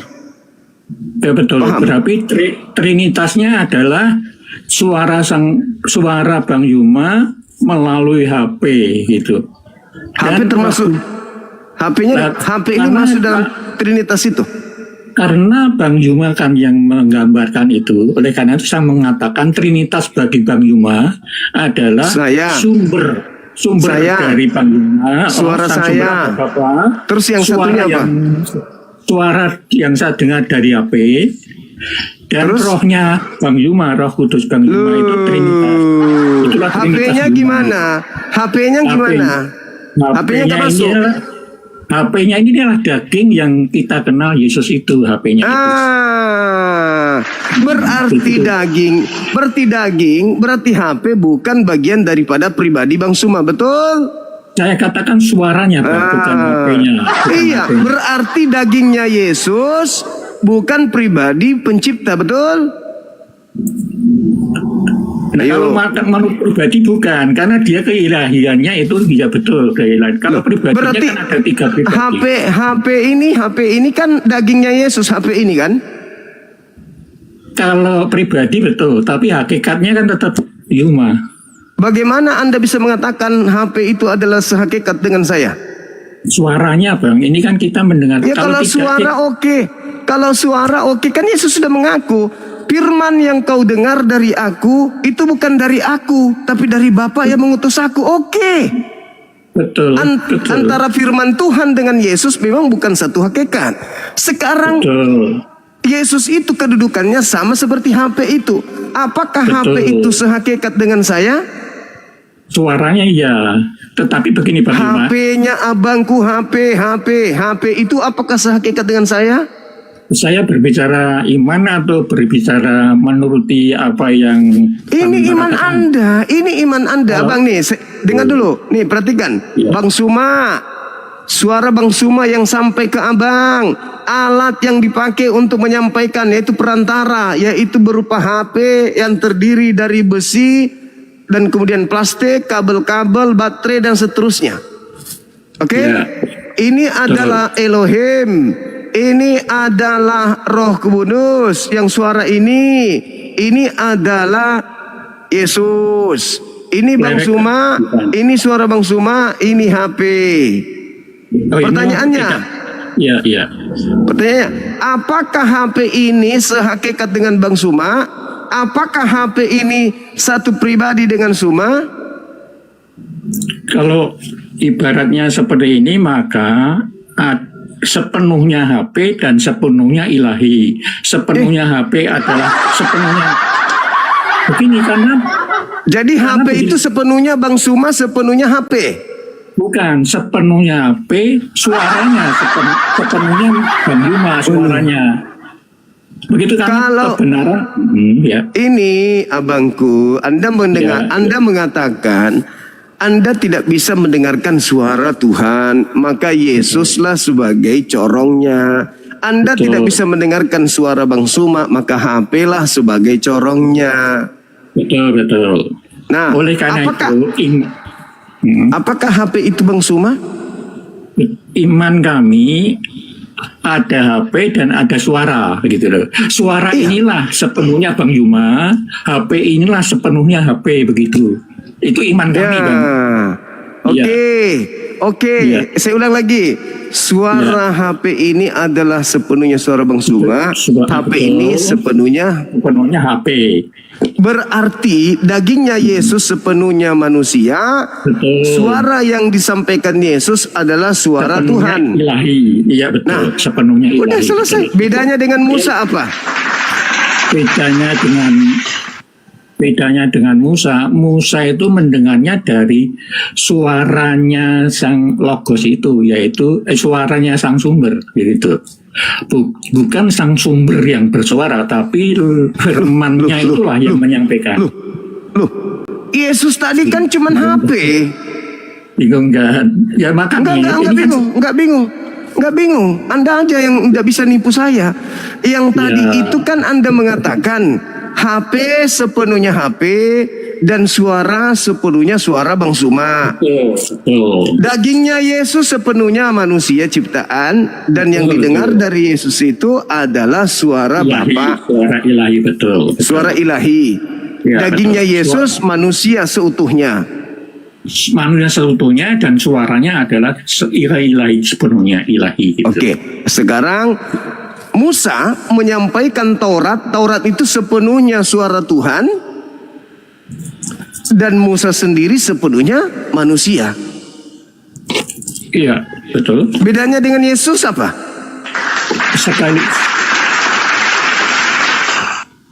Karena Sang Sumber itu kan konsisten, Bang, sejak awal tidak bisa didengar. Oleh karena itu tetap saya mengatakan bahwa itu adalah logosnya atau firman Allah itu yang diutus untuk menyampaikan pada si Musa. Iya, betul. Yesus ini kan tadi seibarat HP yang tidak sepribadi denganku, yang tidak sehakikat denganku. HP itu hanya sebagai alat untuk menyampaikan suaraku. Betul. Yesus sepenuhnya hanya penyampai suara Tuhan. Betul. Yesusnya bukan Tuhan. Yesusnya sepenuhnya ilahi dan sepenuhnya manusia kan? HP itu sepenuhnya. Bang Suma. Oke. HP itu sepenuhnya Bang Suma. Bukan. HP sepenuhnya HP, suaranya itulah sepenuhnya Bang Yuma. Oke, berarti HP ini bukan Bang Suma, bukan pribadi Bang Suma, bukan hakikat Bang Suma, tetapi pribadi lain, hakikat lain, betul?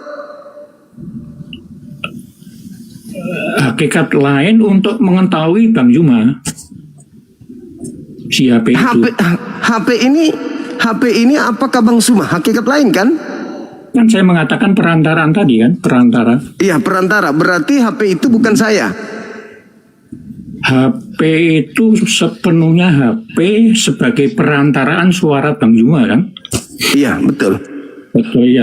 Betul sekali.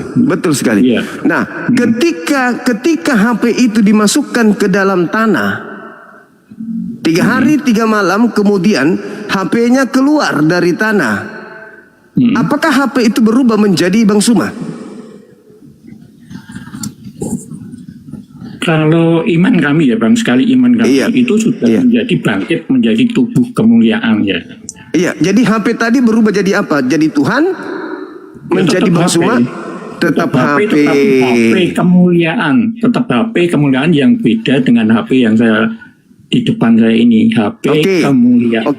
Baik. Terima kasih. Berarti ketika kemudian HP ini keluar dari tanah, boleh ndak orang-orang menganggap HP itu adalah Bang Suma? Menganggap kalau bersuara itu tetap ilahinya. Dia keluar dari tanah, orang-orang menganggapnya Suma. Tidak lagi menganggapnya HP, tapi menganggapnya Suma. Ini benar-benar Suma. Tetap menjadi HP, tetapi perantaraan suara Bang Yuma tetap seperti itu sampai kapanpun. Kalau itu masih berbentuk HP, tapi HP kemuliaan gitu Bang Yuma. Oke. Kalau ada orang menganggap ketika dia berbicara dengan HP sama halnya dia berbicara dengan Bang Suma, itu orang apa namanya Bang? Kalau tidak ada suara Bang Yuma kan tidak ada kata HP itu sendiri, karena sang HP ini kan perantaraan dari Bang Yuma. Kalau Bang Yuma tidak bersuara lewat HP kan tidak tahu bahwa itu Bang Yuma kan. HP tetap HP mati kan. Oleh karena itu sejak nantinya tetap yang kelihatan tuh HP yang bersuara itu, tapi sumbernya dari Bang Yuma. Dari nanti di surganya itu tetap yang kelihatan tuh HP. Oke, berarti Oke.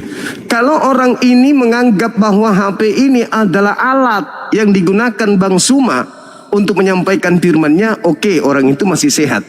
Bagaimana dengan orang yang menganggap HP ini benar-benar sehakikat, benar-benar adalah Bang Suma? Orang Saya itu mengat- gila atau waras orang itu? Saya mengatakan yang sehakikat kan suaranya Bang Yuma kan tadi. Bukan suara lagi, bukan suara. Yes. Yang saya maksud adalah HP-nya. HP benar-benar HP dianggap benar-benar Bang Suma orang ini gila atau waras? Ya gila. Oh, gila. Oke, gila. Gila. Gila ya. Betul, gila. Tapi gini Bang Yuma, tadi ini kan ibaratnya. Kalau HP Lanjut Bang. Kalau HP ini tidak ada suara Bang Yuma dan ada tampilan Bang Yuma dalam HP ini tidak, saya katakan ini tidak ada fungsi sama sekali. Tetapi kalau Bang Yuma menyampaikan firman lewat HP dan ada suaranya, itulah logos yang diutus Bang Yuma agar orang lain mendengar, begitu Bang. Iya, baik. Kalau HP ini berbicara, ya. HP ini kemudian berbicara dari dirinya sendiri kan tidak mungkin kata dia kan. Aku tidak berbicara dari diriku. Iya betul. Lalu bagaimana? Oke. Lalu bagaimana jika ada orang yang mengatakan bahwa Bang Suma tidak mempertahankan kemanusiaannya melainkan mengosongkan dirinya sebagai Bang Suma lalu turun menjadi HP. Bagaimana menurut Anda? Itu kan pada saat mau ini kalau HP kan benda mati ya Bang Yuma. Kalau manusia mungkin bisa seperti itu ya. Enggak. Ini masih analogi sederhana. Ada orang ngirim surat kemana-mana, dia mengatakan bahwa Bang Suma tidak mempertahankan kemanusiaannya melainkan mengosongkan dirinya dan turun menjadi HP bahkan sampai hancur dihantam hammer HP-nya. Ini orang yang mengajar begini menurut saudara itu masuk akal atau masuk toilet? Masuk angin? Masuk toilet. Masuk toilet. Bagaimana dengan Filipi 2 nomor 6, nomor 7, nomor 8 Bang? Theos mengosongkan dirinya, tidak mempertahankan keteosannya melainkan turun menjadi manusia sampai mati dibunuh manusia.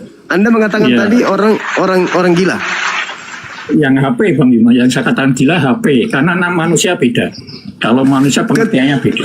Iya, ketika manusia diberitakan turun derajat menjadi HP dan orang yang mengajarkan ini adalah orang gila, orang menjadi HP aja Bapak katakan orang ini gila. Lalu bagaimana kalau pencipta langit dan bumi menjadi manusia? Betul, karena Bang Yuma mengatakan HP inilah kegilaan Bang Yuma di dalam menganalogikan itu. Salah. Loh kok jadi saya yang gila? Tadi kan Anda sudah mengakui bahwa orang yang mengatakan bahwasanya manusia menjadi HP adalah gila. Bahkan Anda sudah mengakui bahwa ketika ada orang berkata bahwa HP ini adalah sepenuhnya seutuhnya Bang Suma, itu gila. Itu menurut saudara kan barusan. Nah sekarang ketika ada orang yang bersurat bahwa Bang Suma tidak mempertahankan kemanusiaannya melainkan mengosongkan diri lalu turun menjadi HP bahkan sampai hancur dihantam sama tukang servis HP, maka hancur HP-nya, mati HP-nya, hancur si Suma yang tadinya jadi HP. Menurut Anda gila? Kan Anda mengatakan itu gila. Masa Bang Suma jadi HP? Gila itu namanya. Nah sekarang di konsep agama saudara, sebentar Bang Yuma, saya mengatakan gila karena HP, begitu. Karena dalam Alkitab tidak ada seperti itu. Yang ada adalah menjadi manusia. Kalau menjadi manusia, saya akan mengatakan gila Bang Yuma. Oh jadi pencipta langit dan bumi. Oke. Pencipta langit dan bumi menjadi manusia tidak gila. Itu salahnya apa bedanya? Karena yang menjadi manusia adalah bukan. Firman-Nya yang menjadi, bukan sumbernya. Firman-Nya kan? Ya betul. Oke. Nah sekarang ketika HP itu keluar dari tanah, lalu mengatakan bahwa HP ini adalah Bang Suma. Itu kan menurut saudara gila tadi. Karena HP dalam Alkitab kan tidak ada HP, adanya manusia. Ini analogi Bang. Ketika HP masuk analogi masuk tanah HP ini, keluar, lalu orang mengatakan setelah hari ketiga dia keluar dan dijadikan menjadi Tuhan dan menjadi Kristus. HP tadi. Betul. Kalau HP saya katakan gila Bang Yuma. Gila kan? Gila. Gila. Tetapi kalau manusia tidak. Kalau manusia menjadi Tuhan tidak gila. Yang menjadi Tuhan adalah logosnya, yang menjadi anak adalah logosnya, begitu. Coba anda baca di Kisah para Rasul 2:36, semua orang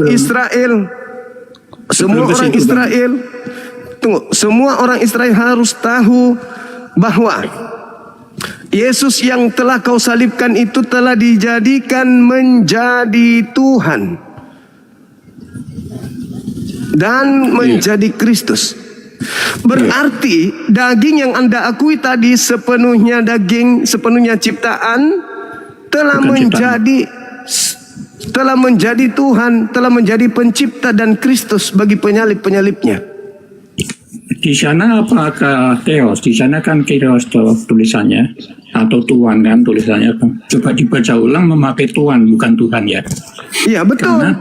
Tetapi di hari ini orang-orang menuhankan, menyembah daripada mayat yang keluar dari tanah ini. Ya betul, karena kita kenalnya sang sumber kan dari dia. Jadi tetap perantaraan. Berarti itu sama halnya orang menuhankan atau menganggap HP yang keluar dari tanah itu Bang Suma. Sekali lagi dalam kitab Bible itu kan tidak ada kata HP dan Bang Yuma ya. Sekarang kembali ke kitab saja, yang tertulis asli saja apa gitu. Itu analogi yang tadi Abang. Kenapa kita lari? Anda sudah akui Bang, tadi Anda sudah akui HP itu seutuhnya adalah penyampai firman, dan dia bukan firman, tapi suara yang dari HP itulah seutuhnya ilahi. Sejauh ini benar, tetapi berarti tubuh Yesus ilahi atau suaranya yang ilahi? Suaranya yang ilahi. Nah, tubuhnya adalah anak manusia ya. Oke. Ketika dia keluar dari kubur, yang bangkit tubuhnya atau suaranya? Yang bangkit tubuhnya beserta nanti kalau diutus untuk bersuara. Nah, berarti yang bangkit dari kubur itu adalah seutuhnya bukan Tuhan kan? Seutuhnya anak Allah atau anak manusia begitu. Oke, yang sudah mulia dan sudah mulia ya. Oke. Seutuhnya anak manusia. Lalu kenapa disembah? Kenapa dianggap dia Elohim? Kenapa dianggap dia sehakikat dengan Elohim? Tubuhnya kemana? Kok jadi Elohim juga?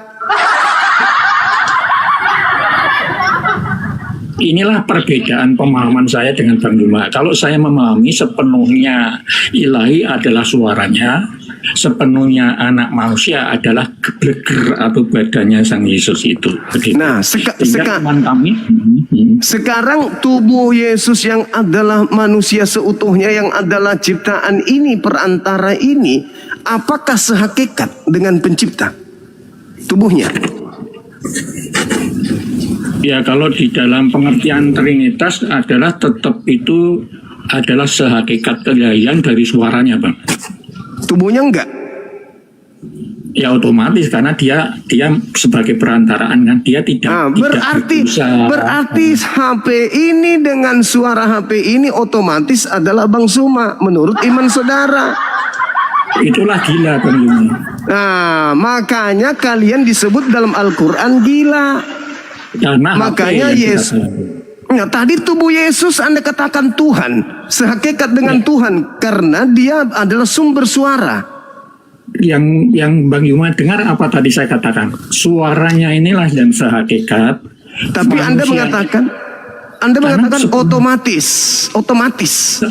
Karena sepenuhnya ilahi dan sepenuhnya manusia, saya katakan begitu. Nah, saya tidak mengatakan tidak. Makanya saya katakan ke sisi kemanusiaannya apakah sehakikat dengan ilahi? Kalau ini saya belum mempelajari sepenuhnya Bang Bima ya. Sebatas ini dulu. Sebatas ini. Kalau tubuh Yesus sepenuhnya ilahi, maka HP ini sepenuhnya Bang Suma. Betul kan? Ya, tidak. Suaranya dan gambar. Iya, maksud saya kalau orang Kristen menjadikan kemudian Yesus sebagai tubuhnya sebagai sepenuhnya ilahi juga tubuhnya, berarti sepenuhnya casing HP ini juga adalah Bang Suma. Saya tidak mengatakan seperti itu Bang Yuma. Yang saya katakan adalah suaranya Bang Yuma. Berarti ada pada hakikat Tuhan Anda sesuatu yang bukan Tuhan. Siapa itu?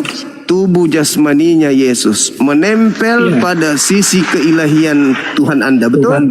Bukan menempel, tetapi itu adalah anaknya Allah itu sendiri. Itu dilahirkan oleh perawan Maria lewat malaikat Jibril yang diutus oleh Sang Sumber, begitu. Iya, berarti itu kemanusiaannya di situ. Yang kemanusiaan ini kalau dia dihakikatkan dengan Elohim, berarti pada hakikat Elohim Tuhan Anda itu ada yang bukan Tuhan, yaitu tubuh manusia.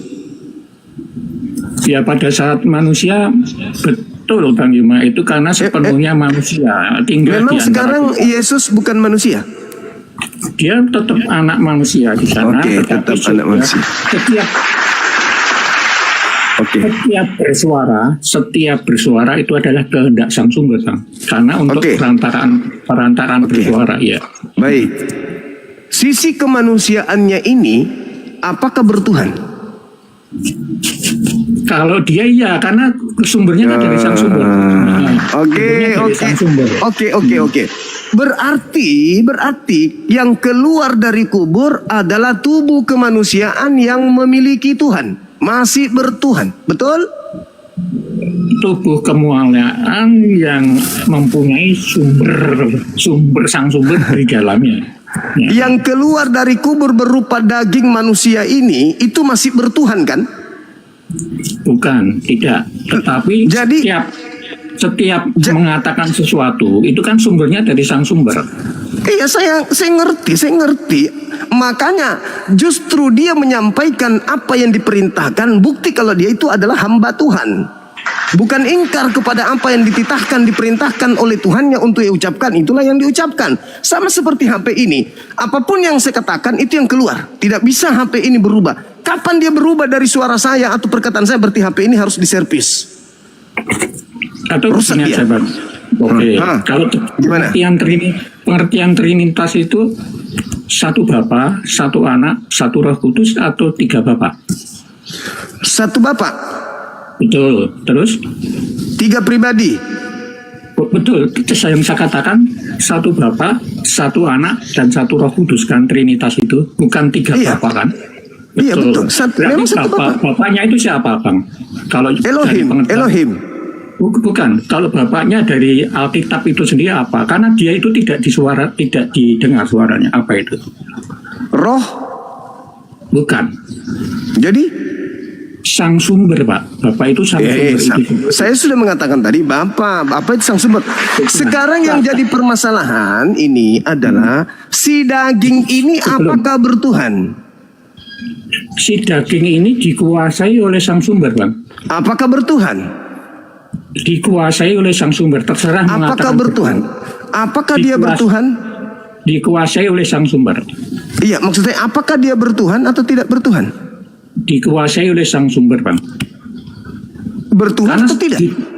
Kalau Trinitas itu kan otomatis Trinitas itu satu-satunya kan, Bang. Serangkai kan itu. Trinitas itu tidak bisa kembali lagi membulat lagi. Saya ngerti, tapi Anda kan sudah mengakui. Berarti HP ini berarti Trinitas kan? Berarti HP ini adalah saya sendiri gitu. Yang saya katakan tadi suaranya kan, Bang, bukan HP-nya. Dagingnya yang kutanya. Ya tadi kan sepenuhnya manusia dan sepenuhnya ilahi kan. Manusianya ini bertuhan atau tidak? Manusianya itu tetap sepenuhnya juga ilahi kan, saya katakan otomatis di situ. Yang mana? Maksudnya gimana ceritanya Bapak ini? Sekali lagi, kebenaran itu sulit dipahami manakala Bukan kebenaran, itu kebodohan. Kebodohan yang didoktrinkan untuk menjadi benar. Tunggu dulu. Pada diri Yesus ada dua. Yang pertama sisi keilahian, yang kedua sisi kedagingan. Sisi kedagingan ini bukan sisi keilahian, tapi sisi kemanusiaan. Yang saya pertanyakan, sisi kemanusiaannya, kalau dia tidak menghambakan diri kepada Tuhan yang adalah ilahi, maka sisi kemanusiaannya akan ke neraka. Pertanyaan saya, apakah Yesus sebagai manusia menyembah kepada Elohim atau tidak?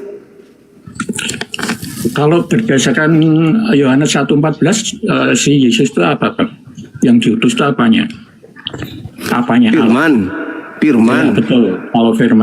Kalau firman tetap, sehingga supaya firman itu tinggal bersama kita manusia. Firman, abangku, itu sudah selesai kasus firman. Saya sudah ngakui meskipun itu salah.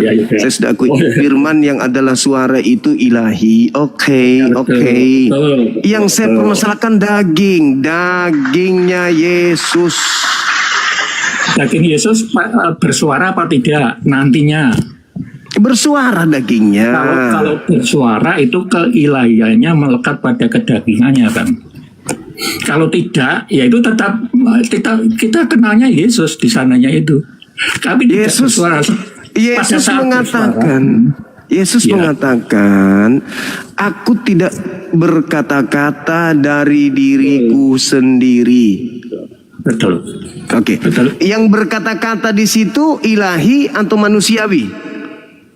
Ilahi lewat Yesus. Jadi ilahi berkata, aku tidak dapat berkata-kata dari diriku.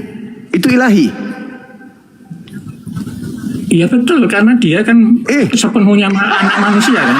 Jadi ilahi tidak dapat berkata-kata dari dirinya. Betul, karena dia anak Allah kan dia. Dia sumbernya tetap dari sang sumber. Karena ilahi loh, kita tidak cerita Yesus, ilahi.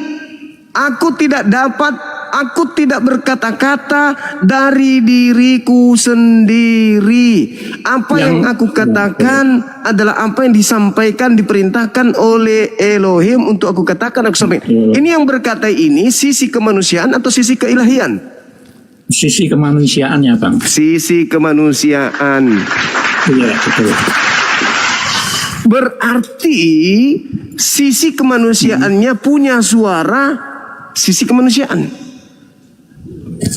Ya jelas, karena tetap jadi anak manusia kan dia.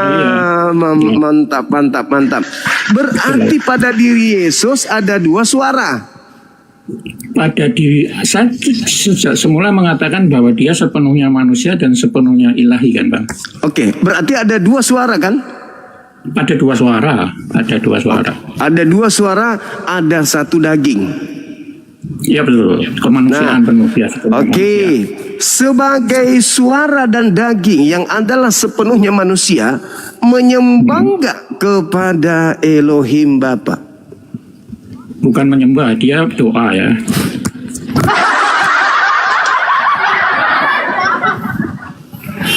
Berarti Yesus hanya sebagai penyampai firman.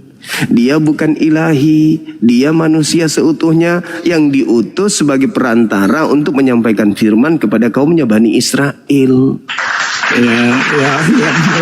Ya moga salah kalau memang diputuskan seperti itu dari Bang Iwan disimpulkan. Sekarang abangku, ketika dia keluar dari kubur, dia berkata apa? Kepadaku telah diberikan kuasa. Ini yang bersuara ini Tuhan atau manusia yang diberikan kuasa? Sebagai anak. Berarti dia bukan Tuhan kan yang keluar dari kubur? Ya, kalau Tuhan tetap Tuhan, karena Tuhan itu kan Tuhan. Enggak, maksudku bukan Bapak yang keluar dari kubur kan? Bukan kan? Bukan. Kalau ada orang yang menyembah manusia yang keluar dari kubur ini, gila tidak? Ya tidak, karena kita kenalnya dari dia kan, kenal sang sumber. Dia mengatakan kepadaku telah diberi kuasa. Berarti manusia ini diberi kuasa. Betul. Kuasanya independen kan, berdiri sendiri kuasanya kan, iya kan? Nah, ketika diberikan kuasa kepadanya, ada berapa yang berkuasa? Yang berkuasa satu karena sudah diberikan, kecuali kalau belum. Iya. Berarti sisi kemanusiaannya itu berubah menjadi sang penguasa. Betul. Berarti sudah tak ada lagi sang kuasa di atas. Tetap karena sumbernya dari dia, Bang. Ada berapa penguasa? Satu apa dua? Satu. Yang mana? Yang di langit atau yang keluar dari kubur? Yang kita kenal atau yang tidak? Tunggu dulu. Ada berapa penguasa? Satu. Yang di langit atau yang keluar dari kubur? Yang kami kenal Tuhan Gusti Yesus, Bang. Yang kami kenal Gusti Yesus. Oke, yang nampak oleh manusia berarti Anda menuhankan yang keluar dari kubur. Anda meninggalkan sang penguasa yang sebenarnya kan? Tapi jangan lupa bahwa sang pengendali dan subur kan tetap sumbernya dari sang penguasa sumber. Iya, saya ngerti. Tapi kan Anda sudah mengatakan bahwa penguasa itu cuma satu. Betul, karena sudah diberikan. Nah, diberikan berarti tinggal Yesus yang berkuasa kan? Yang kita kenal ya. Yang kami kenal ya. Berarti yang di atas sudah pensiun. Kalau Katolik doanya kan bagaimana, Bang? Yang Bang Yuma tahu doa kami sebagai Katolik. Tunggu. Ya, sebelum itu saya akan menjawab itu nanti. Iya, tunggu. Yang di atas sudah pensiun kan? Tidak pensiun karena tetap memberitahukan terus apa yang akan dikatakan sang anak. Diberikan separuh atau sepenuhnya? Sepenuhnya, tetapi kan tetap sang sumber di sana sudah tak ada lagi kan? Nah, itu kan pemahaman yang berbeda, Bang Imam. Berarti nggak diberikan seutuhnya, berarti nggak diberikan semuanya. Ya, kalau diberikan semuanya di atas hilang, tapi kalau diberikan separuh di atas masih ada. Mana yang betul? Tidak. Yang betul adalah diberikan sepenuhnya dengan cara untuk menyampaikan apa yang menjadi kehendak sang sumber. Setiap saat berkehendak terus memberikan pada sang anak untuk menyampaikan apa yang menjadi kehendak. Berarti ada dua penguasa di situ. Itulah perbedaan. Karena bagi kami Trinitas adalah Bapa, Anak, dan Roh Kudus. Begitu. Adalah Logos Allah itu sendiri. Roh Kudus adalah rohnya Allah itu sendiri. Itulah termasuk dagingnya. Serangkai atau tunggal. Ini tadi sudah masuk loh. Anak di sini termasuk dagingnya kan? Anak itu kan ada dua, anak manusia dan anak Allah. Itu Bang. Anak di sini yang diberi kuasa di sini anak manusia atau bukan? Yang diberi kuasa adalah anak manusia, tetapi kalau bersuara sebentar Bang Yuma, ya ketawa boleh nggak apa-apa, karena kebenaran semua mengerti Bang ya. Enggak, ini yang menerima kuasa ini Tuhan atau manusia? Karena Bang Yuma belum memahami sepenuhnya tentang Trinitas ya. Itu mungkin yang diberi kuasa di sini Tuhan atau anak manusia? Yang diberi kuasa sepenuhnya itu adalah ya tetap sepenuhnya anak manusia dan sepenuhnya ilahi kan. Ini setelah kuasa yang Tuhan limpahkan kepada dia sebagai anak manusia, dia tetap anak manusia atau sudah berubah menjadi Tuhan? Tetap saya berpendirian bahwa itu adalah anak manusia dan anak ilahi, anak Allah. Ada sepenuhnya tetap itu. Jadi pada diri yang menerima kuasa ini masih ada sisi kemanusiaannya. Ada sebagai anak manusia dan anak ilahi, anak Allah. Oke. Sekalipun segala kuasa diberikan kepada anak manusia, rupa-rupanya sisi kemanusiaannya tidak bisa hilang. Tidak bisa hilang. Bukan. Kalau sebentar Bang Yuma. Kalau sudah di sana ya, ini kaitannya dengan iman ya. Setiap bersuara sang anak ini sumbernya tetap dari sang sumber. Jadi ketika dia mengatakan aku tidak dapat berbuat apa-apa dari diriku sendiri, itu suara siapa? Itu suara siapa? Itu anak manusia Bang yang bersuara itu. Itu suara sebagai manusia atau sebagai Tuhan? Sebagai anak manusia ya. Saya tidak mengatakan manusia ya, sebagai anak manusia begitu. Bedanya manusia dengan anak manusia apa? Karena di dalam kitab Biblos itu kan dia mengatakan anak manusia begitu. Iya, bedanya manusia dengan anak manusia apa, Bang? Saya kurang memahami ya, karena di dalam Biblos itu tetap anak manusia gitu. Oke, baik. Nah, ketika dia mengatakan aku tidak dapat berbuat apa-apa, ternyata dia berbicara sebagai anak manusia. Iya, betul. Duduk di sebelah kanan yang maha tinggi juga duduk sebagai anak manusia. Betul. Nah, berarti sampai kapanpun pada diri Yesus yang sehakikat dengan Tuhan itu menempel sisi kemanusiaan. Bukan menempel, tetap saya mengatakan anak manusia gitu ya. Karena hanya satu Bang, tetap diri Gusti Yesus itu anak manusia sekaligus ada keilahiannya, yaitu suaranya tadi. Karena suaranya sumbernya dari Sang Sumber. Gitu. Baik. Ketika anak manusia ini tetap melekat pada sisi keilahian tadi, hari ini Yesus seutuhnya itu bagi Maria ibunya siapa? Anaknya atau Tuhannya? Kalau Katolik, Bunda Maria itu Bunda Allah, Bang. Kalau iman Katolik ya, itu Bunda Allah. Begitu. Iya. Berarti Tuhan Anda masih memiliki ibu. Iya, iman kami ya Bunda Allah begitu. Iman kami karena di saat kita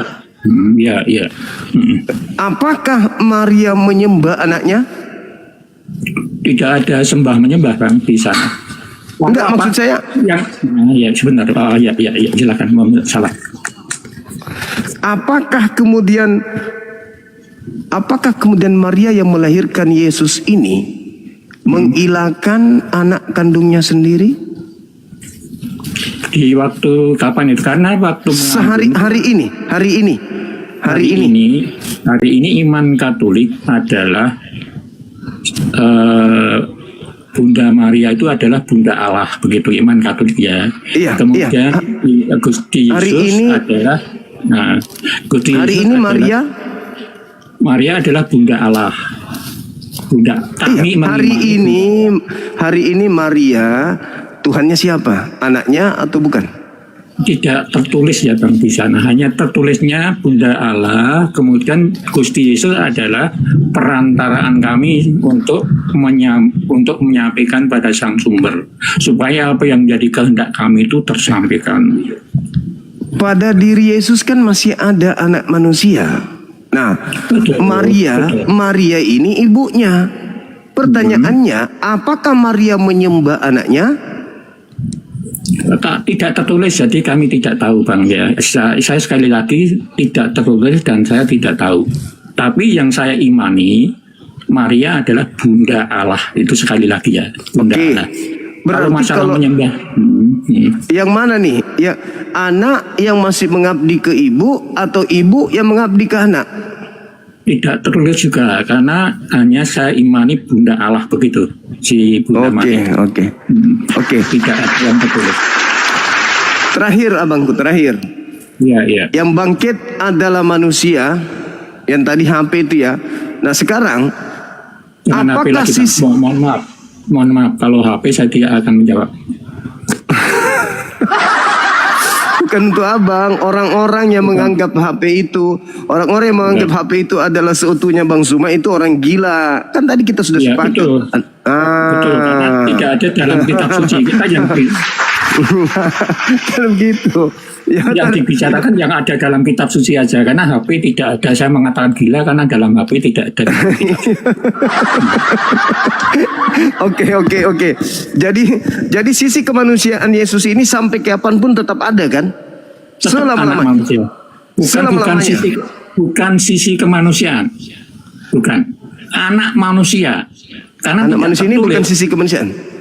Tidak tertulis Bang di Alkitab. Sisi kemanusiaan tidak tertulis. Hanya tertulis anak manusia. Oke, tak tertulis sisi Oke. Tetapi sebagai orang waras yang keluar dari Maria ini kan manusia. Ibunya Anda sendiri mengakui ibu Tuhan. Artinya Nah, artinya Tuhan Anda memiliki sisi kemanusiaan karena ibunya adalah manusia. Tuhan Anda mengibukan manusia, kan begitu, betul? Kalau yang tertulis saya tidak tahu ya, Bang, karena tidak tertulis sih itu. Mengibukan itu tidak tertulis, hanya kami mengimani bahwa Maria adalah Bunda Allah, itu titik, sudah seperti itu. Iya, itulah yang maksud Bunda Theos, kan Bunda Theos itu. Ya, kemudian bukan Bunda Theos, beda. Bukan Bunda Theos, Bang. Allah ini bukan apa? Allah ini apa? Theos sang sumber, Bang. Sang sumber, Bapa. Berarti bukan Theos. Artinya Tuhan Yesus bukan Theos, Tuhan Yesus itu. Terus kenapa Anda mengatakan Bunda Allah? Kalau Bunda Allah karena dari sisi keilahian, dari sisi logosnya tadi. Karena yang dikandung Bunda Maria adalah logosnya atau firman Allah itu sendiri yang dikandung, bukan Theos. Jadi jadi Maria ini posisinya lebih tinggi dari Bapa gitu? Bukan lebih tinggi dari Bapa, karena Bapa itu sang sumber segalanya. Kemudian Maria adalah ciptaannya yang dipilih untuk mengandung logos yang menjadi manusia itu, begitu. Berarti logos lebih rendah daripada ibu. Bukan. Kalau sebagai anak manusia betul kan? Karena dilahirkan dari dia, kan saya mengatakan dia itu sepenuhnya anak manusia dan sepenuhnya anak Allah. Lah ini masih bingung sekutat itu, memang sulit dipahami tentang ilahi itu, Bang. Trinitas itu misteri. Bukan misteri, otak tidak akan pernah bisa masuk. Karena tidak sebagaimana otak nggak bisa mengatakan ini hakikatnya Bang Suma. Itulah konsep Trinitas. Itulah konsep Trinitas, Bang. Makanya Anda nggak mau masuk ke analogi itu karena Anda akan ketahuan kalau Anda Trinitas itu menganggap ini sepenuhnya Bang Suma. Saya mengatakan jujur ya, Bang. Sebenarnya Trinitas itu bagi kami orang Katolik tidak boleh mendiskusikan tentang Trinitas sebenarnya ya. Iya, karena tidak masuk akal. Karena tidak masuk akal. Menurutmu, Kari? Gimana sesuatu yang masuk akal kenapa nggak mau didiskusikan? Karena kalian pasti malu, abangku. Oke, begini Bang Yuma, karena itu adalah, saya mengatakan misteri karena itu harap perlu penuh jiwa, penuh hati, akal budi dan kekuatan. Tidak hanya akal nggak bisa masuk di situ. Sekarang begini, boleh tak saya bertanya kepada abang ini, apakah manusia dalam keadaannya yang sebenarnya itu sama seperti dalam keadaan sebenarnya Yesus? Itu di Matius apa di Yohanes atau apa? Enggak. Saya bertanya, apakah dalam keadaan yang sesungguhnya Yesus, dalam hakikat yang sebenarnya Yesus, kita itu sama seperti Yesus atau tidak? Ya, dari sisi sebagai anak manusia yang tinggal di antara kita, ya waktu itu gitu. Enggak, dalam keadaan yang sesungguhnya. Dalam keadaan sesungguhnya kan dia tetap logosnya yang menjadi manusia gitu. Sama enggak dengan kita? Sama enggak dengan kita? Ya, sangat berbeda. Oke, baik. Boleh Anda baca 1 Yohanes 3 nomor 2. Silakan. Tolong bantu saya baca, Bang.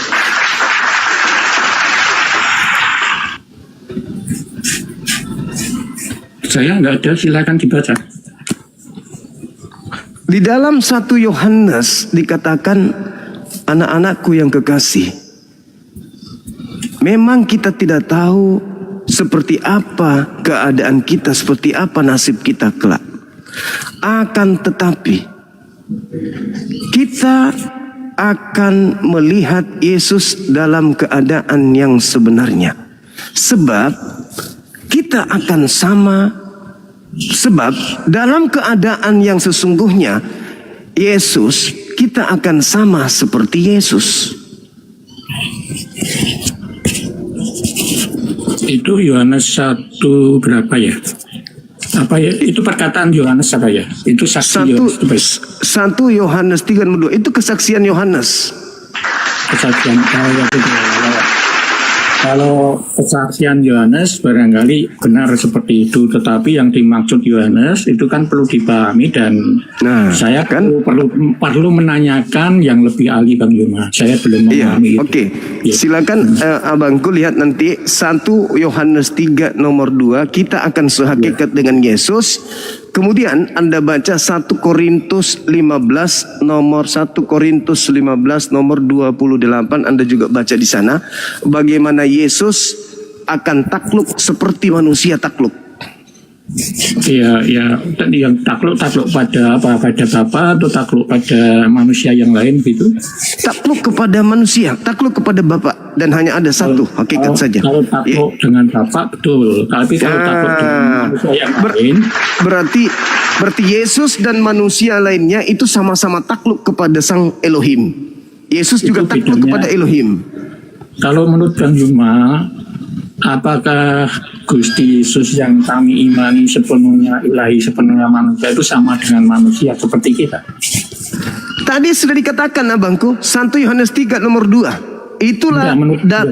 Itulah data yang menghancurkan Trinitas.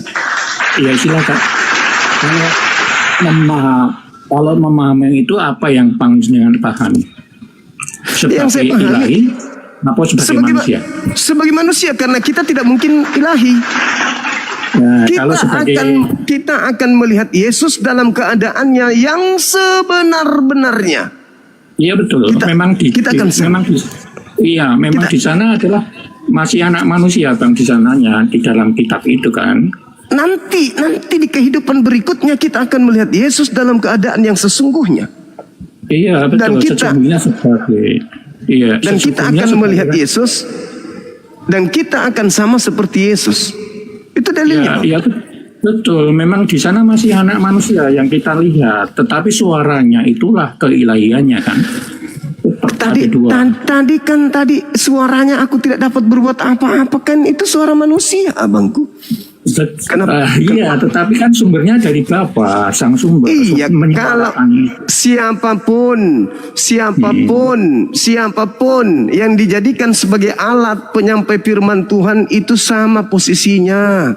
Musa juga begitu, Abraham juga begitu, Daud juga begitu, semuanya sama. Yang menjadi masalah ini adalah pribadi Yesus ini akan sama seperti kita dalam keadaan yang sesungguh-sungguhnya. Ya, itu betul. fakta real. Udah. Betul. Sudah. Datanya, kalau kita berbicara dengan data dalam Bible, dia kan sebagai raja di sana. Berarti kita juga raja. Bukan seperti itu. Kalau kan kita sehakikat. Kita sehakikat dengan Yesus. Dia sehakikatnya sebagai apa? Tadi kan mengatakan anak manusia kan panjenengan. Itu sehakikat. Yesus dengan manusia lainnya itu sehakikat, bukan sehakikat dengan Elohim Yesus itu. Betul, dalam kemanusiaannya betul. Karena di sana pun tetap kita lihat. Iya sudah, berarti Yesus yang keluar dari kubur itu sehakikat manusia, bukan sehakikat Tuhan, betul? Ada dua, saya katakan ada dua. Sejak awal saya katakan sampai kapanpun Gusti Yesus adalah sepenuhnya Allah, sepenuhnya ada keilahian dan sepenuhnya anak manusia. Tadi saya dalam keadaannya yang sesungguhnya Yesus akan sama seperti kita. Betul, karena sudah diutus untuk menjadi anak manusia kan dia. Berarti Berarti pada diri Yesus tidak ada sisi keilahian. Suaranya Bang, sekali lagi suaranya. Ya sama seperti Musa. Musa juga suaranya adalah suara Tuhan yang disampaikan. Abraham juga begitu, Daud juga begitu. Mereka semua adalah penyampai firman. Tadi saya sudah mengatakan perbedaan Musa dengan Gusti Yesus ya sudah. Iya, tapi itu Nah, kalau Bang Yuma tidak mengimani itu nggak masalah sih, karena yang saya imani, suaranya yang didengar oleh Musa adalah logosnya Allah. Oke, terakhir dari saya Bang ya. Tadi sudah terakhir katanya. Tubuh kemanusiaan Yesus, ini benar-benar terakhir. Tubuh kemanusiaan Yesus adalah sehakikat dengan kita. Dalilnya 1 Yohanes 3 nomor 2. Kali itu betul. Nah, sisi keilahian Yesus itu ternyata nggak ada. Ya, kalau iman seperti itu tidak masalah, tapi iman 1 Korintus 15 nomor 28 itu buktinya. Korintus itu dari siapa itu, Bang? Paulus. Katanya Paulus nggak mempercayai itu kamu. Dengar, ketika Paulus mengatakan Yesus itu adalah Tuhan, itu tidak masuk akal. Tapi ketika Paulus mengatakan Yesus adalah sehakikat dengan manusia, top. Paulus benar. Ya, kalau itu memang benar. Coba Anda baca 1 Korintus 15:28, ternyata keilahian Yesus itu hancur lebur, hilang. Anda boleh baca di situ. Ya silahkan, tetapi saya mengimani sejak kapanpun, saya kan sudah mengatakan sejak kapanpun Gusti Yesus adalah waktu setelah kita kenal di dunia ya, sepenuhnya manusia dan sepenuhnya ilahi. Itu sampai kapanpun. Sepenuhnya ilahi itu hancur lebur di dalam 1 Korintus 15:28. Ya silahkan. Kalau itu dalil. Ya walaupun itu dalil, kalau itu dalil tidak apa-apa. Mungkin perikopnya apa, kemudian kalau kita baca sepenuhnya, kita nanti akan ketemu. Oke, silakan Anda baca tuh. Iya sekarang yang berbeda saja. Tetapi apabila, saya bacakan dulu. Tetapi apabila segala sesuatunya telah ditaklukkan di bawah Kristus, maka Kristus sendiri menaklukkan dirinya di bawah Elohim yang telah menaklukkan segala sesuatunya di bawahnya. Dan ketika dikatakan bahwa supaya Elohim menjadi semua di dalam semua, jedar. Sisi kemanusiaannya sehakikat dengan kita, sisi keilahiannya yang Anda anggap ilahi ternyata hancur lebur, tidak ada sama sekali. 1 Korintus 15 nomor 28, Trinitas Tritunggal hancur lebur berdasarkan Bible itu sendiri. Oke, silakan Abang. Saya kira cukup. Sebentar Bang Yuma, saya nanti ada satu lagi Bang Yuma. Itu kan dari Bang Yuma, ya tak? Boleh nggak saya bertanya? Sekali lagi itu perbedaan antara kita seperti itu ya. Kemudian ini Bang, coba Matius 7 yang 21 yang selalu ditampilkan Bang Yuma itu maksudnya gimana itu? Kok menuduh atau memahami bahwa itu adalah Kristen yang seperti itu begitu. Dasar untuk mengetahui bahwa itu Kristen, baca nomor 15-nya. 15, 16, 17, 18, 19, 20 itu ketahuan bahwa itu adalah Kristen.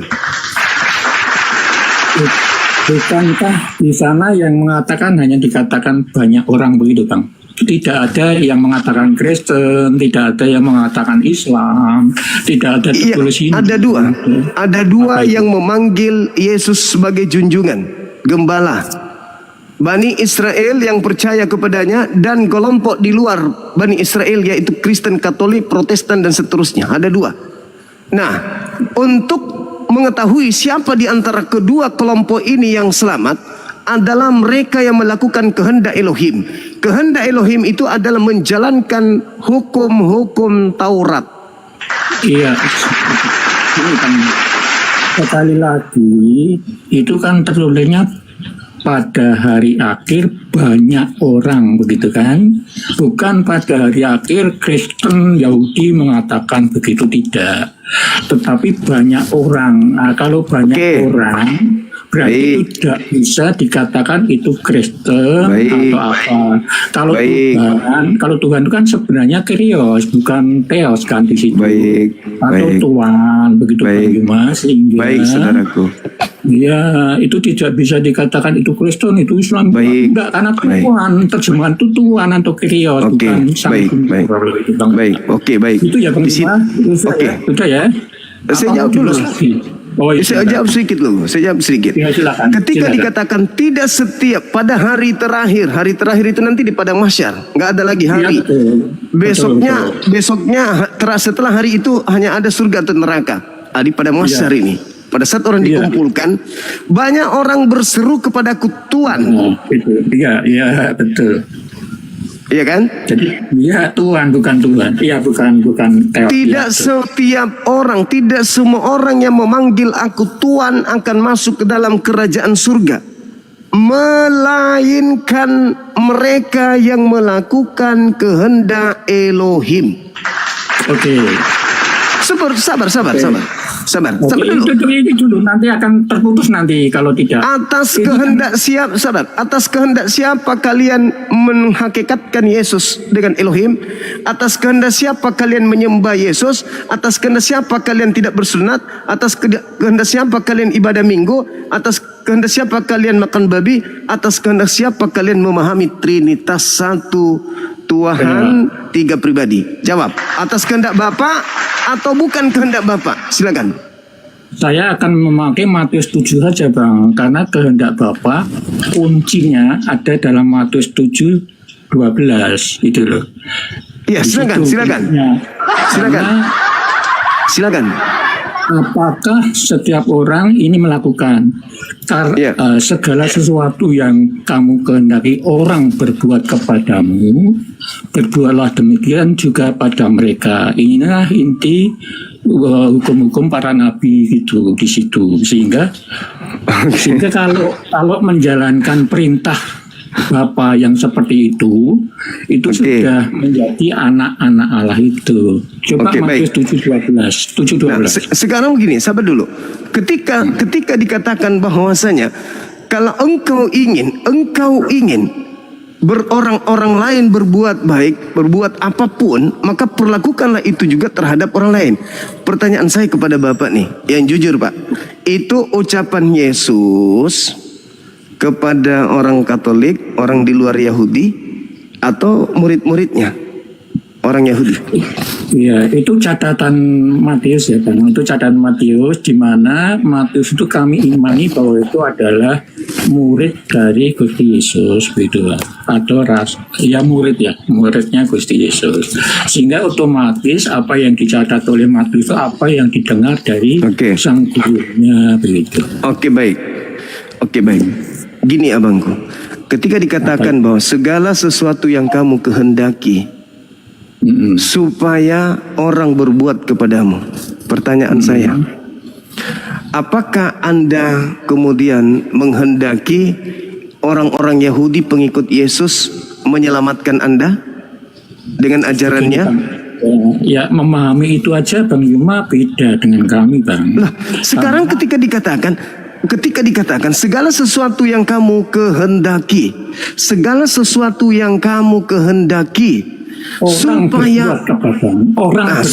supaya orang itu berbuat kepadamu, berbuatlah demikian juga pada mereka. Contoh di diskusi, contoh aja di dalam diskusi Bang. Silakan dicontohkan dalam diskusi. Oke, baik. Implementasinya gimana? Oke, baik. Ketika kita hendak kemudian orang lain menyelamatkan kita, jangan kita dalam ranah diskusi materi ini maksud saya.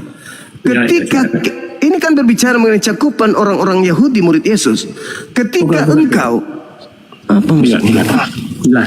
ketika dikatakan segala sesuatu yang kamu kehendaki supaya orang itu berbuat seperti itu kepadamu, berbuatlah demikian juga kepada mereka. Kan begitu? Iya kan? Contoh ya Bang, supaya Bang Juma lebih tak contohi dulu supaya tidak melebar. Contohnya, saya itu tidak senang loh. Saya tidak senang bahwa diskusi itu dipotong-potong. Ya, saya bukan itu. Contohnya bukan itu. Bukan. Jangan lebay ketika Anda sudah menyembah HP yang keluar dari kubur. Jadi gini, segala sesuatu yang kamu kehendaki agar orang berbuat kepadamu, maka terlebih dahulu juga kamu akan berbuat kepada mereka. Oke. Jangan dipotong ya.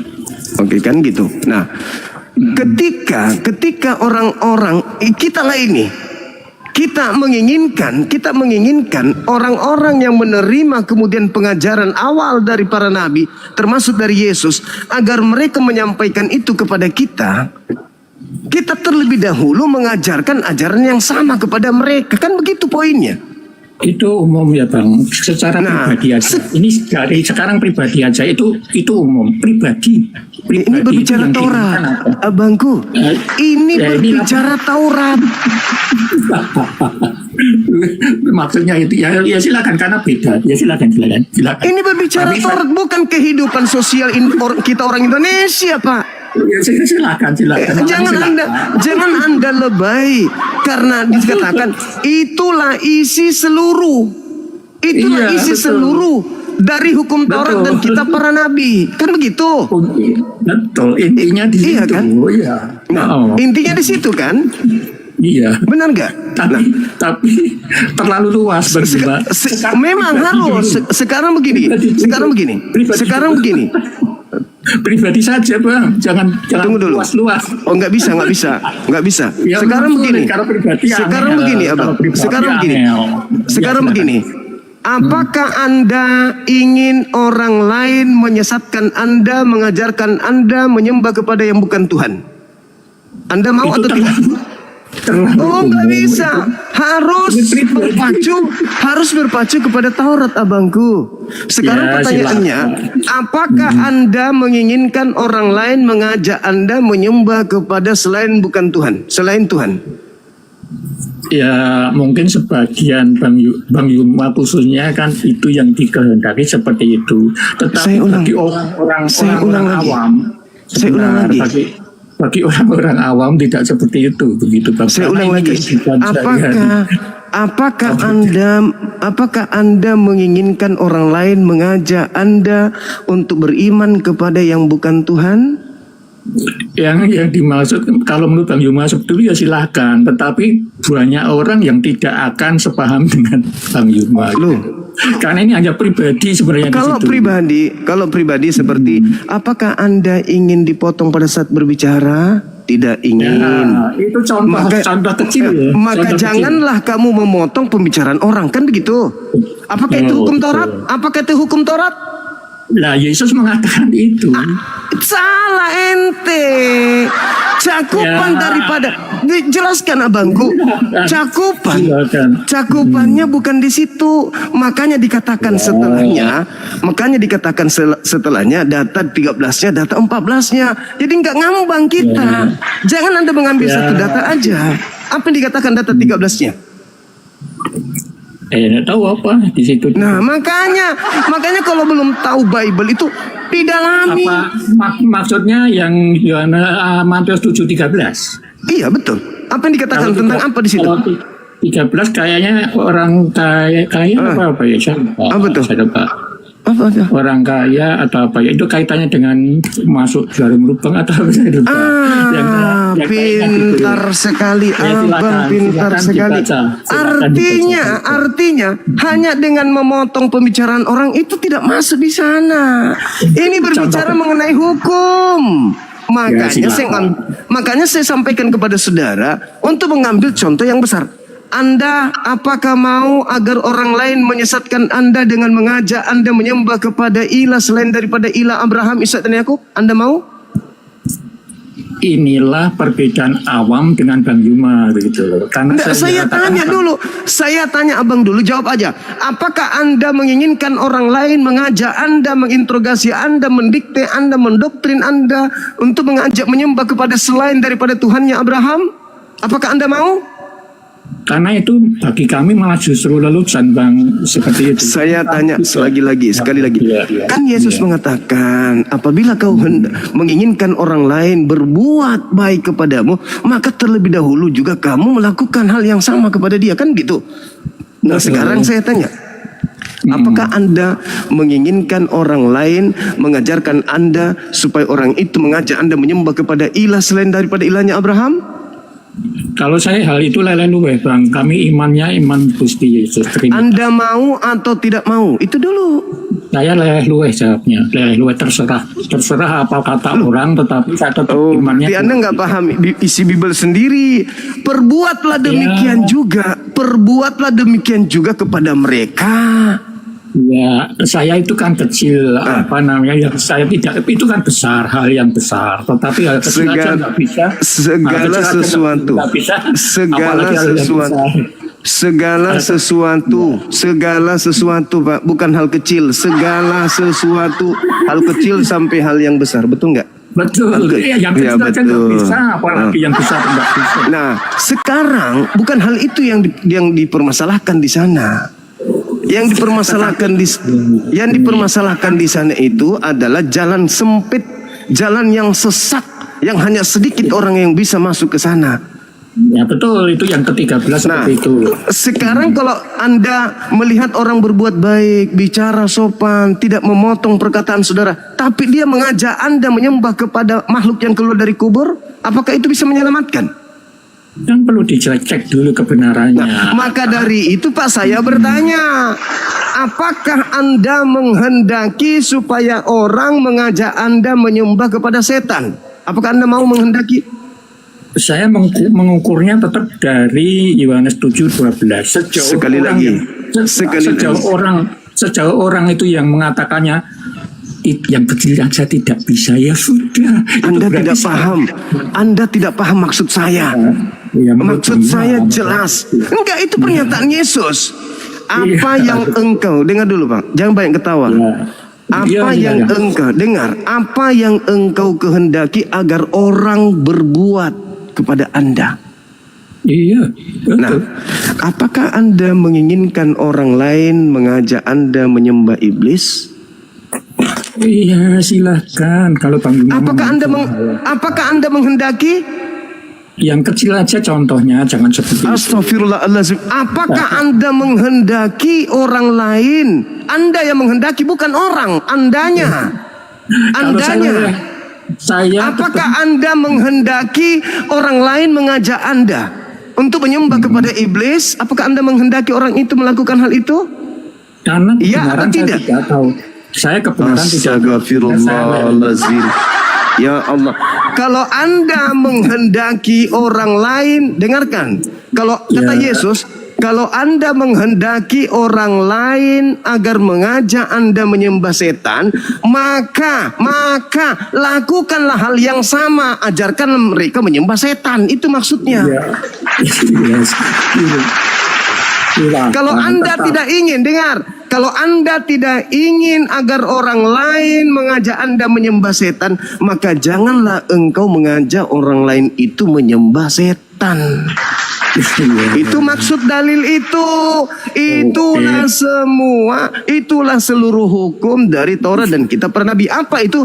Ajarkan kepada orang lain untuk menyembah kepada Tuhan yang benar, agar orang lain juga mengajarkan kepadamu menyembah Tuhan yang benar. Ajarkan orang lain berbuat baik, agar orang lain juga berbuat baik kepadamu. Ajarkanlah orang itu menyembah kepada Tuhan yang benar, agar orang itu juga mengajarkan engkau menyembah kepada Tuhan yang benar. Kalau Anda mengajarkan orang menyembah kepada Tuhan yang keluar dari kubur, itu berarti Anda menginginkan orang lain juga mengajarkan Anda untuk menyembah kepada Tuhan yang keluar dari kubur. Itu maksud Yesus.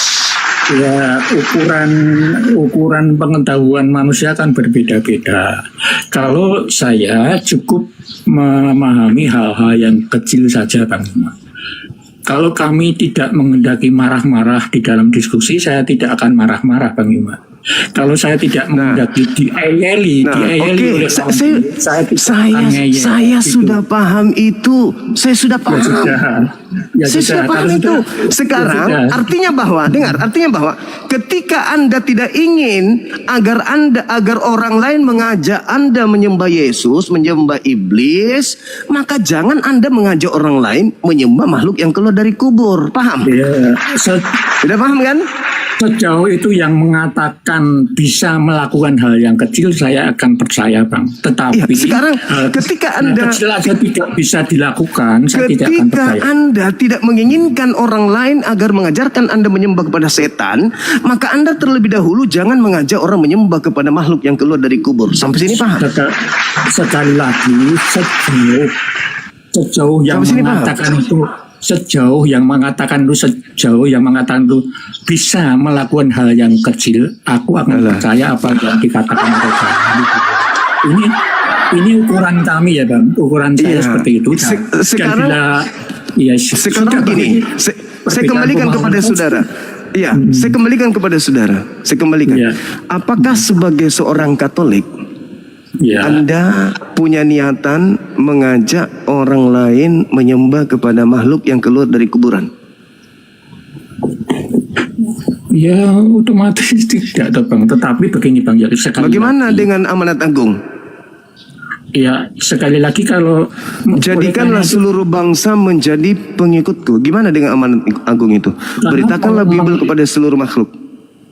karena iman kami kan beda. Yang bangkit dari kubur kan iblis, kalau Bang Yuma seperti itu ya. Iya, Kalau pasti. yang kami ya makanya kalau kami yang bangkit adalah anak Allah itu sendiri yang sudah dimuliakan. Itu buktinya apa? Buktinya di dalam Lukas 22, Matius 26, di dalam perjamuan akhir itu. Itu kan membagi-bagi roti, kemudian memecek-mecekkan darah. Anda sudah paham. Anda sudah paham. Oleh karena itu kalau Anda sudah paham bagaimana caranya membagi-bagi tubuh itu kalau dia tidak disalib, begitu loh Bang. Bagaimana memercikkan darah Yesus itu, bagaimana kalau tidak disalib menjadi mati itu. Oleh karena itu kami mempercayai bahwa yang disalib adalah Yesus, yang bangkit adalah anak Allah yang sudah dimuliakan. Itu saja, Bang. Ini kan hanya perbedaan pemahaman. Iya, kembali kepada Matius 7:12. Ya kan? Kembali ke situ. Jikalau Anda silakan dikomentari saja yang dari saya ini. Jikalau Anda tidak ingin diajarkan menyembah iblis, hentikan ajaran Katolik Anda ajarkan kepada orang lain. Paham sampai situ? Tahu enggak? Bang Yuma tahu nggak Katolik itu ada semacam hierarki gitu? Iya tahu. Sekarang kembali aja. Otoritas tertinggi di mana? Otoritas tertinggi di mana? Terkait apanya? Katolik, otoritas yang hierarki tadi. Otoritas tertinggi di mana? Dan Paus pertama siapa? Iya, Paus pertama kan itu si Paus Paulus itu. Santo Paulus. Nah, sekarang sebentar, terangkan dulu sehingga nanti akan ketemu. Enggak, saya kembalikan kepada Matius 7, enggak usah. Ketika Anda menjadikan Matius kan tadi saya mengatakan kepada saudara, tapi Anda kembalikan kepada Matius 7:12 itu. Nah, saya kembalikan kepada saudara. Apabila saudara tidak ingin diajak orang lain menyembah iblis, maka hentikan mengajarkan kemudian menyembah kepada makhluk yang keluar dari kubur kepada di luar Katolik. Saya lakukanlah apa yang Anda inginkan orang lain lakukan terhadap Anda. Sebagai ukuran sejauh yang mengatakan itu sudah bisa melakukan hal yang kecil, maka aku percaya bahwa yang bangkit itu adalah iblis, begitu Bang Yuma. Tetapi mohon maaf, tapi ingat di dalam kitab saudara itu di situ tidak dikatakan hal kecil, segala sesuatu. Sesuatu. Jadi kalau Anda hanya ingin mengatakan hal yang kecil, Anda kena di situ. Kenapa? Kenapa Anda kena? Karena pada dasarnya Katolik itu diajarkan, disebarkan supaya dianut oleh seluruh bangsa.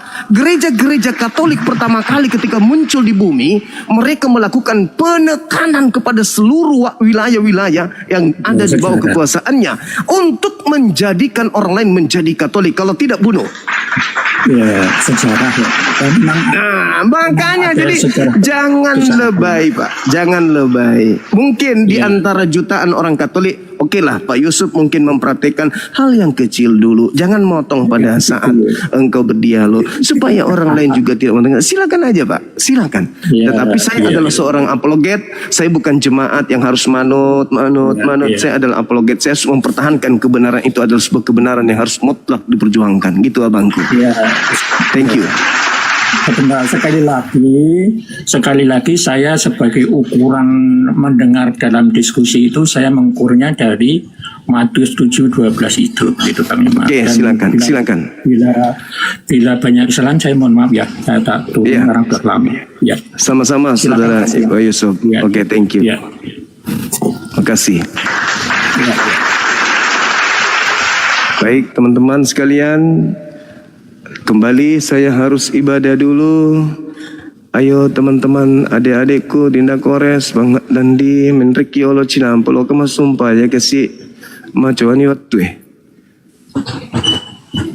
Bang Handi sudah di atas. Kan dah sholat kat dulu di. Iya. Marah mamaku kalau malas ke sembahyang, dikasihkan tuan jajan. Iya. Saya sholat dulu ya. Di komentari aja yang tadi dikomentari. Assalamualaikum warahmatullahi wabarakatuh. Teman-teman jangan kemana-mana, saya cuma asar sebentar aja. Yuk. Waalaikumsalam, lanjut. Oke. Siapa yang lagi yang mau naik silahkan. Ini Pak Yusuf Supriyanto ini kayaknya pura-pura on dia. Kagak bisa bedain mana manusia, mana Tuhan. Sepenuhnya manusia, sepenuhnya Tuhan. Cuma ngebayangin kalau ada istilah kayak gitu. Sepenuhnya manusia, sepenuhnya Tuhan. Tapi kemanusiaannya terbukti. Sepenuhnya ketuhanan yang mana? Tetap dia berlindung, berfokus, bersumber dari Bapa yang mengutus dia. Kira-kira gitu tadi teman-teman yang kita dengar ya. Hanya Pak Supriyanto ini muter ke sana, muter ke sini. Nggak jelas gitu. Ya tapi mau diapa lagi ya teman-teman. Kita nggak boleh memaksa orang cerdas. Banyuma hanya menyampaikan tujuan ini kan bukan untuk Pak Supriyanto sendiri. Mungkin di luar sana banyak orang yang mendengarkan, yang mudah-mudahan teredukasi. Kalau memakai akal sehat teman-teman, pasti bisa cepat connect mana manusia, mana Tuhan. Tuhan itu yang menciptakan manusia. Betul atau betul? Bukan Tuhan menjadi manusia, baru kembali menjadi Tuhan. Nggak ada konsep kayak gitu. Kecuali konsep paganisme. Konsep dewa. Nah itu baru masuk tuh barang.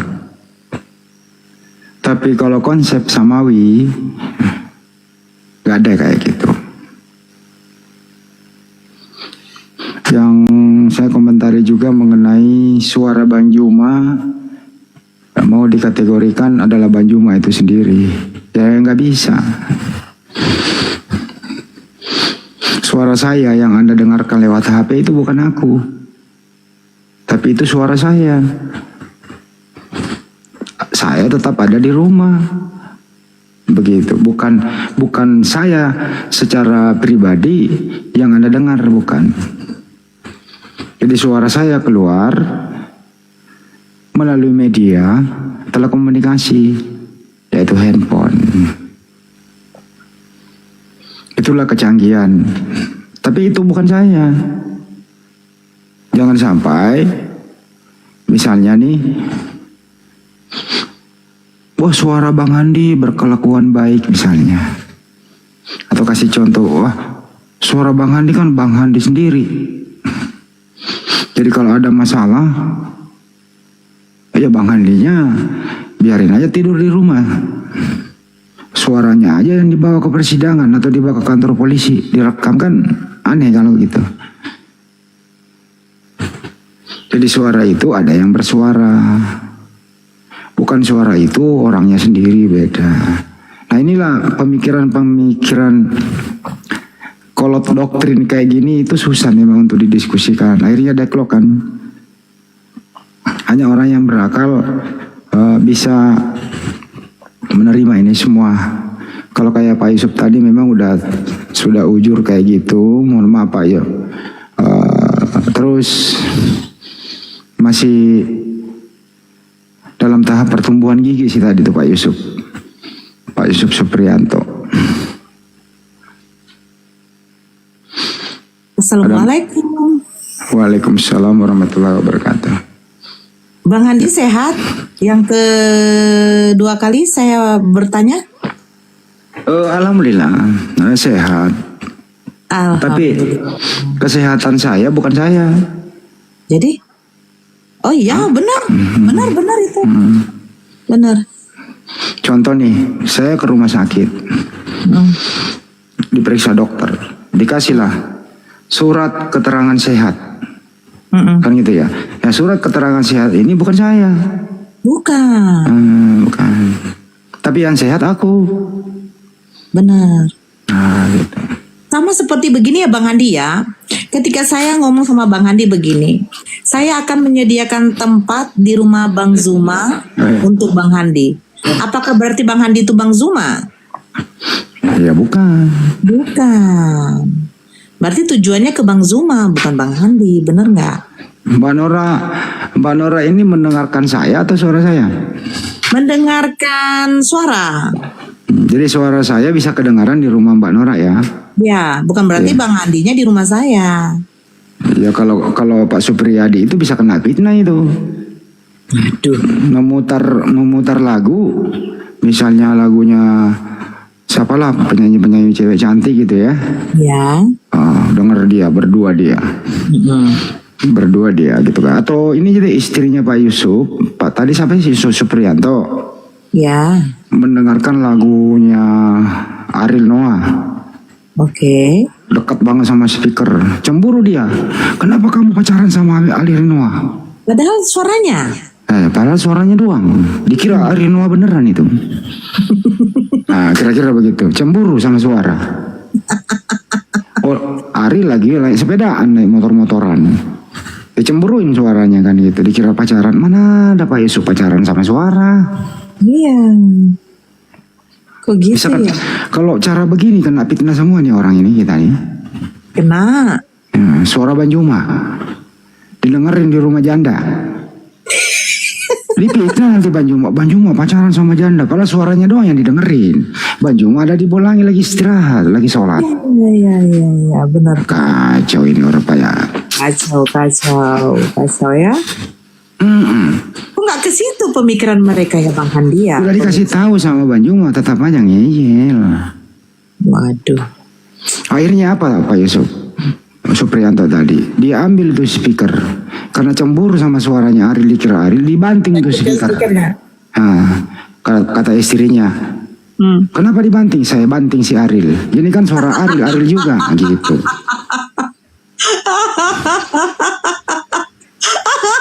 Aku lagi perut kalau makan nih udahlah. Istrinya legowo karena terdoktrin juga. Ya udahlah, nggak apa-apa. Tapi Pak Yusuf kata istrinya, kenapa? Besok kita beli Ariel lagi ya di toko elektronik. Pergilah berdua naik motor. Kok, aku mau beli Ariel Noah. Kata si Koko, loh, Ariel Noah nggak dijual ya? Yang jual di sini speaker. Nah itu yang saya maksud. Speaker itu suaranya Ariel Noah nanti. Ariel Noah juga. Kata si Koko yang jual. Ayah. Sudah lama jualan ya, kayak gini ya. Nggak pernah jual olang, saya jual speaker gitu.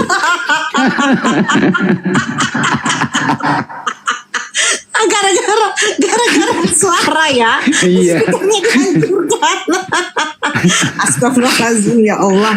Ya Allah, sungguh ketololan seperti itu. Bikin dulu ya, kapan kowe jual olang ya? Aku jual speaker, bukan jual olang. Ayah. Ya itulah tadi Pak Yusuf Supriyanto kayak gitu kok. Ya Allah, onnya gak ketulungan. Saya mantau Banjuma kuat aja ada orang kayak gitu. Aku dengar dari tadi, ya ampun. Sampai tertidur juga Bang Handi saking geremnya aku. Jadi suara atau firman Sang Pencipta itu bukan Tuhan. Bukan. Apa itu? Kalau tutupin dulu bentar ya. Ibu Nora ditunggu di Makassar. Iya, mudah-mudahan ke Makassar kita untuk milad api yang berikutnya ya. Astagfirullahaladzim. La haula wala quwata illa billah. Jadi suara Sang Pencipta itu, misalnya contoh nih teman-teman ya, ini agak sedikit edukasi ya. Allah Subhanahu wa Ta'ala berfirman. Kemudian firman ini dibawa malaikat Jibril menyampaikan kepada Nabi Muhammad SAW. Terus dihafalah itu Al-Quran. Terus Al-Quran itu ditulis di kertas begitu. Pertanyaannya, Al-Quran ini Tuhan atau suara Tuhan? Suara firman. Firman Tuhan, bukan Tuhan. Bukan. Nah, menurut Pak Yusuf, karena tadi firman Tuhan ini adalah Yesus, Yesus adalah Tuhan. Nah, itu kira-kira. Betul itu. Sama kayak begini ya Bang Handi ya, ketika saya buang ludah, apakah ludah itu saya kan gitu? Walaupun berasal dari saya. Benar nggak? Ya bukan. Misalnya ya kayak gitu deh, aduh kok jadi susah banget sih ngejelasin ke Pak Yusuf. Tapi Pak Yusuf maklum lah, kemungkinan waktu kecil pernah mengalami trauma ya, jatuh mungkin dari sepeda Pak Yusuf gitu ya. Tapi Pak Juma saya apresiasi cukup sabarnya menghadapi Pak Yusuf. Oi. Contoh misalnya ya, Allah Subhanahu wa taala berfirman. Firman itu memang selalu melekat pada diri Allah gitu ya. Tapi kalau sudah keluar kun fayakun jadi menciptakan matahari itu bukan Tuhan, tapi penciptaan matahari dari Tuhan yang Maha Kuasa berfirman, jadilah matahari. Kalau sudah jadi matahari itu bukan Tuhan, jangan disembah tuh. Begitu juga Allah menghendaki semisal penciptaan Yesus sama dengan Adam. Allah Maha Berkuasa menginginkan Siti Maryam mengandung. Tinggal jadilah mengandung dia. Isi kandungannya bukan Tuhan, tapi ciptaan Tuhan. Mudah kok, ini Pak Yusuf ini dihubung-hubungin gitu. Akhirnya apa? Puyeng menjelaskannya, puyeng dia gitu Pak Yusuf. Ya, saya sarankan Pak Yusuf sore kayak gini Pak Yusuf, mandi dulu, persiapan, lebih pergi mancing Pak Yusuf. Tapi Pak Yusuf sebelum pergi mancing Pak Yusuf lihat istri dulu. Kalau istri tidur miring ke kiri Pak Yusuf, tangan kanan megang pancing, tangan kiri kasih umpan. Nah, kalau istri miring ke kanan, nah, tangan kiri megang mancing, tangan kanan kasih umpan Pak Yusuf.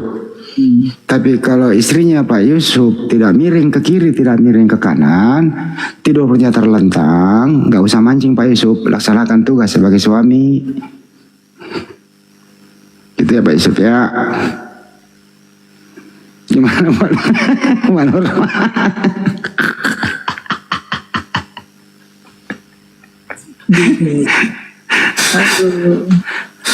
Enggak, ini analogi aja teman-teman. Pak Yusuf orangnya baik. Dia masih apa ya dia?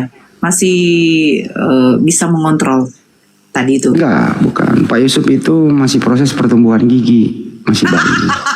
Mandi jahat. Juga saya perhatiin kok kayak gitu. Gak ada kayak gitulah. Ya, kita juga nanti kalau udah tua kayak gitu, gigi kita habis kok. Jadi itulah proses sirkulasi manusia teman-teman. Kita dilahirkan tanpa gigi. Itu ya, seiring dengan waktu, itu gigi kita perlahan-lahan hilang satu persatu. Akhirnya kembali jadi bayi. Jadi kita maklumi Pak Yusuf, kemungkinan sudah namanya orang tua sudah usur ya. Ya, pemikirannya sudah kacau balau. Kita maklumi itu. Gitu sih. Dulu juga Mbak Nora waktu masih Oten kayak gini, kayak Pak Yusuf deh. Firman itu adalah Tuhan itu sendiri. Yohanes 1 kan nomor 1. Pada mulanya adalah firman, firman itu bersama-sama dengan Tuhan, firman itu adalah Tuhan. Itu yang dipegang Pak Yusuf. Yesus adalah firman, jadi firman itu adalah Yesus, Yesus adalah Tuhan. Karena Yesus firman Tuhan, gitu kata Pak Yusuf. Ya, memang kalau kita bilang begini ya, Bang Handi ya, kenapa sih ya? Kadang ada yang tanya, kenapa sih ya Bun mereka tuh? Ya memang, saya merasakan itu dulu memang tidak bisa. Tuhan itu hebat, bisa jadi apa saja. Nah itu, saking hebatnya dia bisa jadi manusia. Nggak bisa memang, kalau udah doktrin itu udah parah. Hanya Ya, orang. Kalau Tuhan menjadi manusia, terus siapa yang menjadi Tuhan? Ya, nggak bisa Bang Handi membatasi kekuasaan Tuhan. Ya kalau Nggak jadi bisa manusia, Bang Henry itu mengatur kekuasaan Tuhan.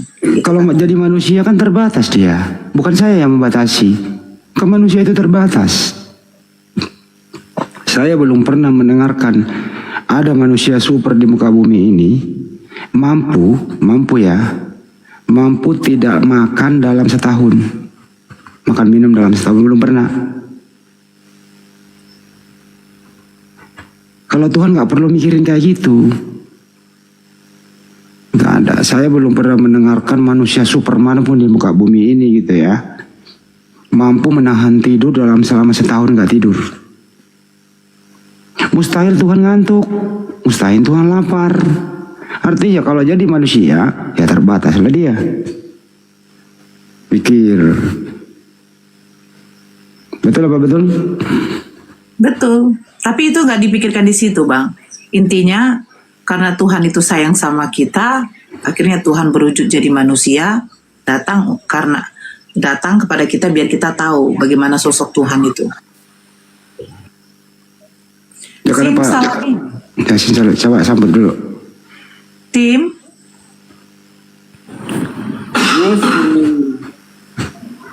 Selamat sore, Assalamualaikum. Islam ya, Bang? Nah, saya Kristen. Ucap sama ya. Cuma ini Sam Salabin ini, maka jadilah kumpayakum. Bukan kun.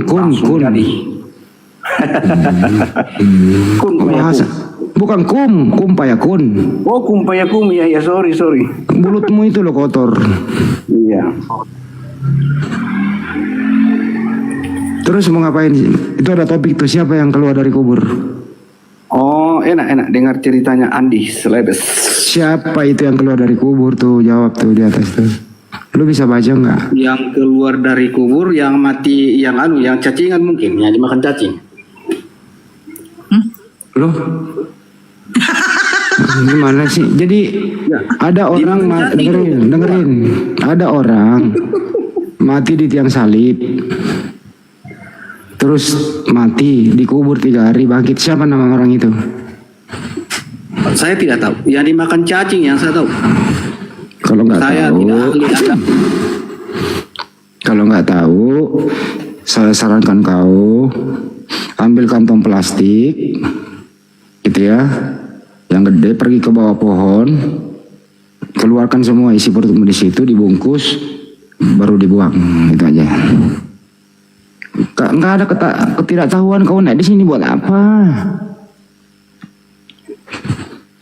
Kumpayakum katanya, apa kum?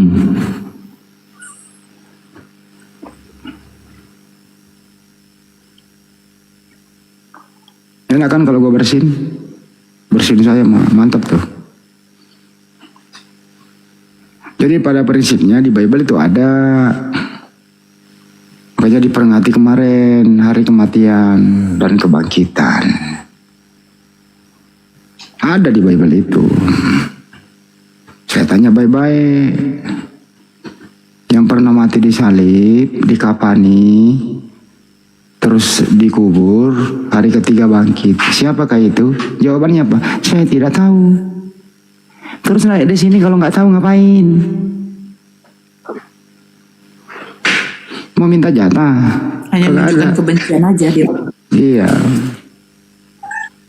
Herder di sini kayak gini nih. Rata-rata OON-nya nggak ketulungan. Yang kayak Mbak Nora dulu dibaptis di tempat air kotor.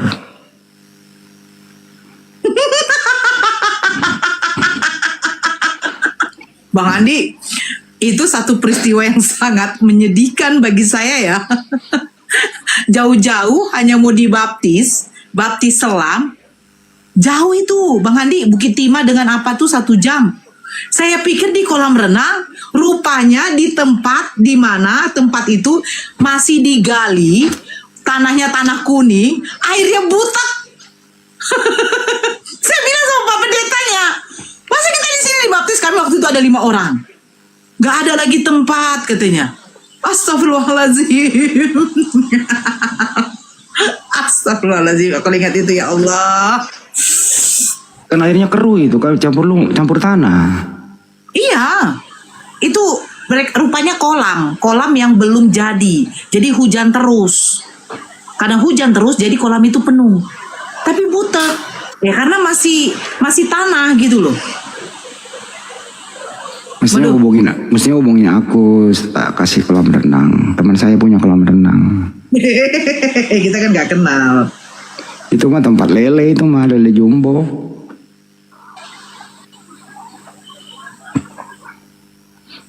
Tapi dulu kan memang dokternya kayak gitu ya. Firman itu telah menjadi manusia. Tuhan telah menjadi manusia. Dokternya kayak gitu dulu ya, Malore. Iya, gitu. Tritunggal. Kemarin tuh waktu saya buka live, ada satu yang naik. Dia ngomong begini. Ini Bu Nora yang saya dengar yang katanya mualaf. Saya cuman satu pertanyaan saya, kata dia. Karena saya dari dulu penasaran, cuman saya tidak berani naik dan ini saya naik. Biar jadi bahan pikiran saya. Ya silakan Bang, saya pikir dia mau tanya tentang Islam. Apa yang membuat ibu mualaf? Saya bilang cuman konsep Tritunggal yang tidak masuk akal. Yang dimana ada 3 pribadi menjadi satu, kira-kira yang tunggal itu yang mana? Dia diam, baru dia bilang begini, oke saya turun Ibu, saya hanya ingin tahu saja apa yang membuat Ibu jadi mualaf, itu katanya. Ya mudah-mudahan dia berpikir konsep Tritunggal itu tidak akan bisa masuk akal.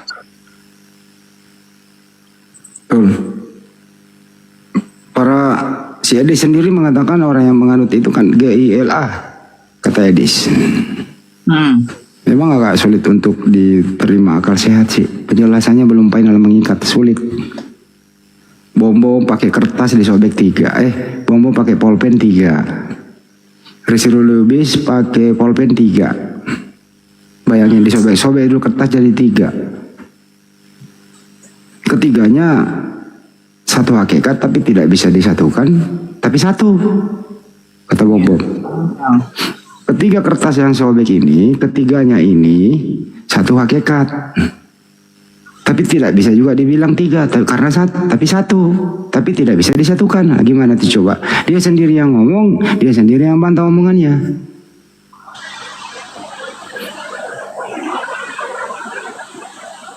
Coba ya, mana masih ada videonya nggak Rasul Lubis ya? Coba tunggu cari dulu ya. Ngomong dulu Mbak Nora. Ya, konsep Tritunggal itu tidak akan bisa diterima.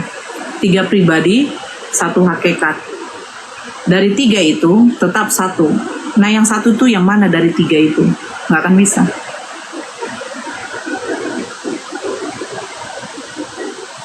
Mikana diundang? Enggak. Mikana nggak akan mau masuk ke sini. Asal lah. Mana nih? Aduh. Kalau saya ulang ya. Ini Allah Bapa, ini Allah Anak, ini Allah Roh Kudus. Nah, ini punya pribadi sendiri, Tapi mereka tidak mau dikatakan ini begini. Maunya ini gini. Tetap satu. Nah, tapi tidak mau jadi begini. Ya. Tidak mau jadi begini, nggak mau. Kalau ini Esa, dia maunya begini. Dia maunya begini. Ini Allah Bapa, ini Allah Anak, ini Allah Roh Kudus. Ini pribadi lain, ini pribadi lain, ini pribadi lain. Aduh, saya nggak bisa buka videonya, lucu itu. Udah pernah nonton kan teman-teman?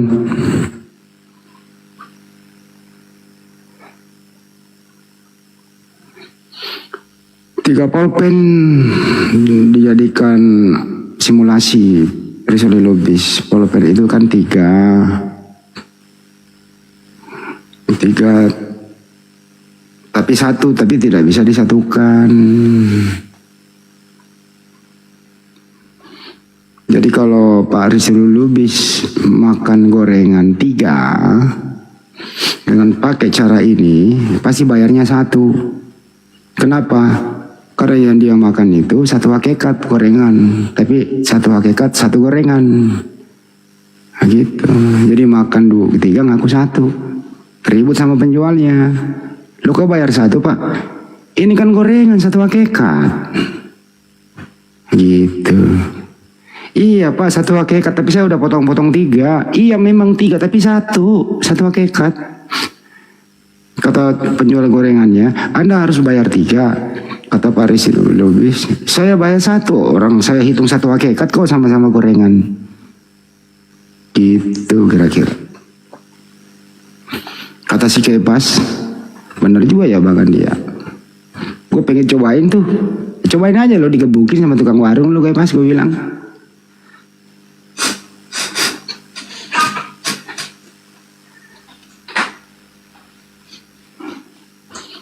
Ya silakan di follow teman-teman, di follow ya. Beda Bang Handi. Kenapa? Kalau Kefas begini, Bapak Tuhan, ya. Yesus Tuhan, ya. Roh Kudus Tuhan, ya. Jadi yang tiga ini yang mana Tuhan? YHWH. Enggak, Bapak Tuhan, Yesus Tuhan, Roh Kudus Tuhan. Yang mana yang kau sembah? Elohim Yahweh. Nah, itu Kepasnya.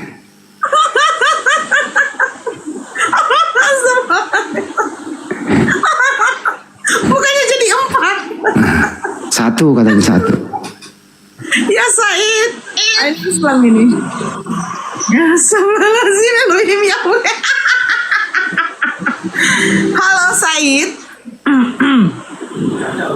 Said Salim. Bapak Tuhan, ya. Yesus Tuhan, ya. Roh Kudus Tuhan, ya. Jadi yang dari tiga ini yang mana Tuhan kau Kefas? Elohim Yahweh. Iya. Astagfirullahaladzim ya Allah. Terus saya tanya lagi ke pas, lu pilih mana? Masuk Islam atau masuk angin? Dia pilih masuk angin. Besoknya benar-benar masuk angin, meriang dia.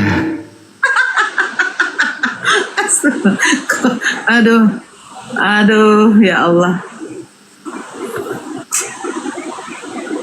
Aku mau sedikit spill ya, Pak. Teman-teman yang ingin peroleh baju Banjuma ya, gambar Banjuma silakan hubungi saya ya.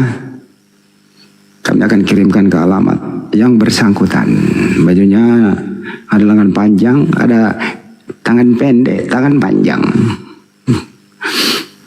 Mulai dari S ya Kang, ada S. Mulai dari M sampai XL. Lengan pendek, lengan panjang ada Kang? Ya, lengan panjang tinggal yang putih gitu. Harganya cepet ya Kang? 169. Satu. Oh sampai XL aja? Iya. Gak ada XXL? Iya.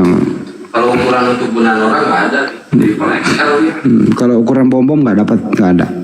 Tekor bandar kalau ukuran bom mestinya beli 2 dijahit jadi 1. Anu gitu dijadiin. Harus beli spanduk. Harus beli spanduk gitu.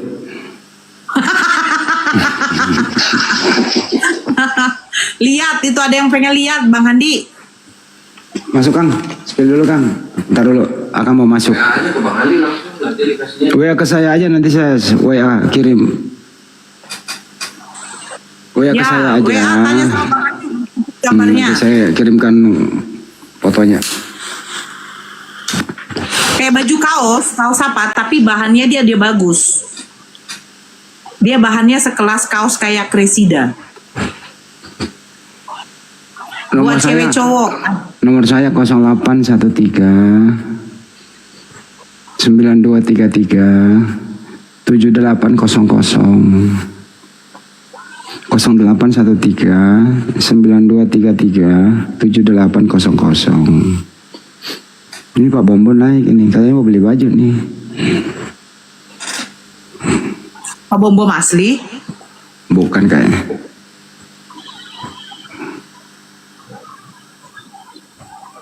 Halo Bom. Disenggol. Pak Bom. Kirim Malaysia bisa, insya Allah bisa. Kemarin aku kirim ke Burundi belum nyampe. Tertahan di Selat Hormuz.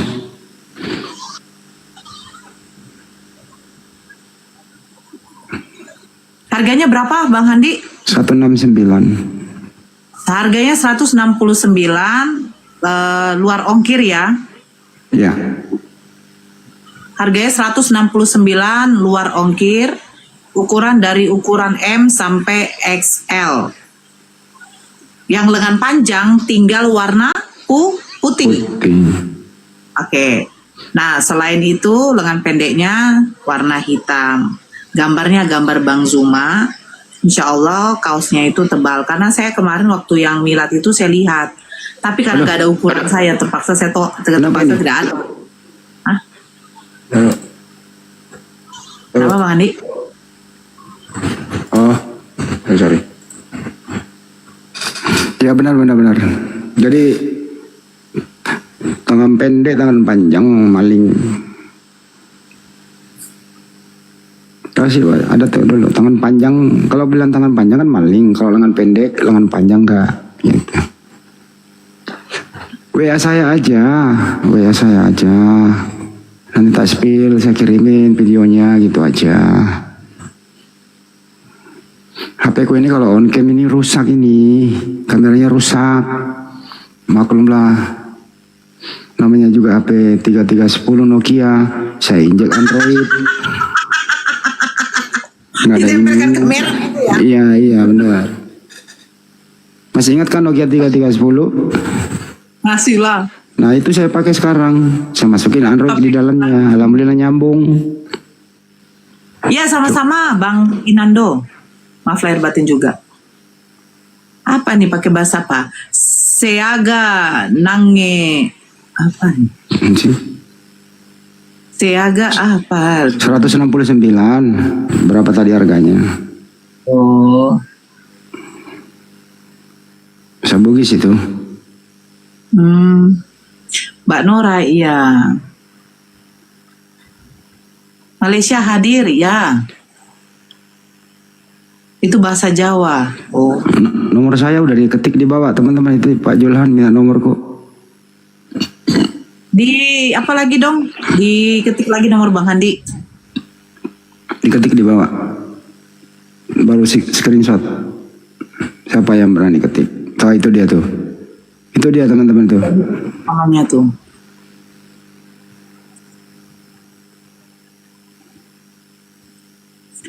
Bunda Nora, I love you. Yes. 169 Pak Pejantan. Bang Handi aku mau nanya boleh? Boleh. I love you itu apa artinya? I love you itu artinya dilarang merokok.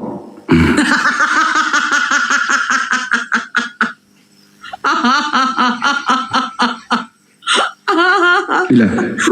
Bang Handi gak mau ngomong. Bang Handi gak mau jadi maaf ya.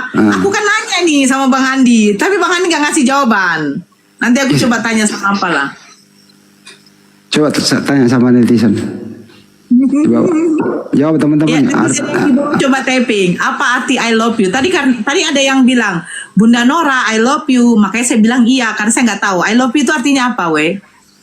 Thank you, Bang Hendri. I love you itu apa? Tanya Bang Zuma, nggak berani aku. Nggak, kalau Bang Zuma, nggak lah, janganlah. Apa artinya? Coba. Nggak ada mereka yang apa. Nggak ada artinya I love you. Oh, nggak ada artinya. Yang saya tahu saya itu dilarang merokok. Artinya jangan buang sampah sembarangan kata Bang Jibril. Buanglah mantan pada tempatnya. Astagfirullahaladzim. Tunggu kejam dirimu. Aku tresno karo kue. Oh. Ada orang cowok. Tresno karo siapa Mas? Karo aku kah? Jenenge lanang piye tresno karo aku piye?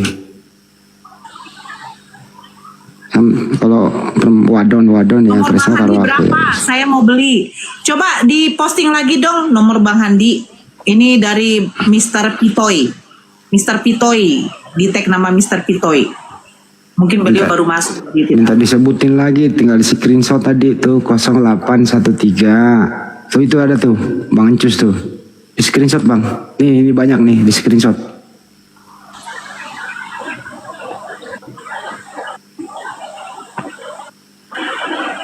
Bang Handi gak nyampe ilmunya ke situ, iya. Sebenarnya nyampe, tapi pas aku herannya giliran ada yang tulis Nora I love you. Saya tanya, beliau nggak tahu.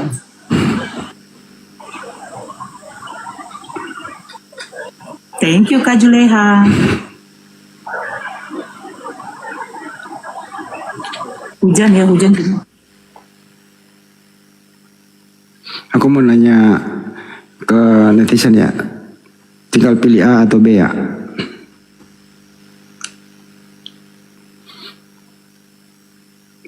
Dengarkan baik-baik. Langsung statement A nih. Yang menurut Anda benar adalah A. Tuhan menciptakan manusia. B. Tuhan menjadi manusia.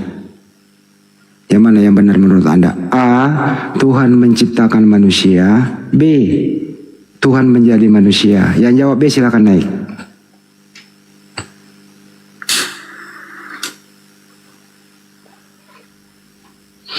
Yang jawab B silakan naik. Perhatikan Panora, kalau ada jawab B jambak. Berarti herdernya ya di situ.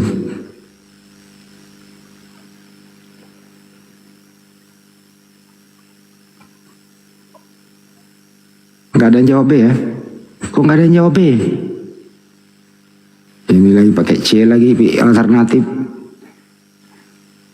Nggak ada yang jawab B. Ayo.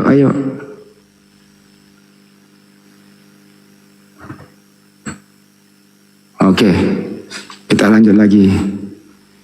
Yang manakah yang benar di statement berikut? A. Tuhan yang mengurus dan mengatur manusia. B. Manusia yang mengatur dan mengurus Tuhan. A atau B? Enggak ada yang jawab B ya? Yang jawab B silakan naik.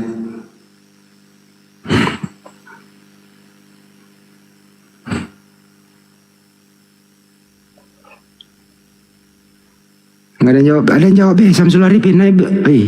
Sul, naik Sul. Wih, manusia yang merawat Tuhan katanya. Naik Sul. Kok bisa ada manusia yang merawat Tuhan? Saya jambak Sul. Naik tuh. Naik, terima. Gue pengen tahu alasannya kenapa bisa ada manusia yang merawat Tuhan.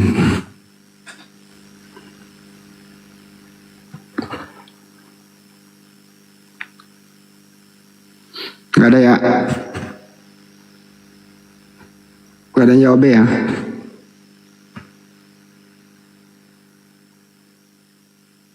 Oke.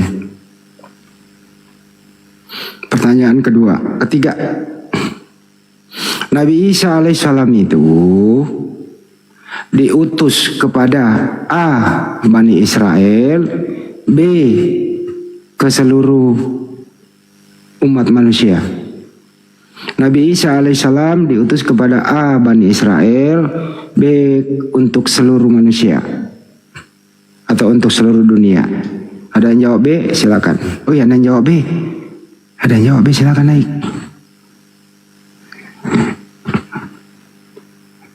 Yang jawab B diperhatiin, Bunda Ranwar bantuin. Jawab B dijambak. Kok nggak mau? Dijambak aja. Jambak pakai apa? Diklik namanya itu baru tarik naik. Misalnya. Nggak bisa. Nggak mau terima, tadi udah jambak nggak mau. Jadi Nabi Isa alaihissalam itu diutus kepada Bani Israel.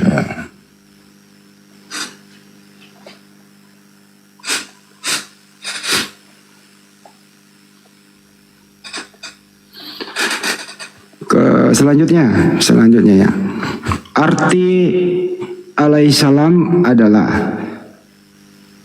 A. Semoga keselamatan atasmu. B. Sama itu. B. Tuhan. Arti alaihissalam adalah semoga keselamatan terhadapmu. B. Tuhan. Arti alaihissalam. Ada yang jawab B?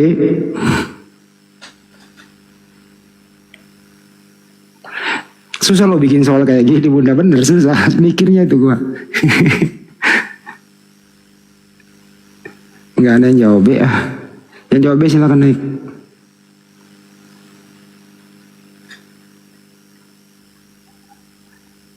Khusus kepada umat Islam atau teman-teman di luar Islam mau menjawab boleh. Nabi Isa alaihissalam itu sebagaimana di Al-Quran surat An-Nisa 157. Nabi Isa alaihissalam itu A. diselamatkan dari penyaliban, B. tersalib. Nabi Isa alaihissalam itu sebagaimana diterangkan di Al-Quran An-Nisa 157. A. diselamatkan dari penyaliban, B. tersalib. Dan jawab B silakan naik.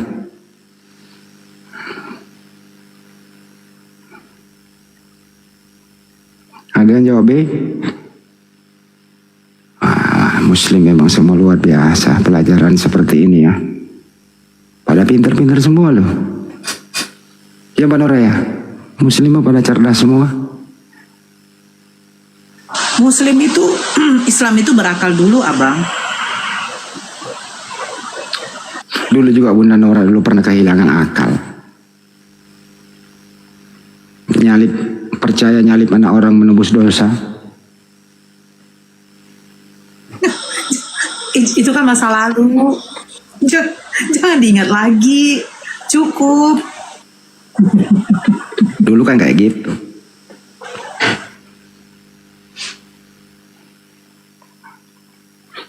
Mantap. Jangan dijawab kayak gitu bro, nggak boleh. Kalau kita nggak boleh menista di sini ya. Ini kita bahas intern gitu ya. Selanjutnya ada puluhan ribu itu nabi, gitu ya. Yang tertulis di Al-Quran 25 nabi, gitu ya. Pertanyaannya, di antara seluruh para nabi ini, adakah nabi? Saya ulang ya, di antara seluruh para nabi ini, A. semua para nabi itu mulia, maksum. B. ada yang terkutuk. Semua para nabi yang pernah ada di muka bumi ini semua mulia atau maksum. B. ada nabi yang terkutuk.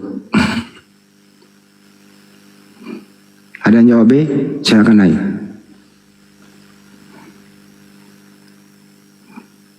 Memang Muslim ini sangat kita wajib memang memuliakan semua para nabi. Gak boleh kita mencela-celanya gitu ya. Apalagi menuduh dia berzina, menuduh yang aneh-aneh, mensinai kedua anaknya, punya selir banyak dan seterusnya. Di Al-Quran penjelasannya di hadis nggak ada yang kayak gitu. Semua para nabi itu teman-teman apa? Mulia. Insya Allah mendapat tempat yang terbaik di sisi Allah Subhanahu wa Ta'ala para nabi itu. Maukah kalian mendapat tempat yang terbaik di sisi Allah Subhanahu wa Ta'ala? Pasti mau.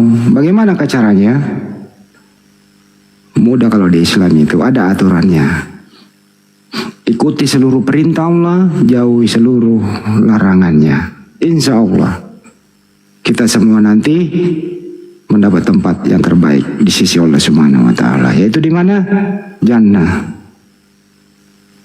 selamanya. Tapi di manakah tempatnya orang kafir selamanya, teman-teman? A. neraka, A. surga, B. neraka. Di manakah tempatnya orang kafir berlutut selamanya? A. surga, B. neraka.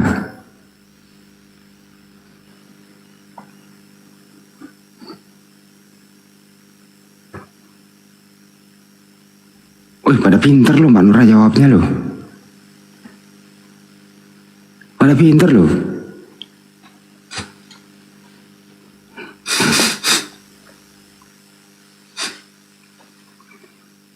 Bagaimana cara menghindari api neraka?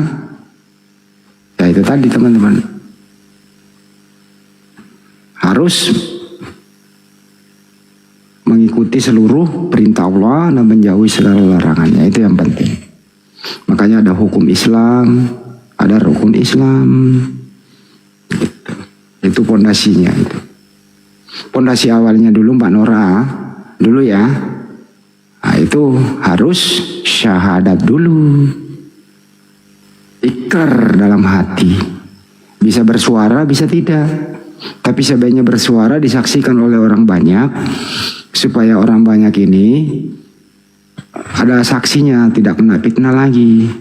Tiba-tiba dia ke masjid, kapan syahadatnya nih orang? Nah kan penuh kecurigaan. Tapi kalau disaksikan banyak orang, terus punya keterangan, sertifikat, nah itu lebih bagus. Tapi dalam hati juga udah sah. Tapi sebaiknya dipublikasi. Setuju apa setuju? Setaja. Teman-teman, kira-kira Anda lewat nih malam hari di tempat sepi, ternyata di sebelah kuburan gitu. Tiba-tiba ada yang keluar, lompat-lompat, manggil namamu. Apa yang kau lakukan? Misalnya, Mbak Nora cantiknya, godain gue dong. Itu dari kubur keluar gitu. Kira-kira apa yang terjadi ya?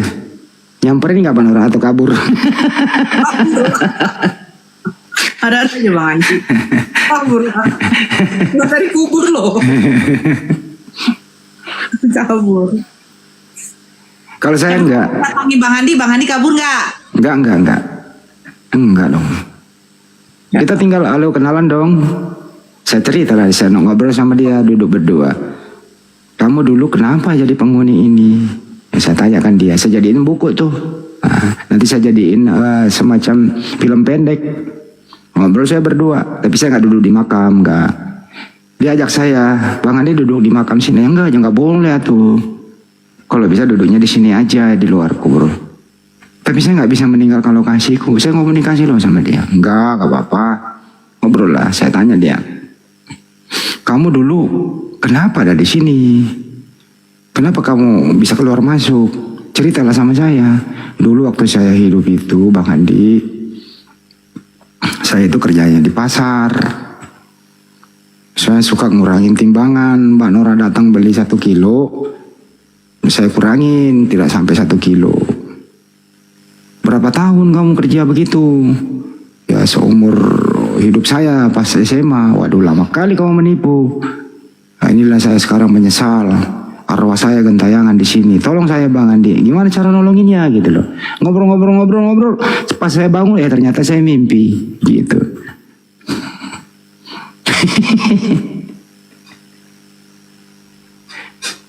Ada aja. Ini kita cerita ngarung ngidul ya. Bang Zumaya kelamaan. Udah jam 4:30 loh di sana. Tak apa-apa, aja naikin dulu nih 1 nih. Naik dong. Gue terima gak mau naik dia. Ini dia nih.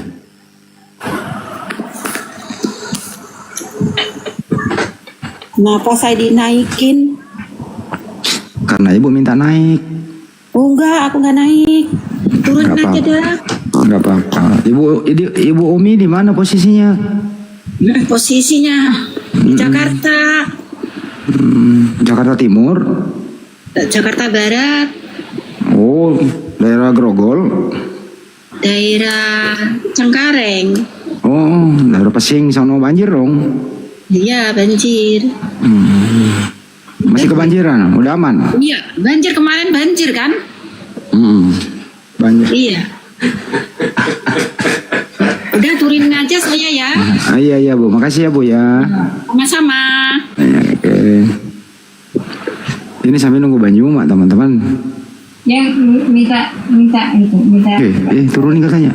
Apa?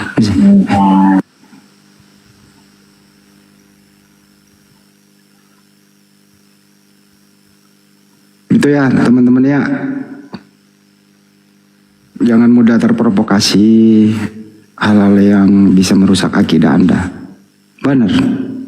Banyak godaan-godaan. Baik produk-produk yang dijual apapun itu ya. Hindari gitu. Hati-hati membaca buku. Ada loh itu. Bible berbahasa Arab diterjemahkan ke bahasa Indonesia. Tampilannya mirip Al-Quran. Hati-hati jangan sampai Anda mengatakan ini Al-Quran gitu. Bahasa Arab dia. ditulis dari kanan ke kiri gitu, baru terjemahkan ke bahasa Indonesia. Ternyata isinya Bible. Itu misionaris itu berbagai cara yang mereka lakukan loh. Saat-saat komplek lagi sepi, datang dia ketok-ketok pintu gitu. Biasanya sih saksi Yehova yang kayak gitu. Waspada ya. Pernah nggak? Saya rasa di sini teman-teman nih ada yang pernah didatangin kayak gitu deh. Bener.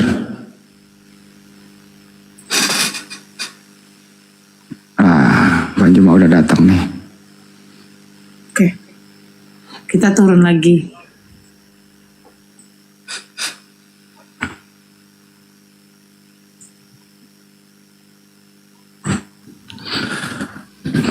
Assalamualaikum warahmatullahi wabarakatuh. Masya Allah. Assalamualaikum warahmatullahi wabarakatuh. Jadi sebelum saya turun Bang Juma, saya udah menanggapi. Silakan antum yang jabarkan kembali bahwa siap. Yang keluar dari kubur itu tadi yang saya dengar sama Pak Yusuf itu ya adalah makhluk, nggak tahu makhluk apa gitu ya. Terus yang kedua, suara Bang Juma bukan Bang Juma. Nah, itu kira-kira. Itu. Iya, jadi iya, jadi banyak hal tadi pelajaran yang kita temukan dari siapa Pak Yusuf. Dia menganalogikan kemudian terkait HP. Saya menghantarkan beliau untuk memahami itu. Sampai pada akhirnya dia mengatakan bahwa HP ketika dia keluar dari tanah, ketika ada orang menganggapnya itu adalah Bang Suma, katanya itu adalah gila katanya. Gimana dong? Dia yang gila Bang. Saya izin turun ya Bang. Gila katanya. Gila katanya kalau ada orang yang menganggap HP itu keluar dari tanah, kata dia gitu. Lucu memang. Ketika ada orang yang kemudian keluar dari tanah lalu kemudian dianggap sebagai Tuhan, yaitu adalah sesuatu dianggap sebagai Bang Suma, itu ada sesuatu yang aneh. Kan gitu teman-teman sekalian. Artinya bahwa apa yang kita sampaikan hari ini terkait dengan tema kita, siapa yang keluar dari kubur ini, kan ini pertanyaan. Harusnya dia menjawab dengan lugas bahwa yang keluar dari kubur adalah manusia, adalah logos, adalah perantara dan seterusnya. Tapi ternyata ketika kita tanya, yang keluar dari kubur itu masih tetap saja dia adalah manusia perantara. Lalu diputar lagi tuh, dia adalah firman yang turun, dia adalah menjadi daging.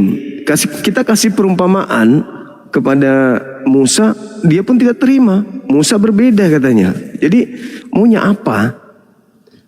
Maunya apa gitu loh. Masya Allah saudara Hendri.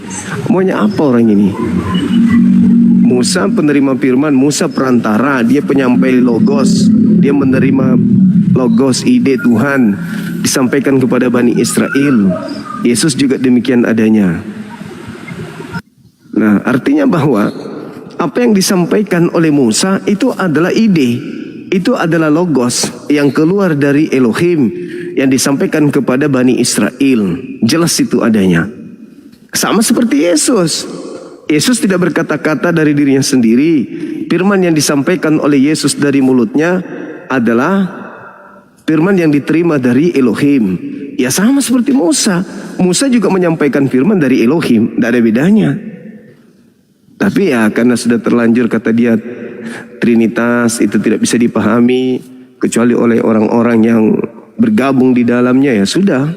Memang nggak bisa kita paham. Gitu. Halo, selamat sore. Selamat sore. Sudahlah. Halo. 40. Halo, selamat sore. Halo, selamat sore.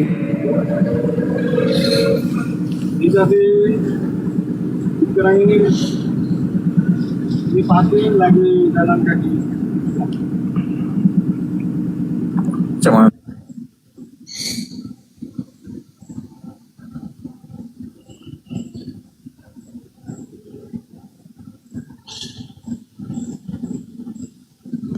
Oke, teman-teman non-muslim, silakan ajukan permintaan. Kita bahas tema ini lagi, silakan.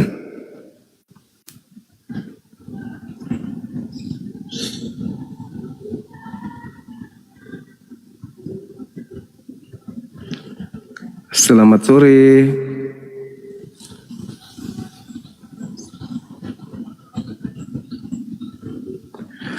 Selamat sore.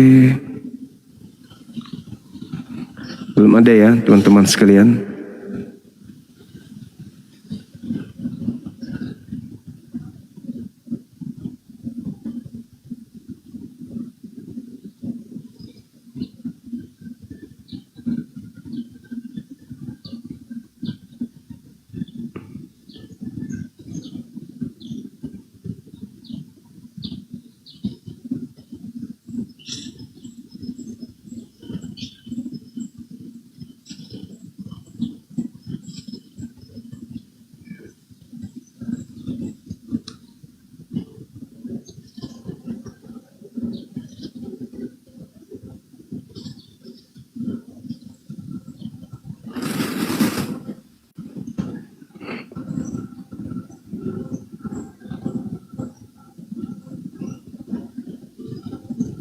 Kita tunggu ya teman-teman sekalian.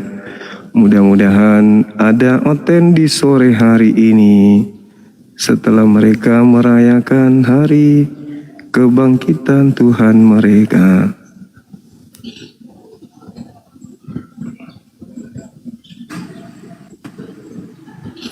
Halo, selamat sore.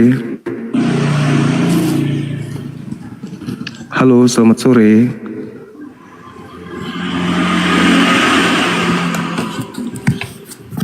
Halo, halo, halo, halo.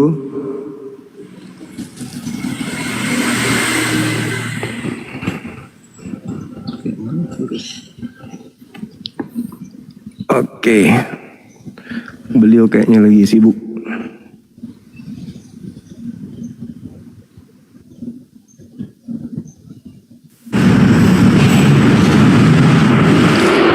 Halo, selamat sore.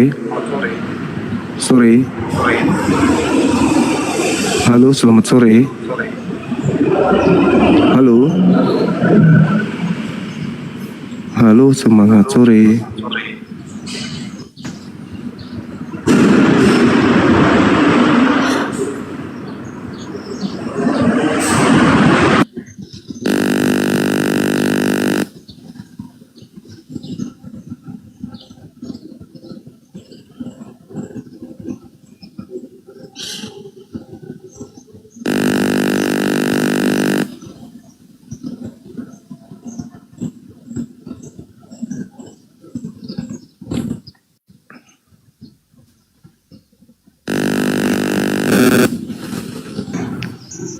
Semangat sore.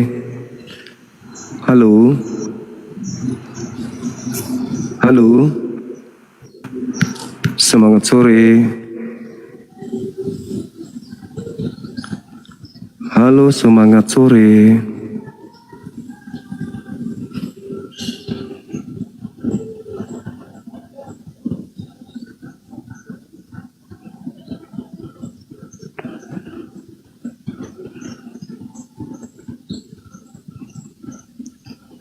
Tadi teman-teman saya rehat ibadah, ada nggak oten yang naik?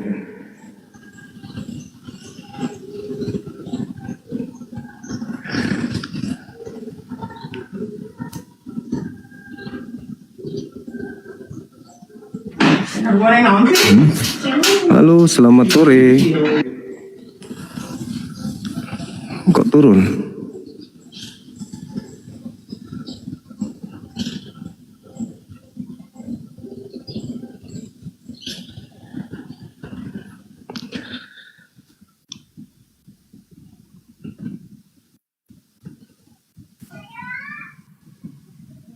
Selamat sore. Halo.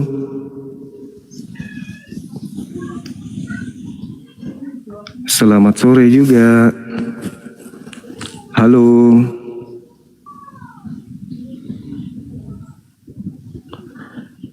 Adakah onde-onde? Adakah onde-onde?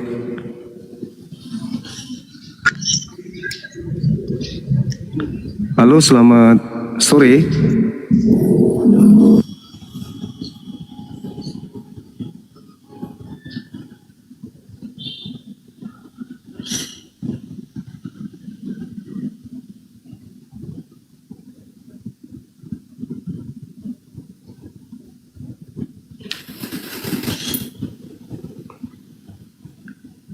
Nggak ada lagi teman-teman?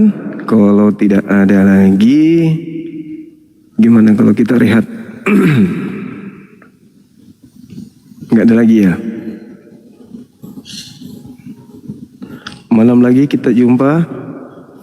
Kelihatannya saudara-saudara kita Oten lagi istirahat mungkin, capek, lagi sudah sembahyang di gereja kan gitu.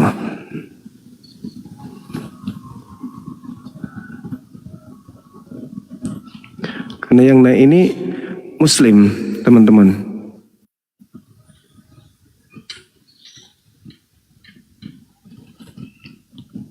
Ayo, saudara-saudara, kalau masih ada silakan. Silakan. Ayo, teman-teman. Silakan.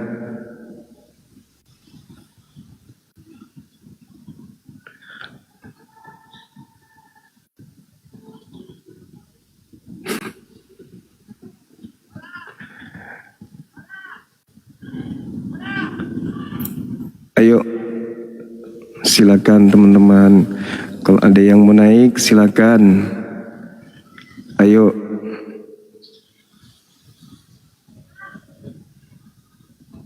Kalau nggak ada lagi, gimana?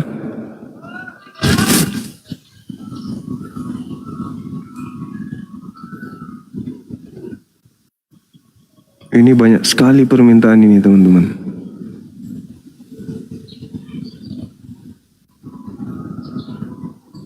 Teman ini.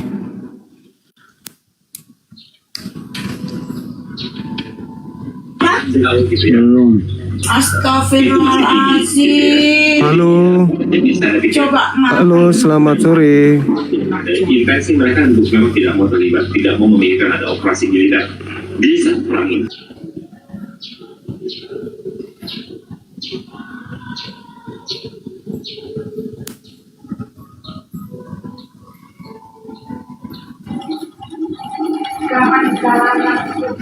Halo, selamat sore.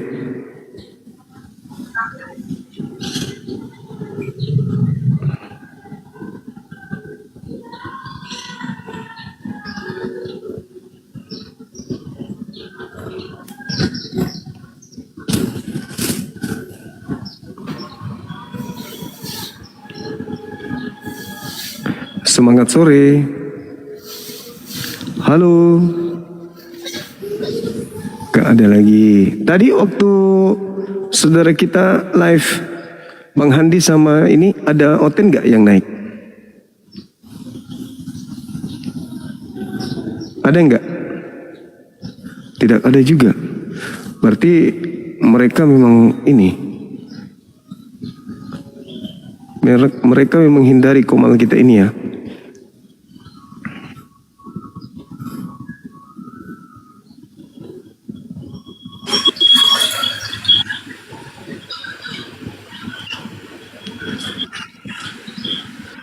Halo, selamat sore.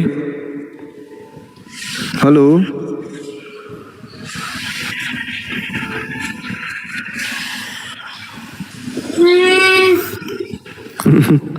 Orang anak bayi.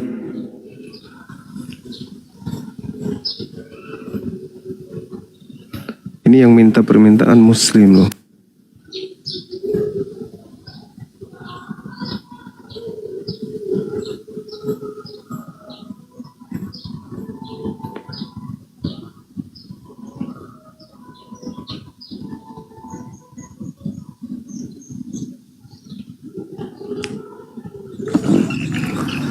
Halo, selamat sore.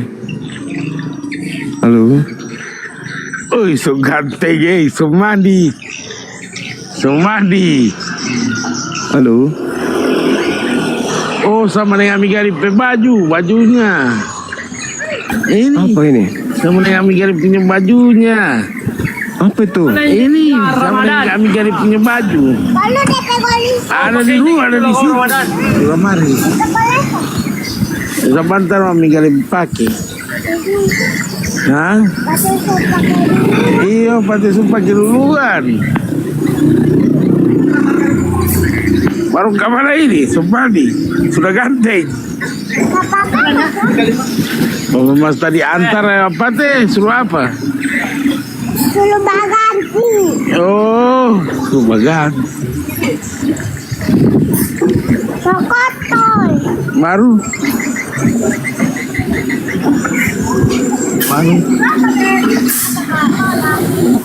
Kenapa ngomong sendiri nih? Halo, selamat sore. Selamat sore. Halo. Semangat sore.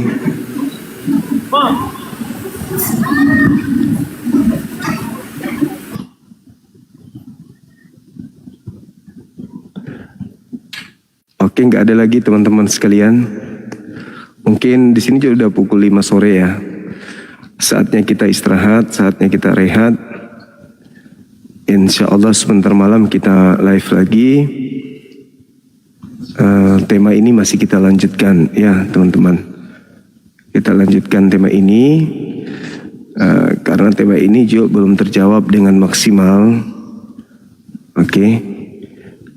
Belum terjawab maksimal dan kemudian belum kita temukan seorang tokoh dari mereka yang bisa menjawab ini dengan tuntas. Tadi ada saudara Yusuf gitu, tapi ya kita lihat sendiri hanya bermain di logikanya sendiri namun tergiring oleh keadaan dogma dan doktrin yang mana dogma dan doktrin ini hanya membuat dia kelabakan terhadap konsep yang dia punya. Dia yang menanam, dia yang panen. Ketika dikatakan Trinitas Tritunggal, kita kasih data tubuh Yesus itu sehakikat dengan tubuh manusia di dalam 1 Yohanes 3 nomor 2. Kemudian sisi lain yang dianggapnya ilahi itu juga ternyata binasa ya. Dinyatakan di dalam 1 Korintus 15 nomor 28. Jadi tidak ada dasar pijakan Pak Yusuf lagi untuk mengatakan bahwa Trinitas itu adalah mutlak kebenaran sesuai dengan konsep yang mereka imani dan itu adalah konsep yang benar di dalam bertuhan. Rupa-rupanya 1 Korintus 15:28 itu Yesus menaklukkan. Jadi segala-galanya ditaklukkan oleh Yesus termasuk dirinya sendiri dan yang ada hanyalah Allah saja. Itu bisa saudara-saudara baca di dalam 1 Korintus 15:28. Hanya ada Theos aja, yang ada hanya Bapa Yahweh, yang ada hanya sembahan mereka yang berupa Bapa atau Pater atau yang mereka sebutkan dengan sebutan Yahweh kadang-kadang. Sekira begitu teman-teman sekalian. Sebentar malam kita jumpa lagi insya Allah. Mudah-mudahan malam ini kita mendapatkan tamu yang luar biasa dari pihak Kristen atau Katolik yang bisa menjelaskan kepada kita karena ini harus tuntas ya, penjabaran ini harus tuntas siapa yang keluar dari kubur ini sehingga sampai pada kesimpulan ternyata pencipta langit dan bumi yang maha suci maha tinggi inilah yang keluar dari kubur itu yang kemudian disembah oleh saudara kita Kristen dan diajarkan misi penginjilan atau misi pembibolan. Dengan kata lain ada amanat agung di mana seluruh manusia diajarkan untuk menjadi pengikut dari yang keluar dari kubur ini. Itu penting untuk kita ketahui. Demikian. Terima kasih atas kebersamaannya, atas perhatiannya. Mohon maaf atas segala kekurangan. Kita akhiri subhanakallahumma bihamdi asyhadu an la ilaha illa anta astaghfiruka wa atubu ilaik. Salam tauhid, salam satu Tuhan. Jayalah Islam kita. Jayalah Indonesia kita. Assalamualaikum warahmatullahi wabarakatuh.